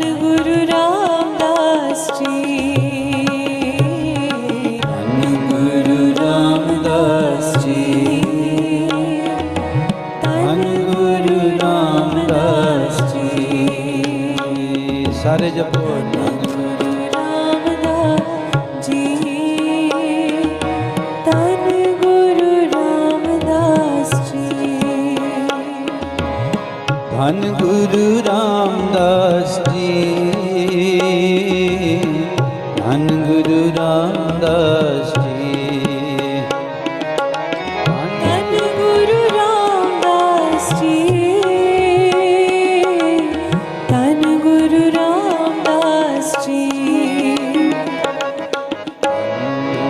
ਰਾਮਦਾਸ ਜੀ ਧੰਨ ਗੁਰੂ ਰਾਮਦਾਸ ਜੀ ਧੰਨ ਗੁਰੂ ਰਾਮਦਾਸ ਜੀ ਗੁਰੂ ਰਾਮਦਾਸ ਜੀ ਧੰਨ ਗੁਰੂ ਰਾਮਦਾਸ ਜੀ ਧੰਨ ਗੁਰੂ ਰਾਮਦਾਸ ਜੀ ਧੰਨ ਗੁਰੂ ਰਾਮਦਾਸ ਜੀ ਧੰਨ ਗੁਰੂ ਰਾਮਦਾਸ ਜੀ ਧੰਨ ਗੁਰੂ ਰਾਮਦਾਸ ਜੀ ਧੰਨ ਗੁਰੂ ਰਾਮਦਾਸ ਜੀ ਸਾਰੇ ਜਪੋ ਧੰਨ ਗੁਰੂ ਰਾਮਦਾਸ ਜੀ ਧੰਨ ਗੁਰੂ ਰਾਮਦਾਸ ਜੀ ਧੰਨ ਗੁਰੂ ਰਾਮਦਾਸ ਜੀ ਧੰਨ ਗੁਰੂ ਰਾਮਦਾਸ ਜੀ ਧੰਨ ਗੁਰੂ ਰਾਮਦਾਸ ਜੀ ਧੰਨ Guru Ramdas ji Ramdas ji, Dhan Guru Ramdas ji, Dhan Guru Ramdas ji, Guru Ramdas ji, Dhan Guru Ramdas ji,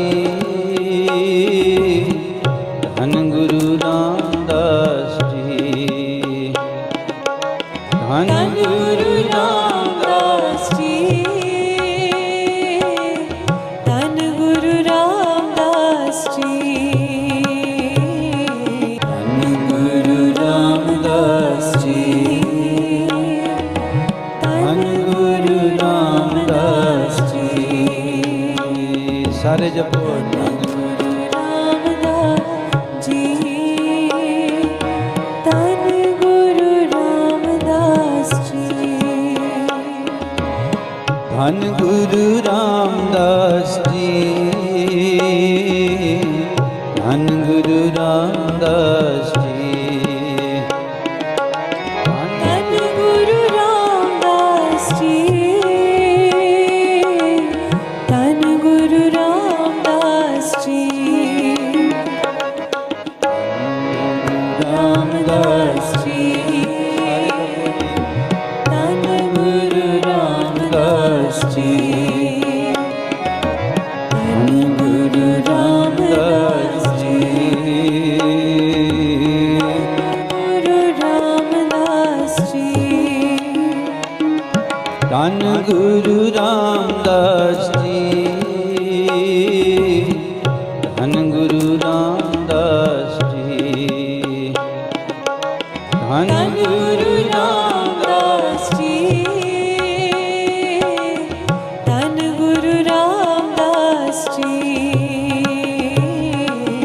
Dhan Guru Ramdas ji, Dhan Guru Ramdas ji. Sare japo Dhan Guru Ramdas ji, Dhan Guru Ramdas ji, Dhan Guru Ramdas ji, Dhan Guru Ramdas ji, Dhan Guru Ramdas ji, Dhan Guru Ramdas ji, Ramdas ji, Dhan Guru Ramdas ji, Dhan Guru Ramdas ji, Guru Ramdas ji, Dhan Guru Ramdas ji, Dhan Guru Ramdas ji, Dhan Guru Ramdas ji, Dhan Guru Ramdas ji, Dhan Guru Ramdas ji, Dhan Guru Ramdas ji.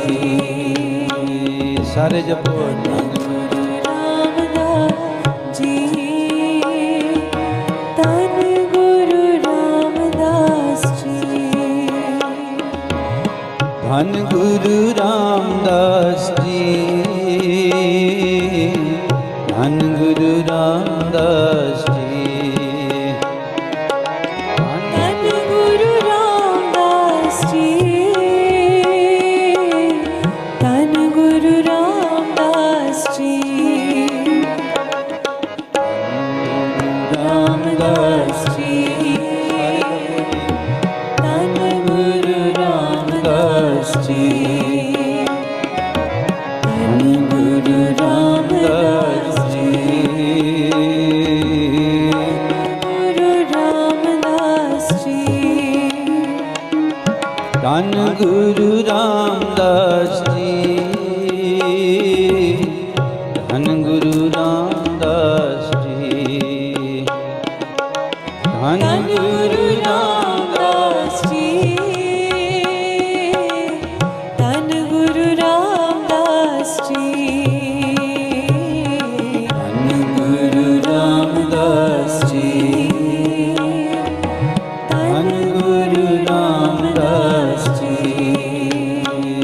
ਸਾਰੇ ਜਪੋ ਧੰਨ ਗੁਰੂ ਰਾਮਦਾਸ ਜੀ ਧੰਨ ਗੁਰੂ ਰਾਮਦਾਸ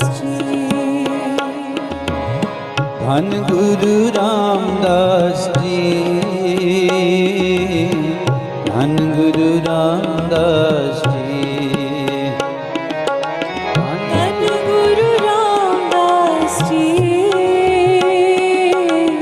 ਧੰਨ ਗੁਰੂ ਰਾਮਦਾਸ ਜੀ ਧੰਨ ਗੁਰੂ ਰਾਮਦਾਸ ਜੀ ਰਾਮਦਾਸ ਜੀ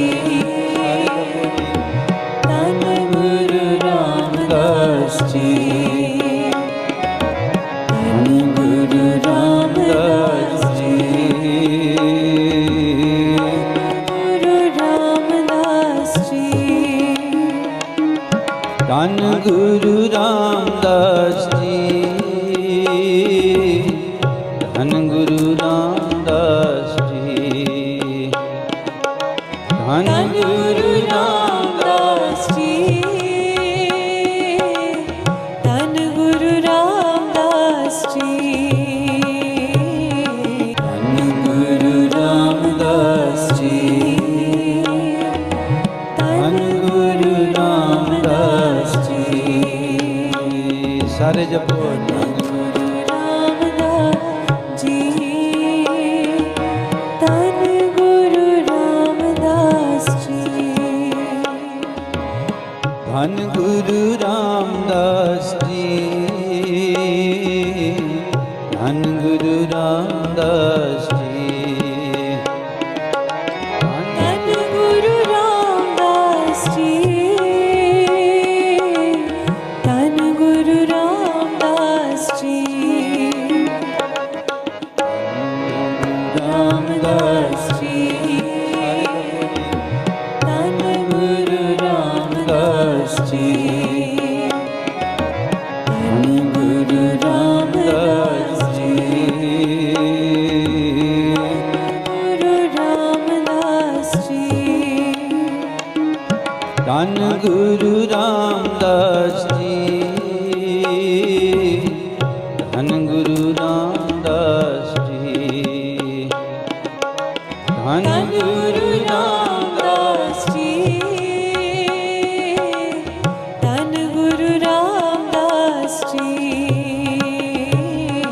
ਧੰਨ ਗੁਰੂ ਰਾਮਦਾਸ ਜੀ ਧੰਨ ਗੁਰੂ ਰਾਮਦਾਸ ਜੀ ਸਾਰੇ ਜਪੋ ਧੰਨ ਗੁਰੂ ਰਾਮਦਾਸ ਜੀ ਧੰਨ ਗੁਰੂ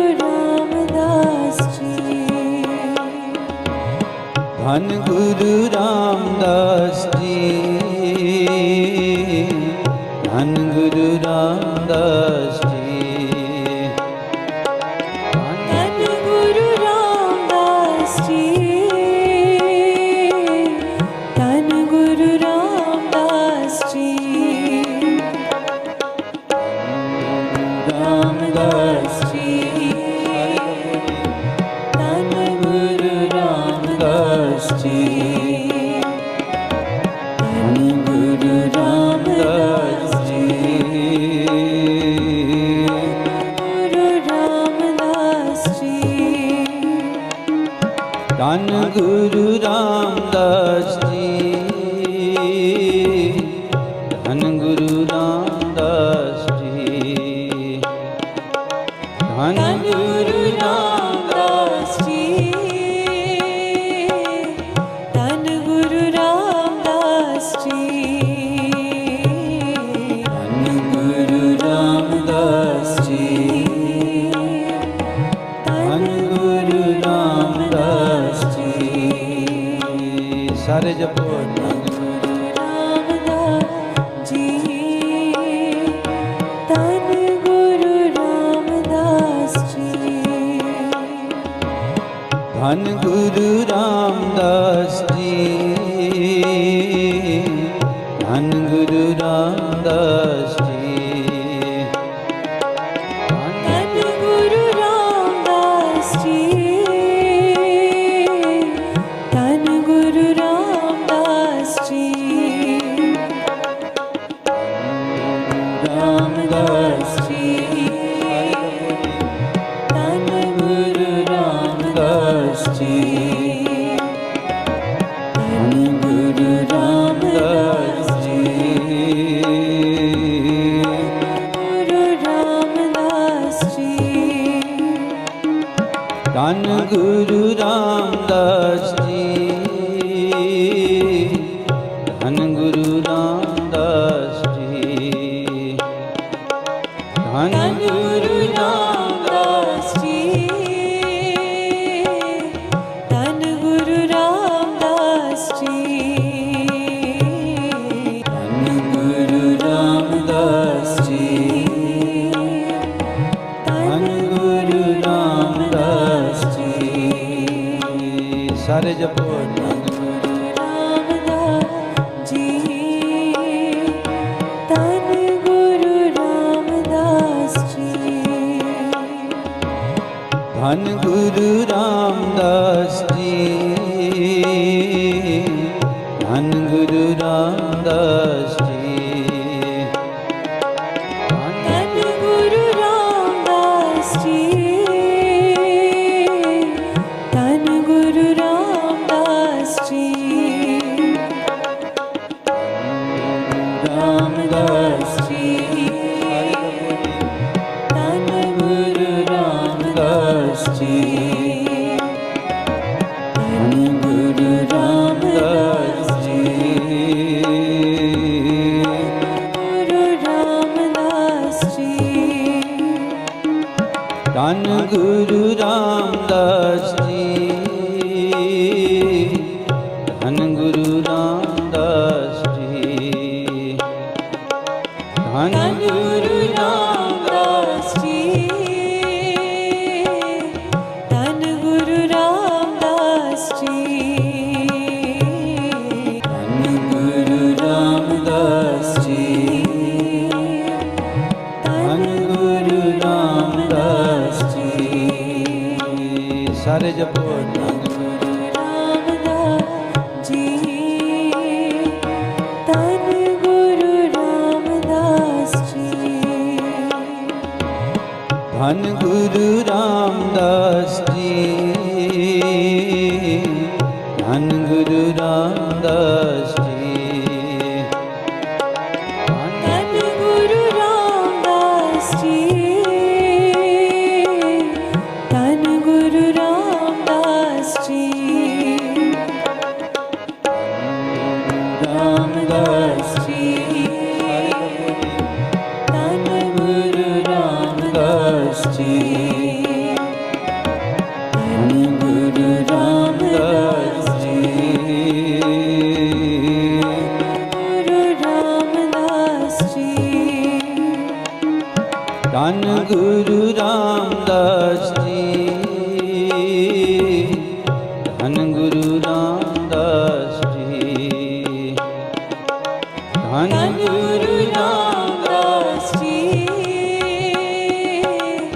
Dhan Guru Ramdas ji, Dhan Guru Ramdas ji,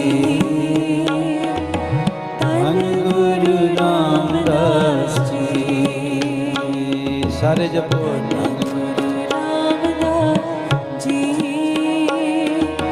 Dhan Guru Ramdas ji, Dhan Guru Ramdas ji, Dhan Guru Ramdas ji, Dhan Guru Ramdas ji, Dhan Guru Ramdas ji, Ramdas ji, Dhan Guru Ramdas ji, Dhan Guru Ramdas ji, Guru Ramdas ji, Dhan Guru Ramdas ji, Dhan Guru Ramdas ji, Dhan Guru Ramdas ji,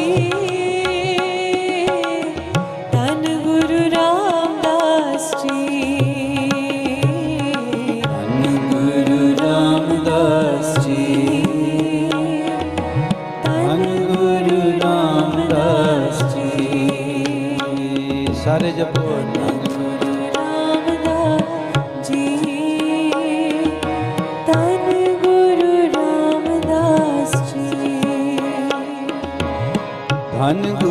Ramdas ji ਧੰਨ ਗੁਰੂ ਰਾਮਦਾਸ ਜੀ ਧੰਨ ਗੁਰੂ ਰਾਮਦਾਸ ਜੀ ਧੰਨ ਗੁਰੂ ਰਾਮਦਾਸ ਜੀ ਰਾਮਦਾਸ ਜੀ ਧੰਨ ਗੁਰੂ ਰਾਮਦਾਸ ਜੀ ਧੰਨ ਗੁਰੂ ਰਾਮਦਾਸ ਜੀ ਗੁਰੂ ਰਾਮਦਾਸ ਜੀ ਧੰਨ ਗੁਰੂ ਰਾਮਦਾਸ ਜੀ ਧੰਨ ਗੁਰੂ ਰਾਮਦਾਸ ਜੀ ਧੰਨ ਗੁਰੂ ਰਾਮਦਾਸ ਜੀ ਧੰਨ ਗੁਰੂ ਰਾਮਦਾਸ ਜੀ ਧੰਨ ਗੁਰੂ ਰਾਮਦਾਸ ਜੀ ਧੰਨ ਗੁਰੂ ਰਾਮਦਾਸ ਜੀ ਸਾਰੇ ਜਪੋ ਧੰਨ ਗੁਰੂ ਰਾਮਦਾਸ ਜੀ ਧੰਨ ਗੁਰੂ ਰਾਮਦਾਸ ਜੀ ਧੰਨ ਗੁਰੂ ਰਾਮਦਾਸ ਜੀ ਧੰਨ ਗੁਰੂ ਰਾਮਦਾਸ ਜੀ ਧੰਨ ਗੁਰੂ ਰਾਮਦਾਸ ਜੀ ਧੰਨ ਗੁਰੂ ਰਾਮਦਾਸ ਜੀ ਰਾਮਦਾਸ ਜੀ ਧੰਨ ਗੁਰੂ ਰਾਮਦਾਸ ਜੀ ਧੰਨ ਗੁਰੂ ਰਾਮਦਾਸ ਜੀ ਗੁਰੂ ਰਾਮਦਾਸ ਜੀ ਧੰਨ ਗੁਰੂ ਰਾਮਦਾਸ ਜੀ ਧੰਨ ਗੁਰੂ ਰਾਮਦਾਸ ਜੀ ਧੰਨ ਗੁਰੂ ਰਾਮਦਾਸ ਜੀ ਧੰਨ ਗੁਰੂ ਰਾਮਦਾਸ ਜੀ ਧੰਨ ਗੁਰੂ ਰਾਮਦਾਸ ਜੀ ਧੰਨ ਗੁਰੂ ਰਾਮਦਾਸ ਜੀ ਸਾਰੇ ਜਪੋ ਧੰਨ ਗੁਰੂ ਰਾਮਦਾਸ ਜੀ ਧੰਨ ਗੁਰੂ ਰਾਮਦਾਸ ਜੀ ਧੰਨ ਗੁਰੂ ਰਾਮਦਾਸ ਜੀ ਧੰਨ ਗੁਰੂ ਰਾਮਦਾਸ ਜੀ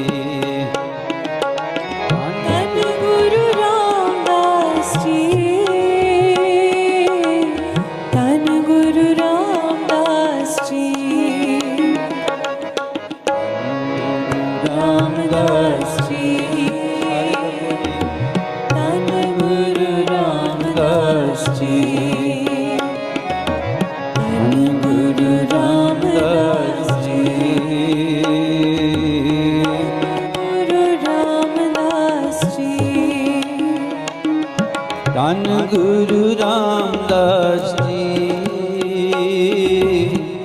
ਧੰਨ ਗੁਰੂ ਰਾਮਦਾਸ ਜੀ ਧੰਨ ਗੁਰੂ ਰਾਮਦਾਸ ਜੀ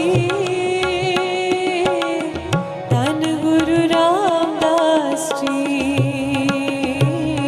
ਧੰਨ ਗੁਰੂ ਰਾਮਦਾਸ ਜੀ ਧੰਨ ਗੁਰੂ ਰਾਮਦਾਸ ਜੀ ਸਾਰੇ ਜਪੋ ਧੰਨ ਗੁਰੂ ਰਾਮਦਾਸ ਜੀ ਧੰਨ ਗੁਰੂ ਰਾਮਦਾਸ ਜੀ ਧੰਨ ਗੁਰੂ ਰਾਮਦਾਸ ਜੀ ਧੰਨ ਗੁਰੂ ਰਾਮਦਾਸ ਜੀ ਧੰਨ ਗੁਰੂ ਰਾਮਦਾਸ ਜੀ ਧੰਨ ਗੁਰੂ ਰਾਮਦਾਸ ਜੀ ਰਾਮਦਾਸ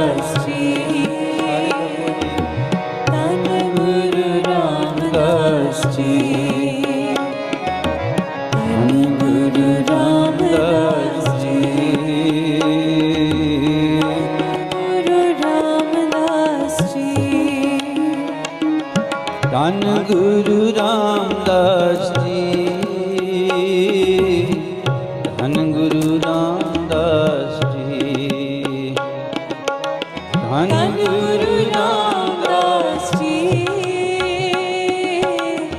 धन गुरु रामदास जी,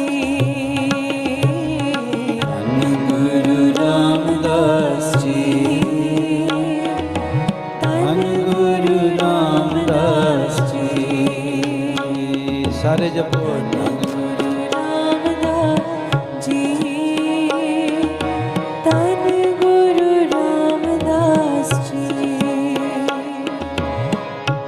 गुरु रामदास जी, धन गुरु रामदास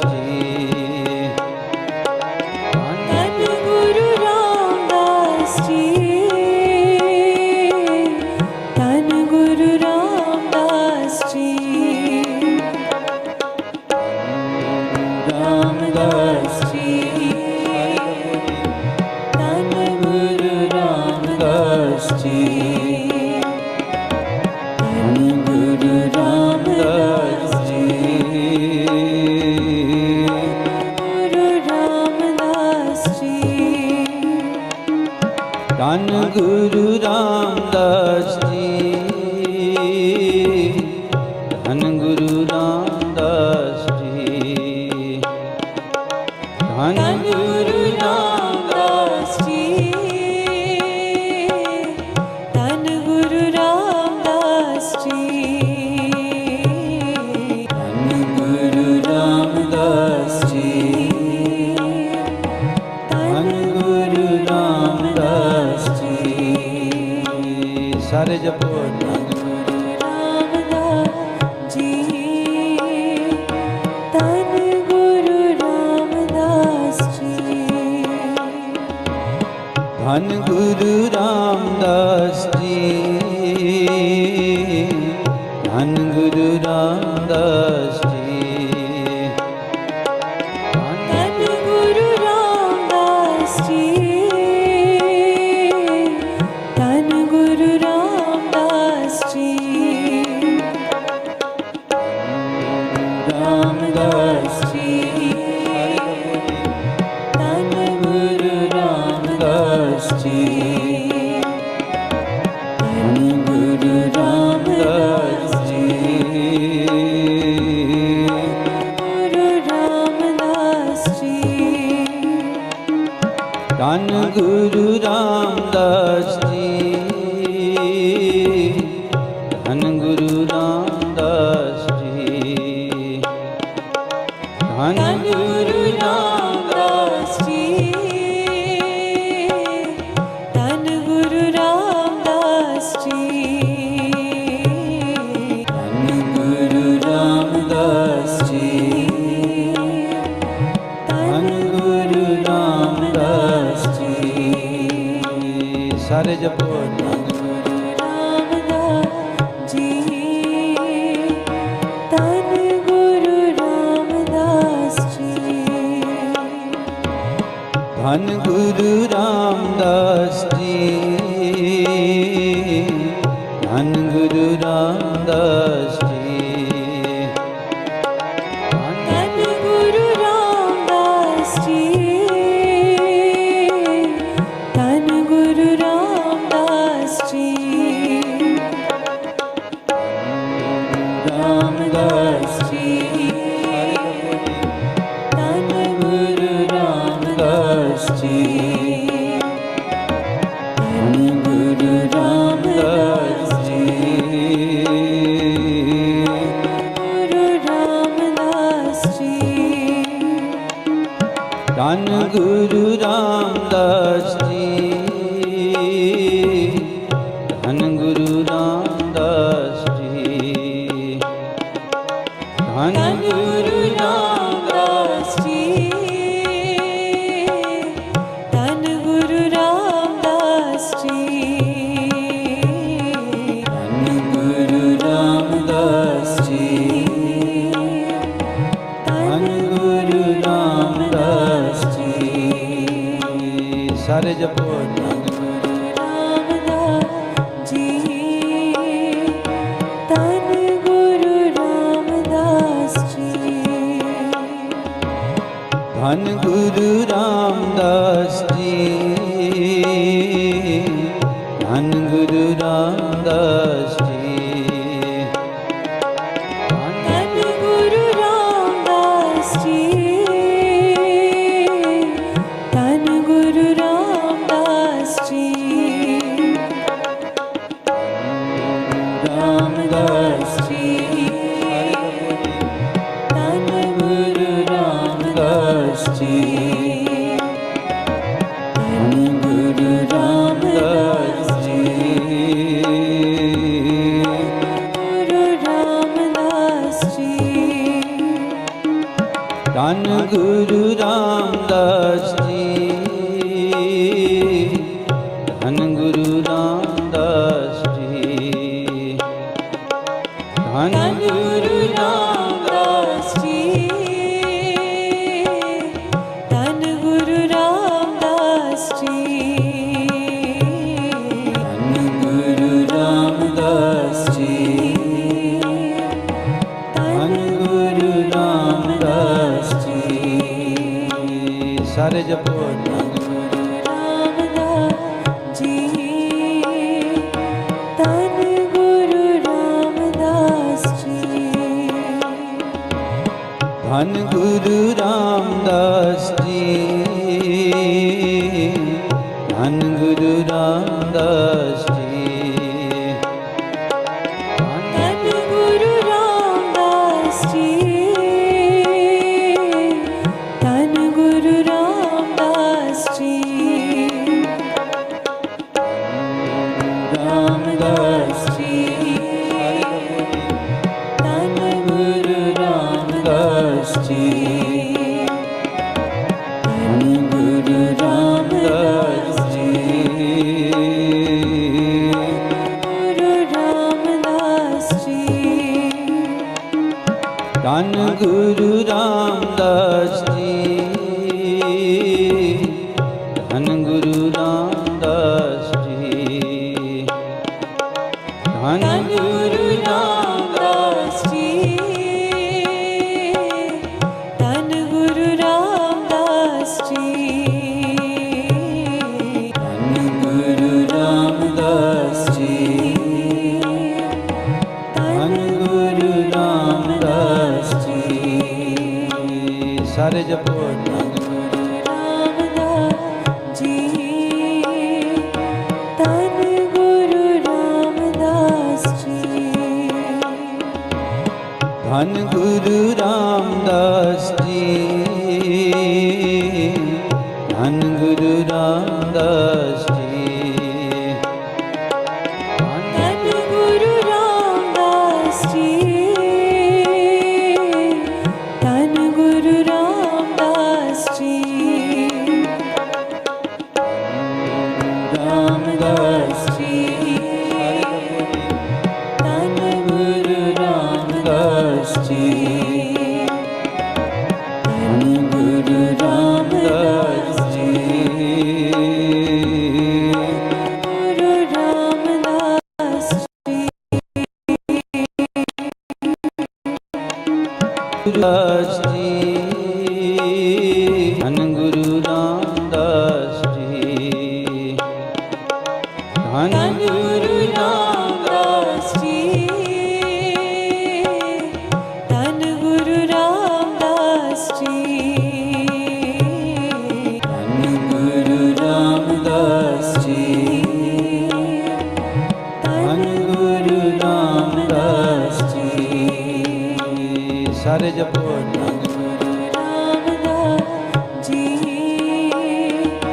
धन गुरु रामदास जी, धन गुरु रामदास जी, धन गुरु रामदास जी, धन गुरु रामदास जी, धन गुरु Ramdas ji, Ramdas ji,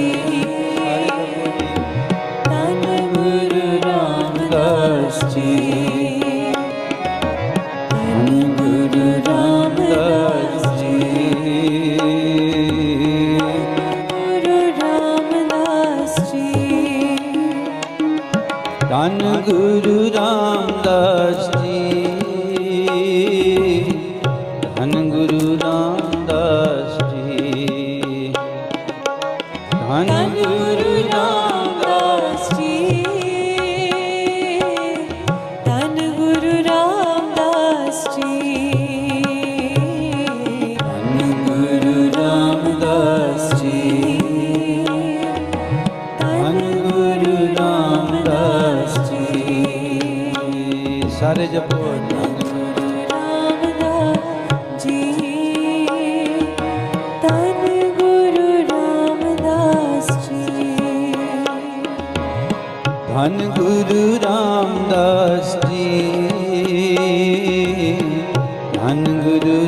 Ramdas ji, Dhan Guru Ramdas ji, Dhan Guru Ramdas ji, Ramdas ji, Dhan Guru Ramdas ji, Dhan Guru Ramdas ji, Guru Ramdas ji, Dhan Guru Ramdas ji, Dhan Guru Ramdas ji, Dhan Guru Ramdas ji, Dhan Guru Ramdas ji, Dhan Guru Ramdas ji, Dhan Guru Ramdas ji. Sare japo Dhan Guru Ramdas ji, Dhan Guru Ramdas ji, Dhan Guru Ramdas ji, Dhan Guru Ramdas ji, Dhan Guru Ramdas ji, Dhan Guru Ramdas ji, Ramdas ji, Dhan Guru Ramdas ji, Dhan Guru Ramdas ji, Guru Ramdas ji, Dhan Guru Ramdas ji, Dhan Guru Ramdas ji, Dhan Guru Ramdas ji, Dhan Guru Ramdas ji, Dhan Guru Ramdas ji, Dhan Guru Ramdas ji, Dhan Guru Ramdas ji, Dhan Guru Ramdas ji. Sare japo Dhan Guru Ramdas ji, Dhan Guru Ramdas ji, Dhan Guru Ramdas ji, Dhan Guru Ramdas ji, Dhan Guru Ramdas ji, Dhan Guru Ramdas ji, Ramdas ji, Dhan Guru Ramdas ji, Dhan Guru Ramdas ji, Guru Ramdas ji, Dhan Guru Ramdas ji, Dhan Guru Ramdas ji, Dhan Guru Ramdas ji, Dhan Guru Ramdas ji, Dhan Guru Ramdas ji, Dhan Guru Ramdas ji. Sare japo Dhan Guru Ramdas ji, Dhan Guru Ramdas ji, Dhan Guru Ramdas ji, Dhan Guru Ramdas ji, Dhan Guru Ramdas ji, Dhan Guru Ramdas ji, Ramdas ji, Dhan Guru Ramdas ji.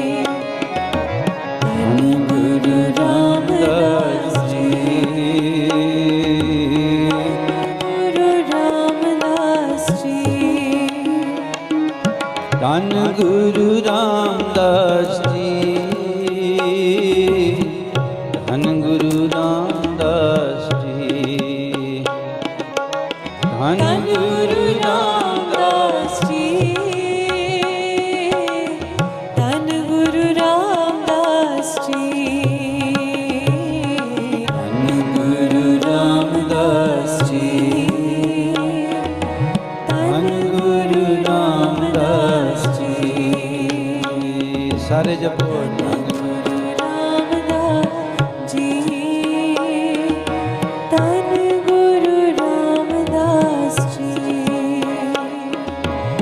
ਧੰਨ ਗੁਰੂ ਰਾਮਦਾਸ ਜੀ ਧੰਨ ਗੁਰੂ ਰਾਮਦਾਸ ਜੀ ਧੰਨ ਗੁਰੂ ਰਾਮਦਾਸ ਜੀ ਧੰਨ ਗੁਰੂ ਰਾਮਦਾਸ ਜੀ ਧੰਨ ਗੁਰੂ ਰਾਮਦਾਸ ਜੀ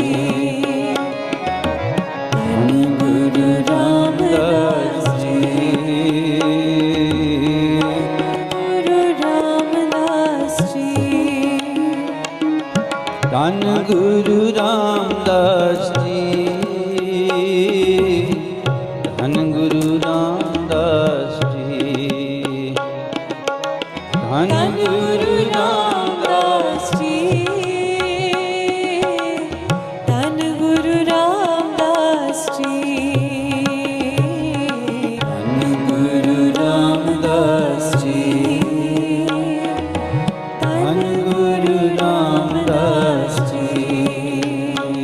ਸਾਰੇ ਜਪੋ ਧੰਨ ਗੁਰੂ ਰਾਮਦਾਸ ਜੀ ਧੰਨ ਗੁਰੂ ਰਾਮਦਾਸ ਜੀ ਧੰਨ ਗੁਰੂ ਰਾਮਦਾਸ ਜੀ ਧੰਨ ਗੁਰੂ ਰਾਮਦਾਸ ਜੀ ਧੰਨ ਗੁਰੂ ਰਾਮਦਾਸ ਜੀ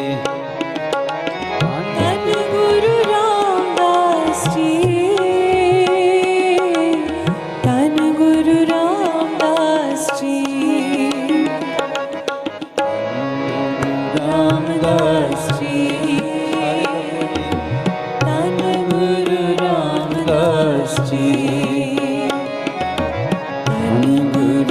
ਰਾਮਦਾਸ ਜੀ ਗੁਰੂ ਰਾਮਦਾਸ ਜੀ ਧੰਨ ਗੁਰੂ ਰਾਮਦਾਸ ਜੀ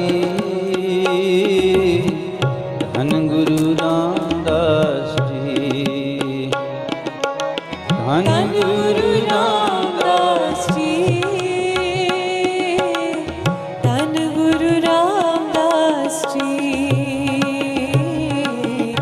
ਗੁਰੂ ਰਾਮਦਾਸ ਜੀ ਧੰਨ ਗੁਰੂ ਰਾਮਦਾਸ ਜੀ ਸਾਰੇ ਜਪੋ ਧੰਨ ਗੁਰੂ ਰਾਮਦਾਸ ਜੀ ਧੰਨ ਗੁਰੂ ਰਾਮਦਾਸ ਜੀ ਧੰਨ ਗੁਰੂ ਰਾਮਦਾਸ ਜੀ ਧੰਨ ਗੁਰੂ ਰਾਮਦਾਸ ਜੀ ਧੰਨ ਗੁਰੂ ਰਾਮਦਾਸ ਜੀ ਧੰਨ ਗੁਰੂ ਰਾਮਦਾਸ ਜੀ ਰਾਮਦਾਸ ਜੀ ਧੰਨ ਗੁਰੂ ਰਾਮਦਾਸ ਜੀ ਧੰਨ ਗੁਰੂ ਰਾਮਦਾਸ ਜੀ ਗੁਰੂ ਰਾਮਦਾਸ ਜੀ ਧੰਨ ਗੁਰੂ ਰਾਮਦਾਸ ਜੀ ਧੰਨ ਗੁਰੂ ਰਾਮਦਾਸ ਜੀ ਧੰਨ ਗੁਰੂ ਰਾਮਦਾਸ ਜੀ ਧੰਨ ਗੁਰੂ ਰਾਮਦਾਸ ਜੀ ਧੰਨ ਗੁਰੂ ਰਾਮਦਾਸ ਜੀ ਧੰਨ ਗੁਰੂ ਰਾਮਦਾਸ ਜੀ ਸਾਰੇ ਜਪੋ ਧੰਨ ਗੁਰੂ ਰਾਮਦਾਸ ਜੀ ਧੰਨ ਗੁਰੂ ਰਾਮਦਾਸ ਜੀ ਧੰਨ ਗੁਰੂ ਰਾਮਦਾਸ ਜੀ ਧੰਨ ਗੁਰੂ ਰਾਮਦਾਸ ਜੀ ਧੰਨ ਗੁਰੂ ਰਾਮਦਾਸ ਜੀ ਧੰਨ Guru Ramdas ji Ramdas Ramdas ji, Dhan Guru Ramdas ji, Dhan Guru Ramdas ji, Guru Ramdas ji, Dhan Guru Ramdas ji, Dhan Guru Ramdas ji, Dhan Guru Ramdas ji, Dhan Guru Ramdas ji,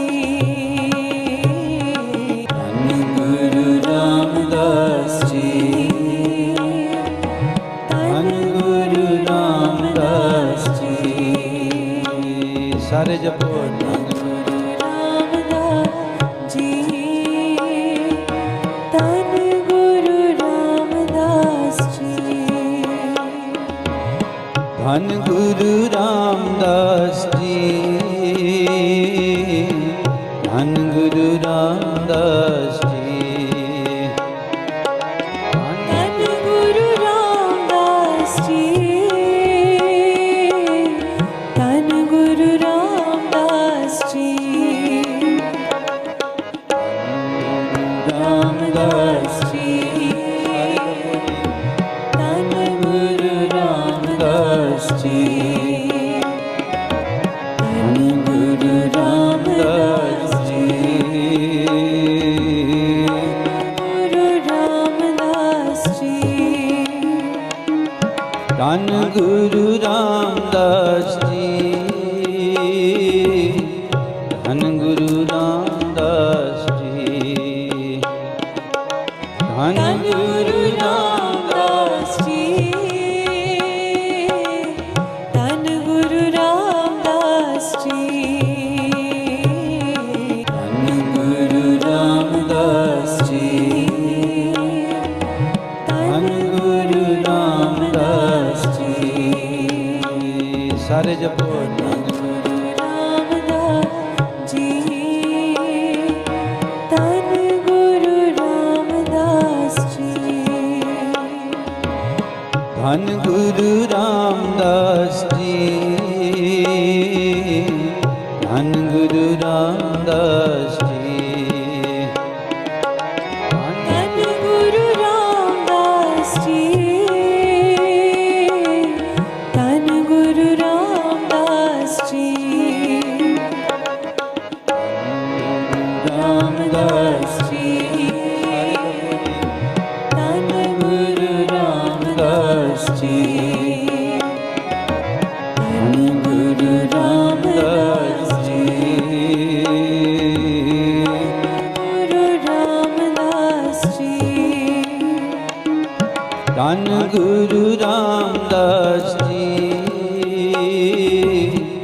Dhan Guru Ramdas ji, Dhan Guru Ramdas ji,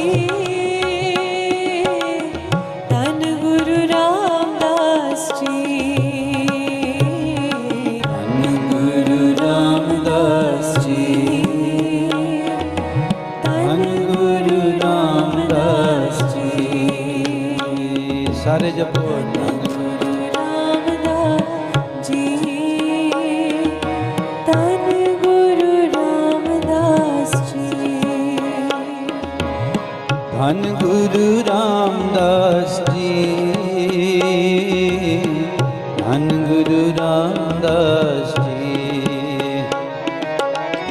Dhan Guru Ramdas ji, Dhan Guru Ramdas ji, Ramdas ji, Dhan Guru Ramdas ji, Dhan Guru Ramdas ji, Guru Ramdas ji, Dhan Guru Ramdas ji,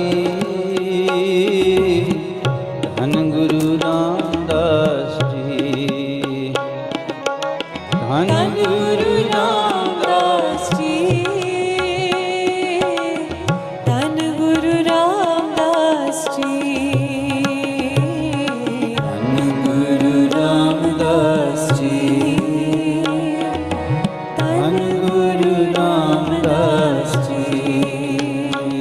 ਸਾਰੇ ਜਪੋ ਧੰਨ ਰਾਮਦਾਸ ਜੀ ਧੰਨ ਗੁਰੂ ਰਾਮਦਾਸ ਜੀ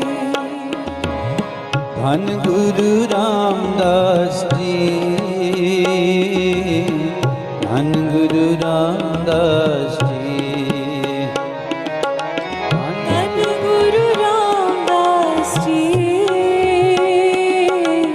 ਧੰਨ ਗੁਰੂ ਰਾਮਦਾਸ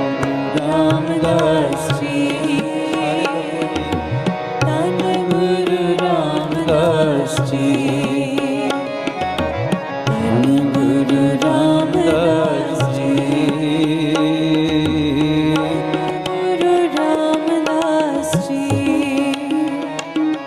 ਧੰਨ ਗੁਰੂ ਰਾਮਦਾਸ ਜੀ ਧੰਨ ਗੁਰੂ ਰਾਮਦਾਸ ਜੀ ਧੰਨ ਗੁਰੂ ਰਾਮਦਾਸ ਜੀ ਧੰਨ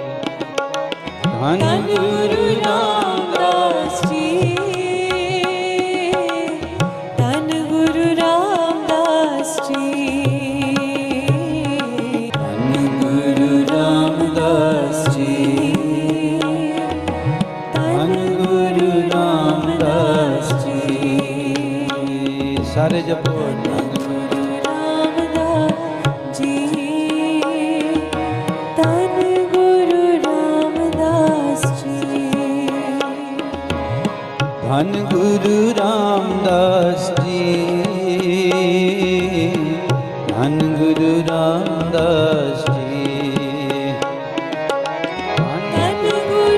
ਰਾਮਦਾਸ ਜੀ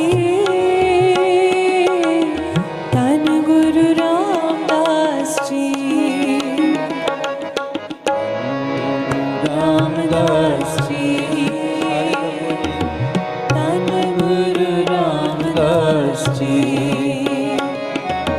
ਧੰਨ ਗੁਰੂ ਰਾਮਦਾਸ ਜੀ ਗੁਰੂ ਰਾਮਦਾਸ ਜੀ ਧੰਨ ਗੁਰੂ ਰਾਮਦਾਸ ਜੀ ਧੰਨ ਗੁਰੂ ਰਾਮਦਾਸ ਜੀ ਧੰਨ ਗੁਰੂ ਰਾਮਦਾਸ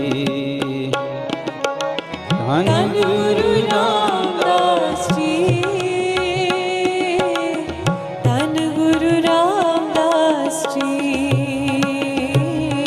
ਧੰਨ ਗੁਰੂ ਰਾਮਦਾਸ ਜੀ ਧੰਨ ਗੁਰੂ ਰਾਮਦਾਸ ਜੀ ਸਾਰੇ ਜਪੋ ਧੰਨ ਗੁਰੂ ਰਾਮਦਾਸ ਜੀ ਧੰਨ ਗੁਰੂ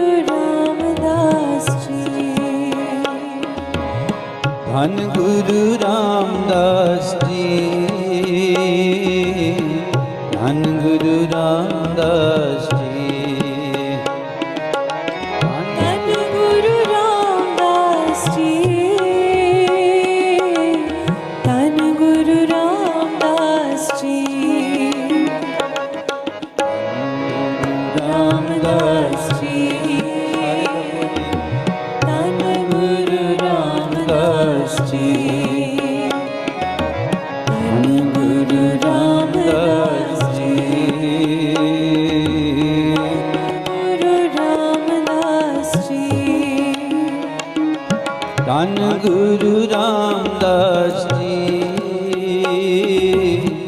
ਧੰਨ ਗੁਰੂ ਰਾਮਦਾਸ ਜੀ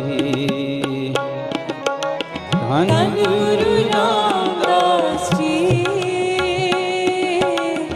ਧੰਨ ਗੁਰੂ ਰਾਮਦਾਸ ਜੀ ਧੰਨ ਗੁਰੂ ਰਾਮਦਾਸ ਜੀ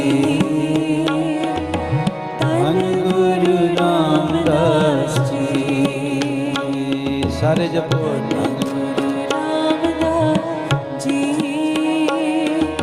ਧੰਨ ਗੁਰੂ ਰਾਮਦਾਸ ਜੀ ਧੰਨ ਗੁਰੂ ਰਾਮਦਾਸ ਜੀ ਧੰਨ ਗੁਰੂ ਰਾਮਦਾਸ ਜੀ ਧੰਨ ਗੁਰੂ ਰਾਮਦਾਸ ਜੀ ਧੰਨ Guru Ramdas ji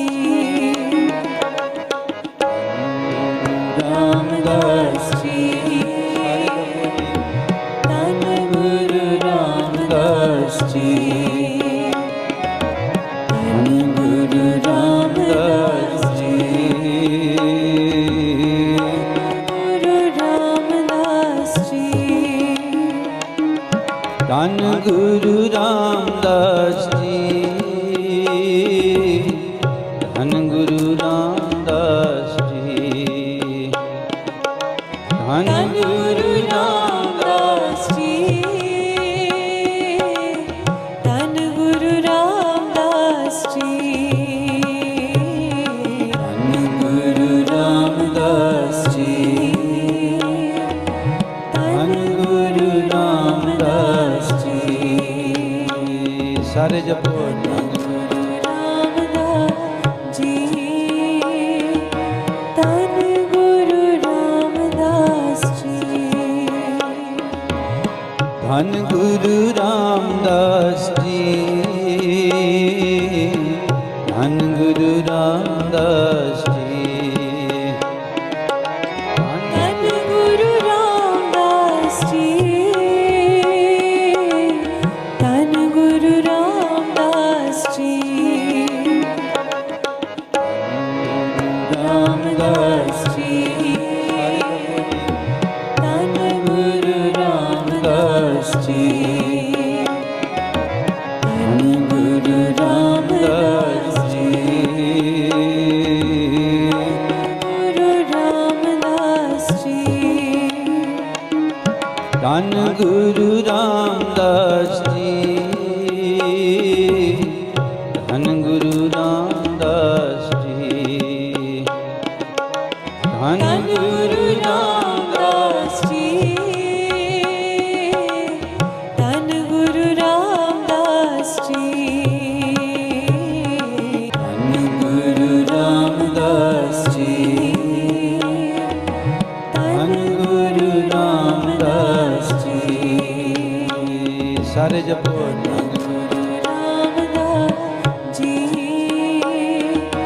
Dhan Guru Ramdas ji, Dhan Guru Ramdas ji, Dhan Guru Ramdas ji, Dhan Guru Ramdas ji, Dhan Guru Ramdas ji, Ramdas ji, Dhan Guru Ramdas ji, Dhan Guru Ramdas ji, Guru Ramdas ji, Dhan Guru Ramdas ji, Dhan Guru Ramdas ji, Dhan Guru Ramdas ji, Dhan Guru Ramdas ji, Dhan Guru Ramdas ji, Dhan Guru Ramdas ji. Sare japo Dhan Guru Ramdas ji, Dhan Guru Ramdas ji, Dhan Guru Ramdas ji, Dhan Guru Ramdas ji, Dhan Guru Ramdas ji, Dhan Guru Ramdas ji, Ramdas ji,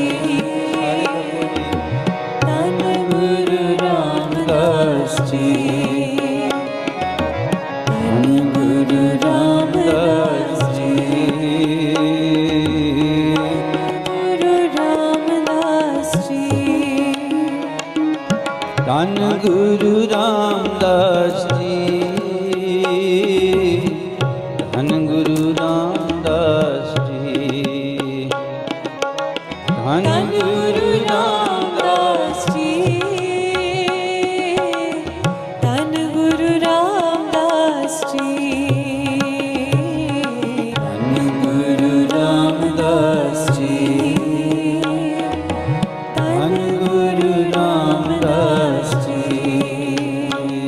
ਸਾਰੇ ਜਪੋ ਧੰਨ ਗੁਰੂ ਰਾਮਦਾਸ ਜੀ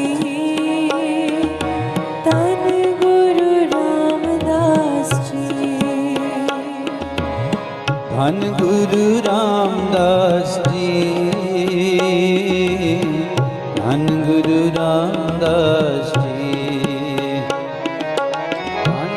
ਗੁਰੂ ਰਾਮਦਾਸ ਜੀ ਧੰਨ ਗੁਰੂ ਰਾਮਦਾਸ ਜੀ ਰਾਮਦਾਸ ਜੀ ਧੰਨ ਗੁਰੂ ਰਾਮਦਾਸ ਜੀ ਧੰਨ ਗੁਰੂ ਰਾਮਦਾਸ ਜੀ ਗੁਰੂ ਰਾਮਦਾਸ ਜੀ ਧੰਨ ਗੁਰੂ ਰਾਮਦਾਸ ਜੀ ਧੰਨ ਗੁਰੂ ਰਾਮਦਾਸ ਜੀ ਧੰਨ ਗੁਰੂ ਰਾਮਦਾਸ ਜੀ ਧੰਨ ਗੁਰੂ ਰਾਮਦਾਸ ਜੀ ਧੰਨ ਗੁਰੂ ਰਾਮਦਾਸ ਜੀ ਧੰਨ ਗੁਰੂ ਰਾਮਦਾਸ ਜੀ ਸਾਰੇ ਜਪੋ ਧੰਨ ਗੁਰੂ ਰਾਮਦਾਸ ਜੀ ਧੰਨ ਗੁਰੂ ਰਾਮਦਾਸ ਜੀ ਧੰਨ ਗੁਰੂ ਰਾਮਦਾਸ ਜੀ ਧੰਨ ਗੁਰੂ ਰਾਮਦਾਸ ਜੀ ਧੰਨ ਗੁਰੂ ਰਾਮਦਾਸ ਜੀ ਧੰਨ ਗੁਰੂ ਰਾਮਦਾਸ ਜੀ ਰਾਮਦਾਸ ਜੀ ਧੰਨ ਗੁਰੂ ਰਾਮਦਾਸ ਜੀ ਧੰਨ ਗੁਰੂ ਰਾਮਦਾਸ ਜੀ ਗੁਰੂ ਰਾਮਦਾਸ ਜੀ ਧੰਨ ਗੁਰੂ ਰਾਮਦਾਸ ਜੀ ਧੰਨ ਗੁਰੂ ਰਾਮਦਾਸ ਜੀ ਧੰਨ ਗੁਰੂ ਰਾਮਦਾਸ ਜੀ ਧੰਨ ਗੁਰੂ ਰਾਮਦਾਸ ਜੀ ਧੰਨ ਗੁਰੂ ਰਾਮਦਾਸ ਜੀ ਧੰਨ ਗੁਰੂ ਰਾਮਦਾਸ ਜੀ ਸਾਰੇ ਜਪੋ ਧੰਨ ਗੁਰੂ ਰਾਮਦਾਸ ਜੀ ਧੰਨ ਗੁਰੂ ਰਾਮਦਾਸ ਜੀ ਧੰਨ ਗੁਰੂ ਰਾਮਦਾਸ ਜੀ ਧੰਨ ਗੁਰੂ ਰਾਮਦਾਸ ਜੀ ਧੰਨ ਗੁਰੂ ਰਾਮਦਾਸ ਜੀ ਧੰਨ ਗੁਰੂ ਰਾਮਦਾਸ ਜੀ ਰਾਮਦਾਸ ਜੀ ਧੰਨ ਗੁਰੂ ਰਾਮਦਾਸ ਜੀ ਧੰਨ ਗੁਰੂ ਰਾਮਦਾਸ ਜੀ ਗੁਰੂ ਰਾਮਦਾਸ ਜੀ ਧੰਨ ਗੁਰੂ ਰਾਮਦਾਸ ਜੀ ਧੰਨ ਗੁਰੂ ਰਾਮਦਾਸ ਜੀ ਧੰਨ ਗੁਰੂ ਰਾਮਦਾਸ ਜੀ ਧੰਨ ਗੁਰੂ ਰਾਮਦਾਸ ਜੀ ਧੰਨ ਗੁਰੂ ਰਾਮਦਾਸ ਜੀ ਧੰਨ ਗੁਰੂ ਰਾਮਦਾਸ ਜੀ ਸਾਰੇ ਜਪੋ ਧੰਨ ਗੁਰੂ ਰਾਮਦਾਸ ਜੀ ਧੰਨ ਗੁਰੂ ਰਾਮਦਾਸ ਜੀ ਧੰਨ ਗੁਰੂ ਰਾਮਦਾਸ ਜੀ ਧੰਨ ਗੁਰੂ ਰਾਮਦਾਸ ਜੀ ਧੰਨ ਗੁਰੂ ਰਾਮਦਾਸ ਜੀ ਧੰਨ Guru Ramdas ji Ramdas ji, Dhan Guru Ramdas ji, Dhan Guru Ramdas ji, Guru Ramdas ji, Dhan Guru Ramdas ji, Dhan Guru Ramdas ji, Dhan Guru Ramdas ji, Dhan Guru Ramdas ji, Dhan Guru Ramdas ji, Dhan Guru Ramdas ji. Sare japo Dhan Guru Ramdas ji, Dhan Guru Ramdas ji, Dhan Guru Ramdas ji, Dhan Guru Ramdas ji, Dhan Guru Ramdas ji, Dhan Guru Ramdas ji, Ramdas ji, Dhan Guru Ramdas ji, Dhan Guru Ramdas ji, Guru Ramdas ji, Dhan Guru Ramdas ji, Dhan Guru Ramdas ji, Dhan Guru Ramdas ji, Dhan Guru Ramdas ji, Dhan Guru Ramdas ji, Dhan Guru Ramdas ji. Sare japo Dhan Guru Ramdas ji, Dhan Guru Ramdas ji, Dhan Guru Ramdas ji, Dhan Guru Ramdas ji, Dhan Guru Ramdas ji, Dhan Guru Ramdas ji, Ramdas ji, Dhan Guru Ramdas ji, Dhan Guru Ramdas ji, Guru Ramdas ji, Dhan Guru Ramdas ji, Dhan Guru Ramdas ji, Dhan Guru Ramdas ji, Dhan Guru Ramdas ji, Dhan Guru Ramdas ji, Dhan Guru Ramdas ji. Sare japo Dhan Guru Ramdas ji,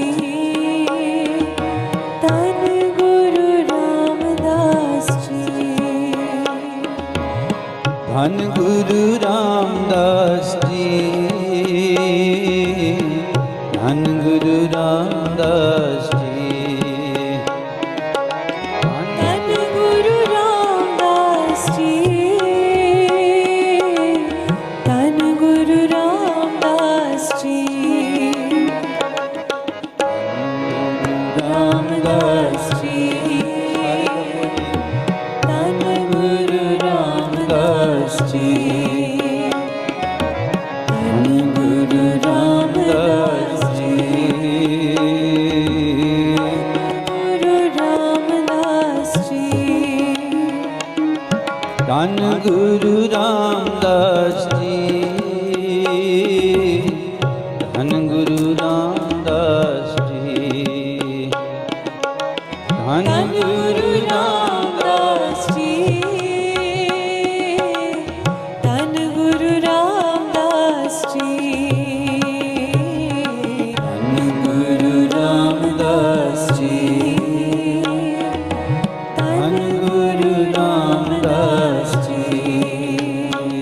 ਸਾਰੇ ਜਪੋ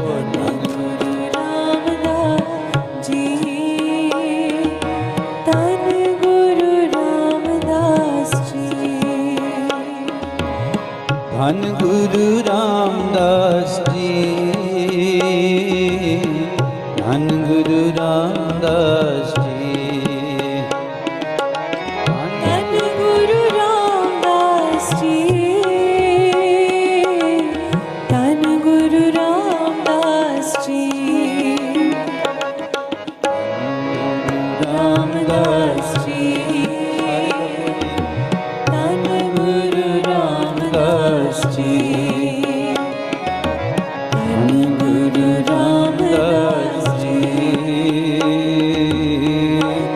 ਗੁਰੂ ਰਾਮਦਾਸ ਜੀ ਧੰਨ ਗੁਰੂ ਰਾਮਦਾਸ ਜੀ ਧੰਨ ਗੁਰੂ ਰਾਮਦਾਸ ਜੀ ਧੰਨ ਗੁਰੂ ਰਾਮਦਾਸ ਜੀ ਧੰਨ ਗੁਰੂ ਰਾਮਦਾਸ ਜੀ ਧੰਨ ਗੁਰੂ ਰਾਮਦਾਸ ਜੀ ਧੰਨ ਗੁਰੂ ਰਾਮਦਾਸ ਜੀ ਸਾਰੇ ਜਪੋ ਧੰਨ ਗੁਰੂ ਰਾਮਦਾਸ ਜੀ ਧੰਨ ਗੁਰੂ ਰਾਮਦਾਸ ਜੀ ਧੰਨ ਗੁਰੂ ਰਾਮਦਾਸ ਜੀ ਧੰਨ ਗੁਰੂ ਰਾਮਦਾਸ ਜੀ ਧੰਨ ਗੁਰੂ ਰਾਮਦਾਸ ਜੀ ਧੰਨ ਗੁਰੂ ਰਾਮਦਾਸ ਜੀ ਰਾਮਦਾਸ ਜੀ ਧੰਨ ਗੁਰੂ ਰਾਮਦਾਸ ਜੀ ਧੰਨ ਗੁਰੂ ਰਾਮਦਾਸ ਜੀ ਗੁਰੂ ਰਾਮਦਾਸ ਜੀ ਧੰਨ ਗੁਰੂ ਰਾਮਦਾਸ ਜੀ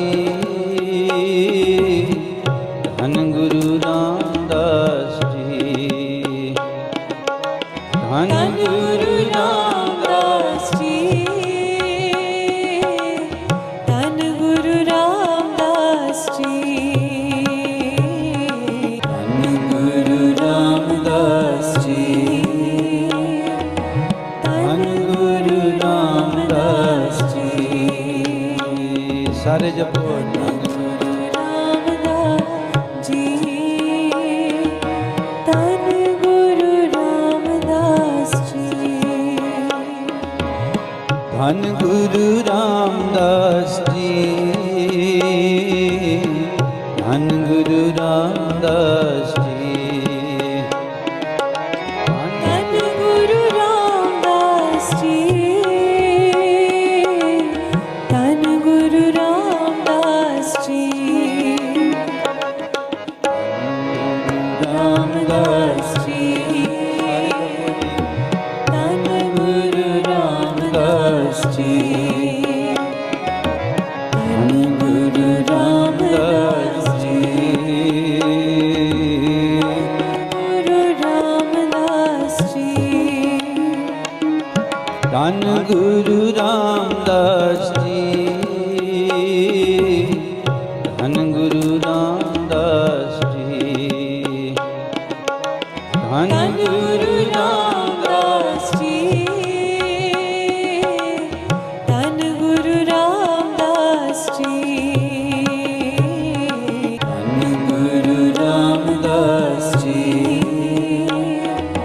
ਧੰਨ ਗੁਰੂ ਰਾਮਦਾਸ ਜੀ ਸਾਰੇ ਜਪੋ ਧੰਨ ਗੁਰੂ ਰਾਮਦਾਸ ਜੀ ਧੰਨ ਗੁਰੂ ਰਾਮਦਾਸ ਜੀ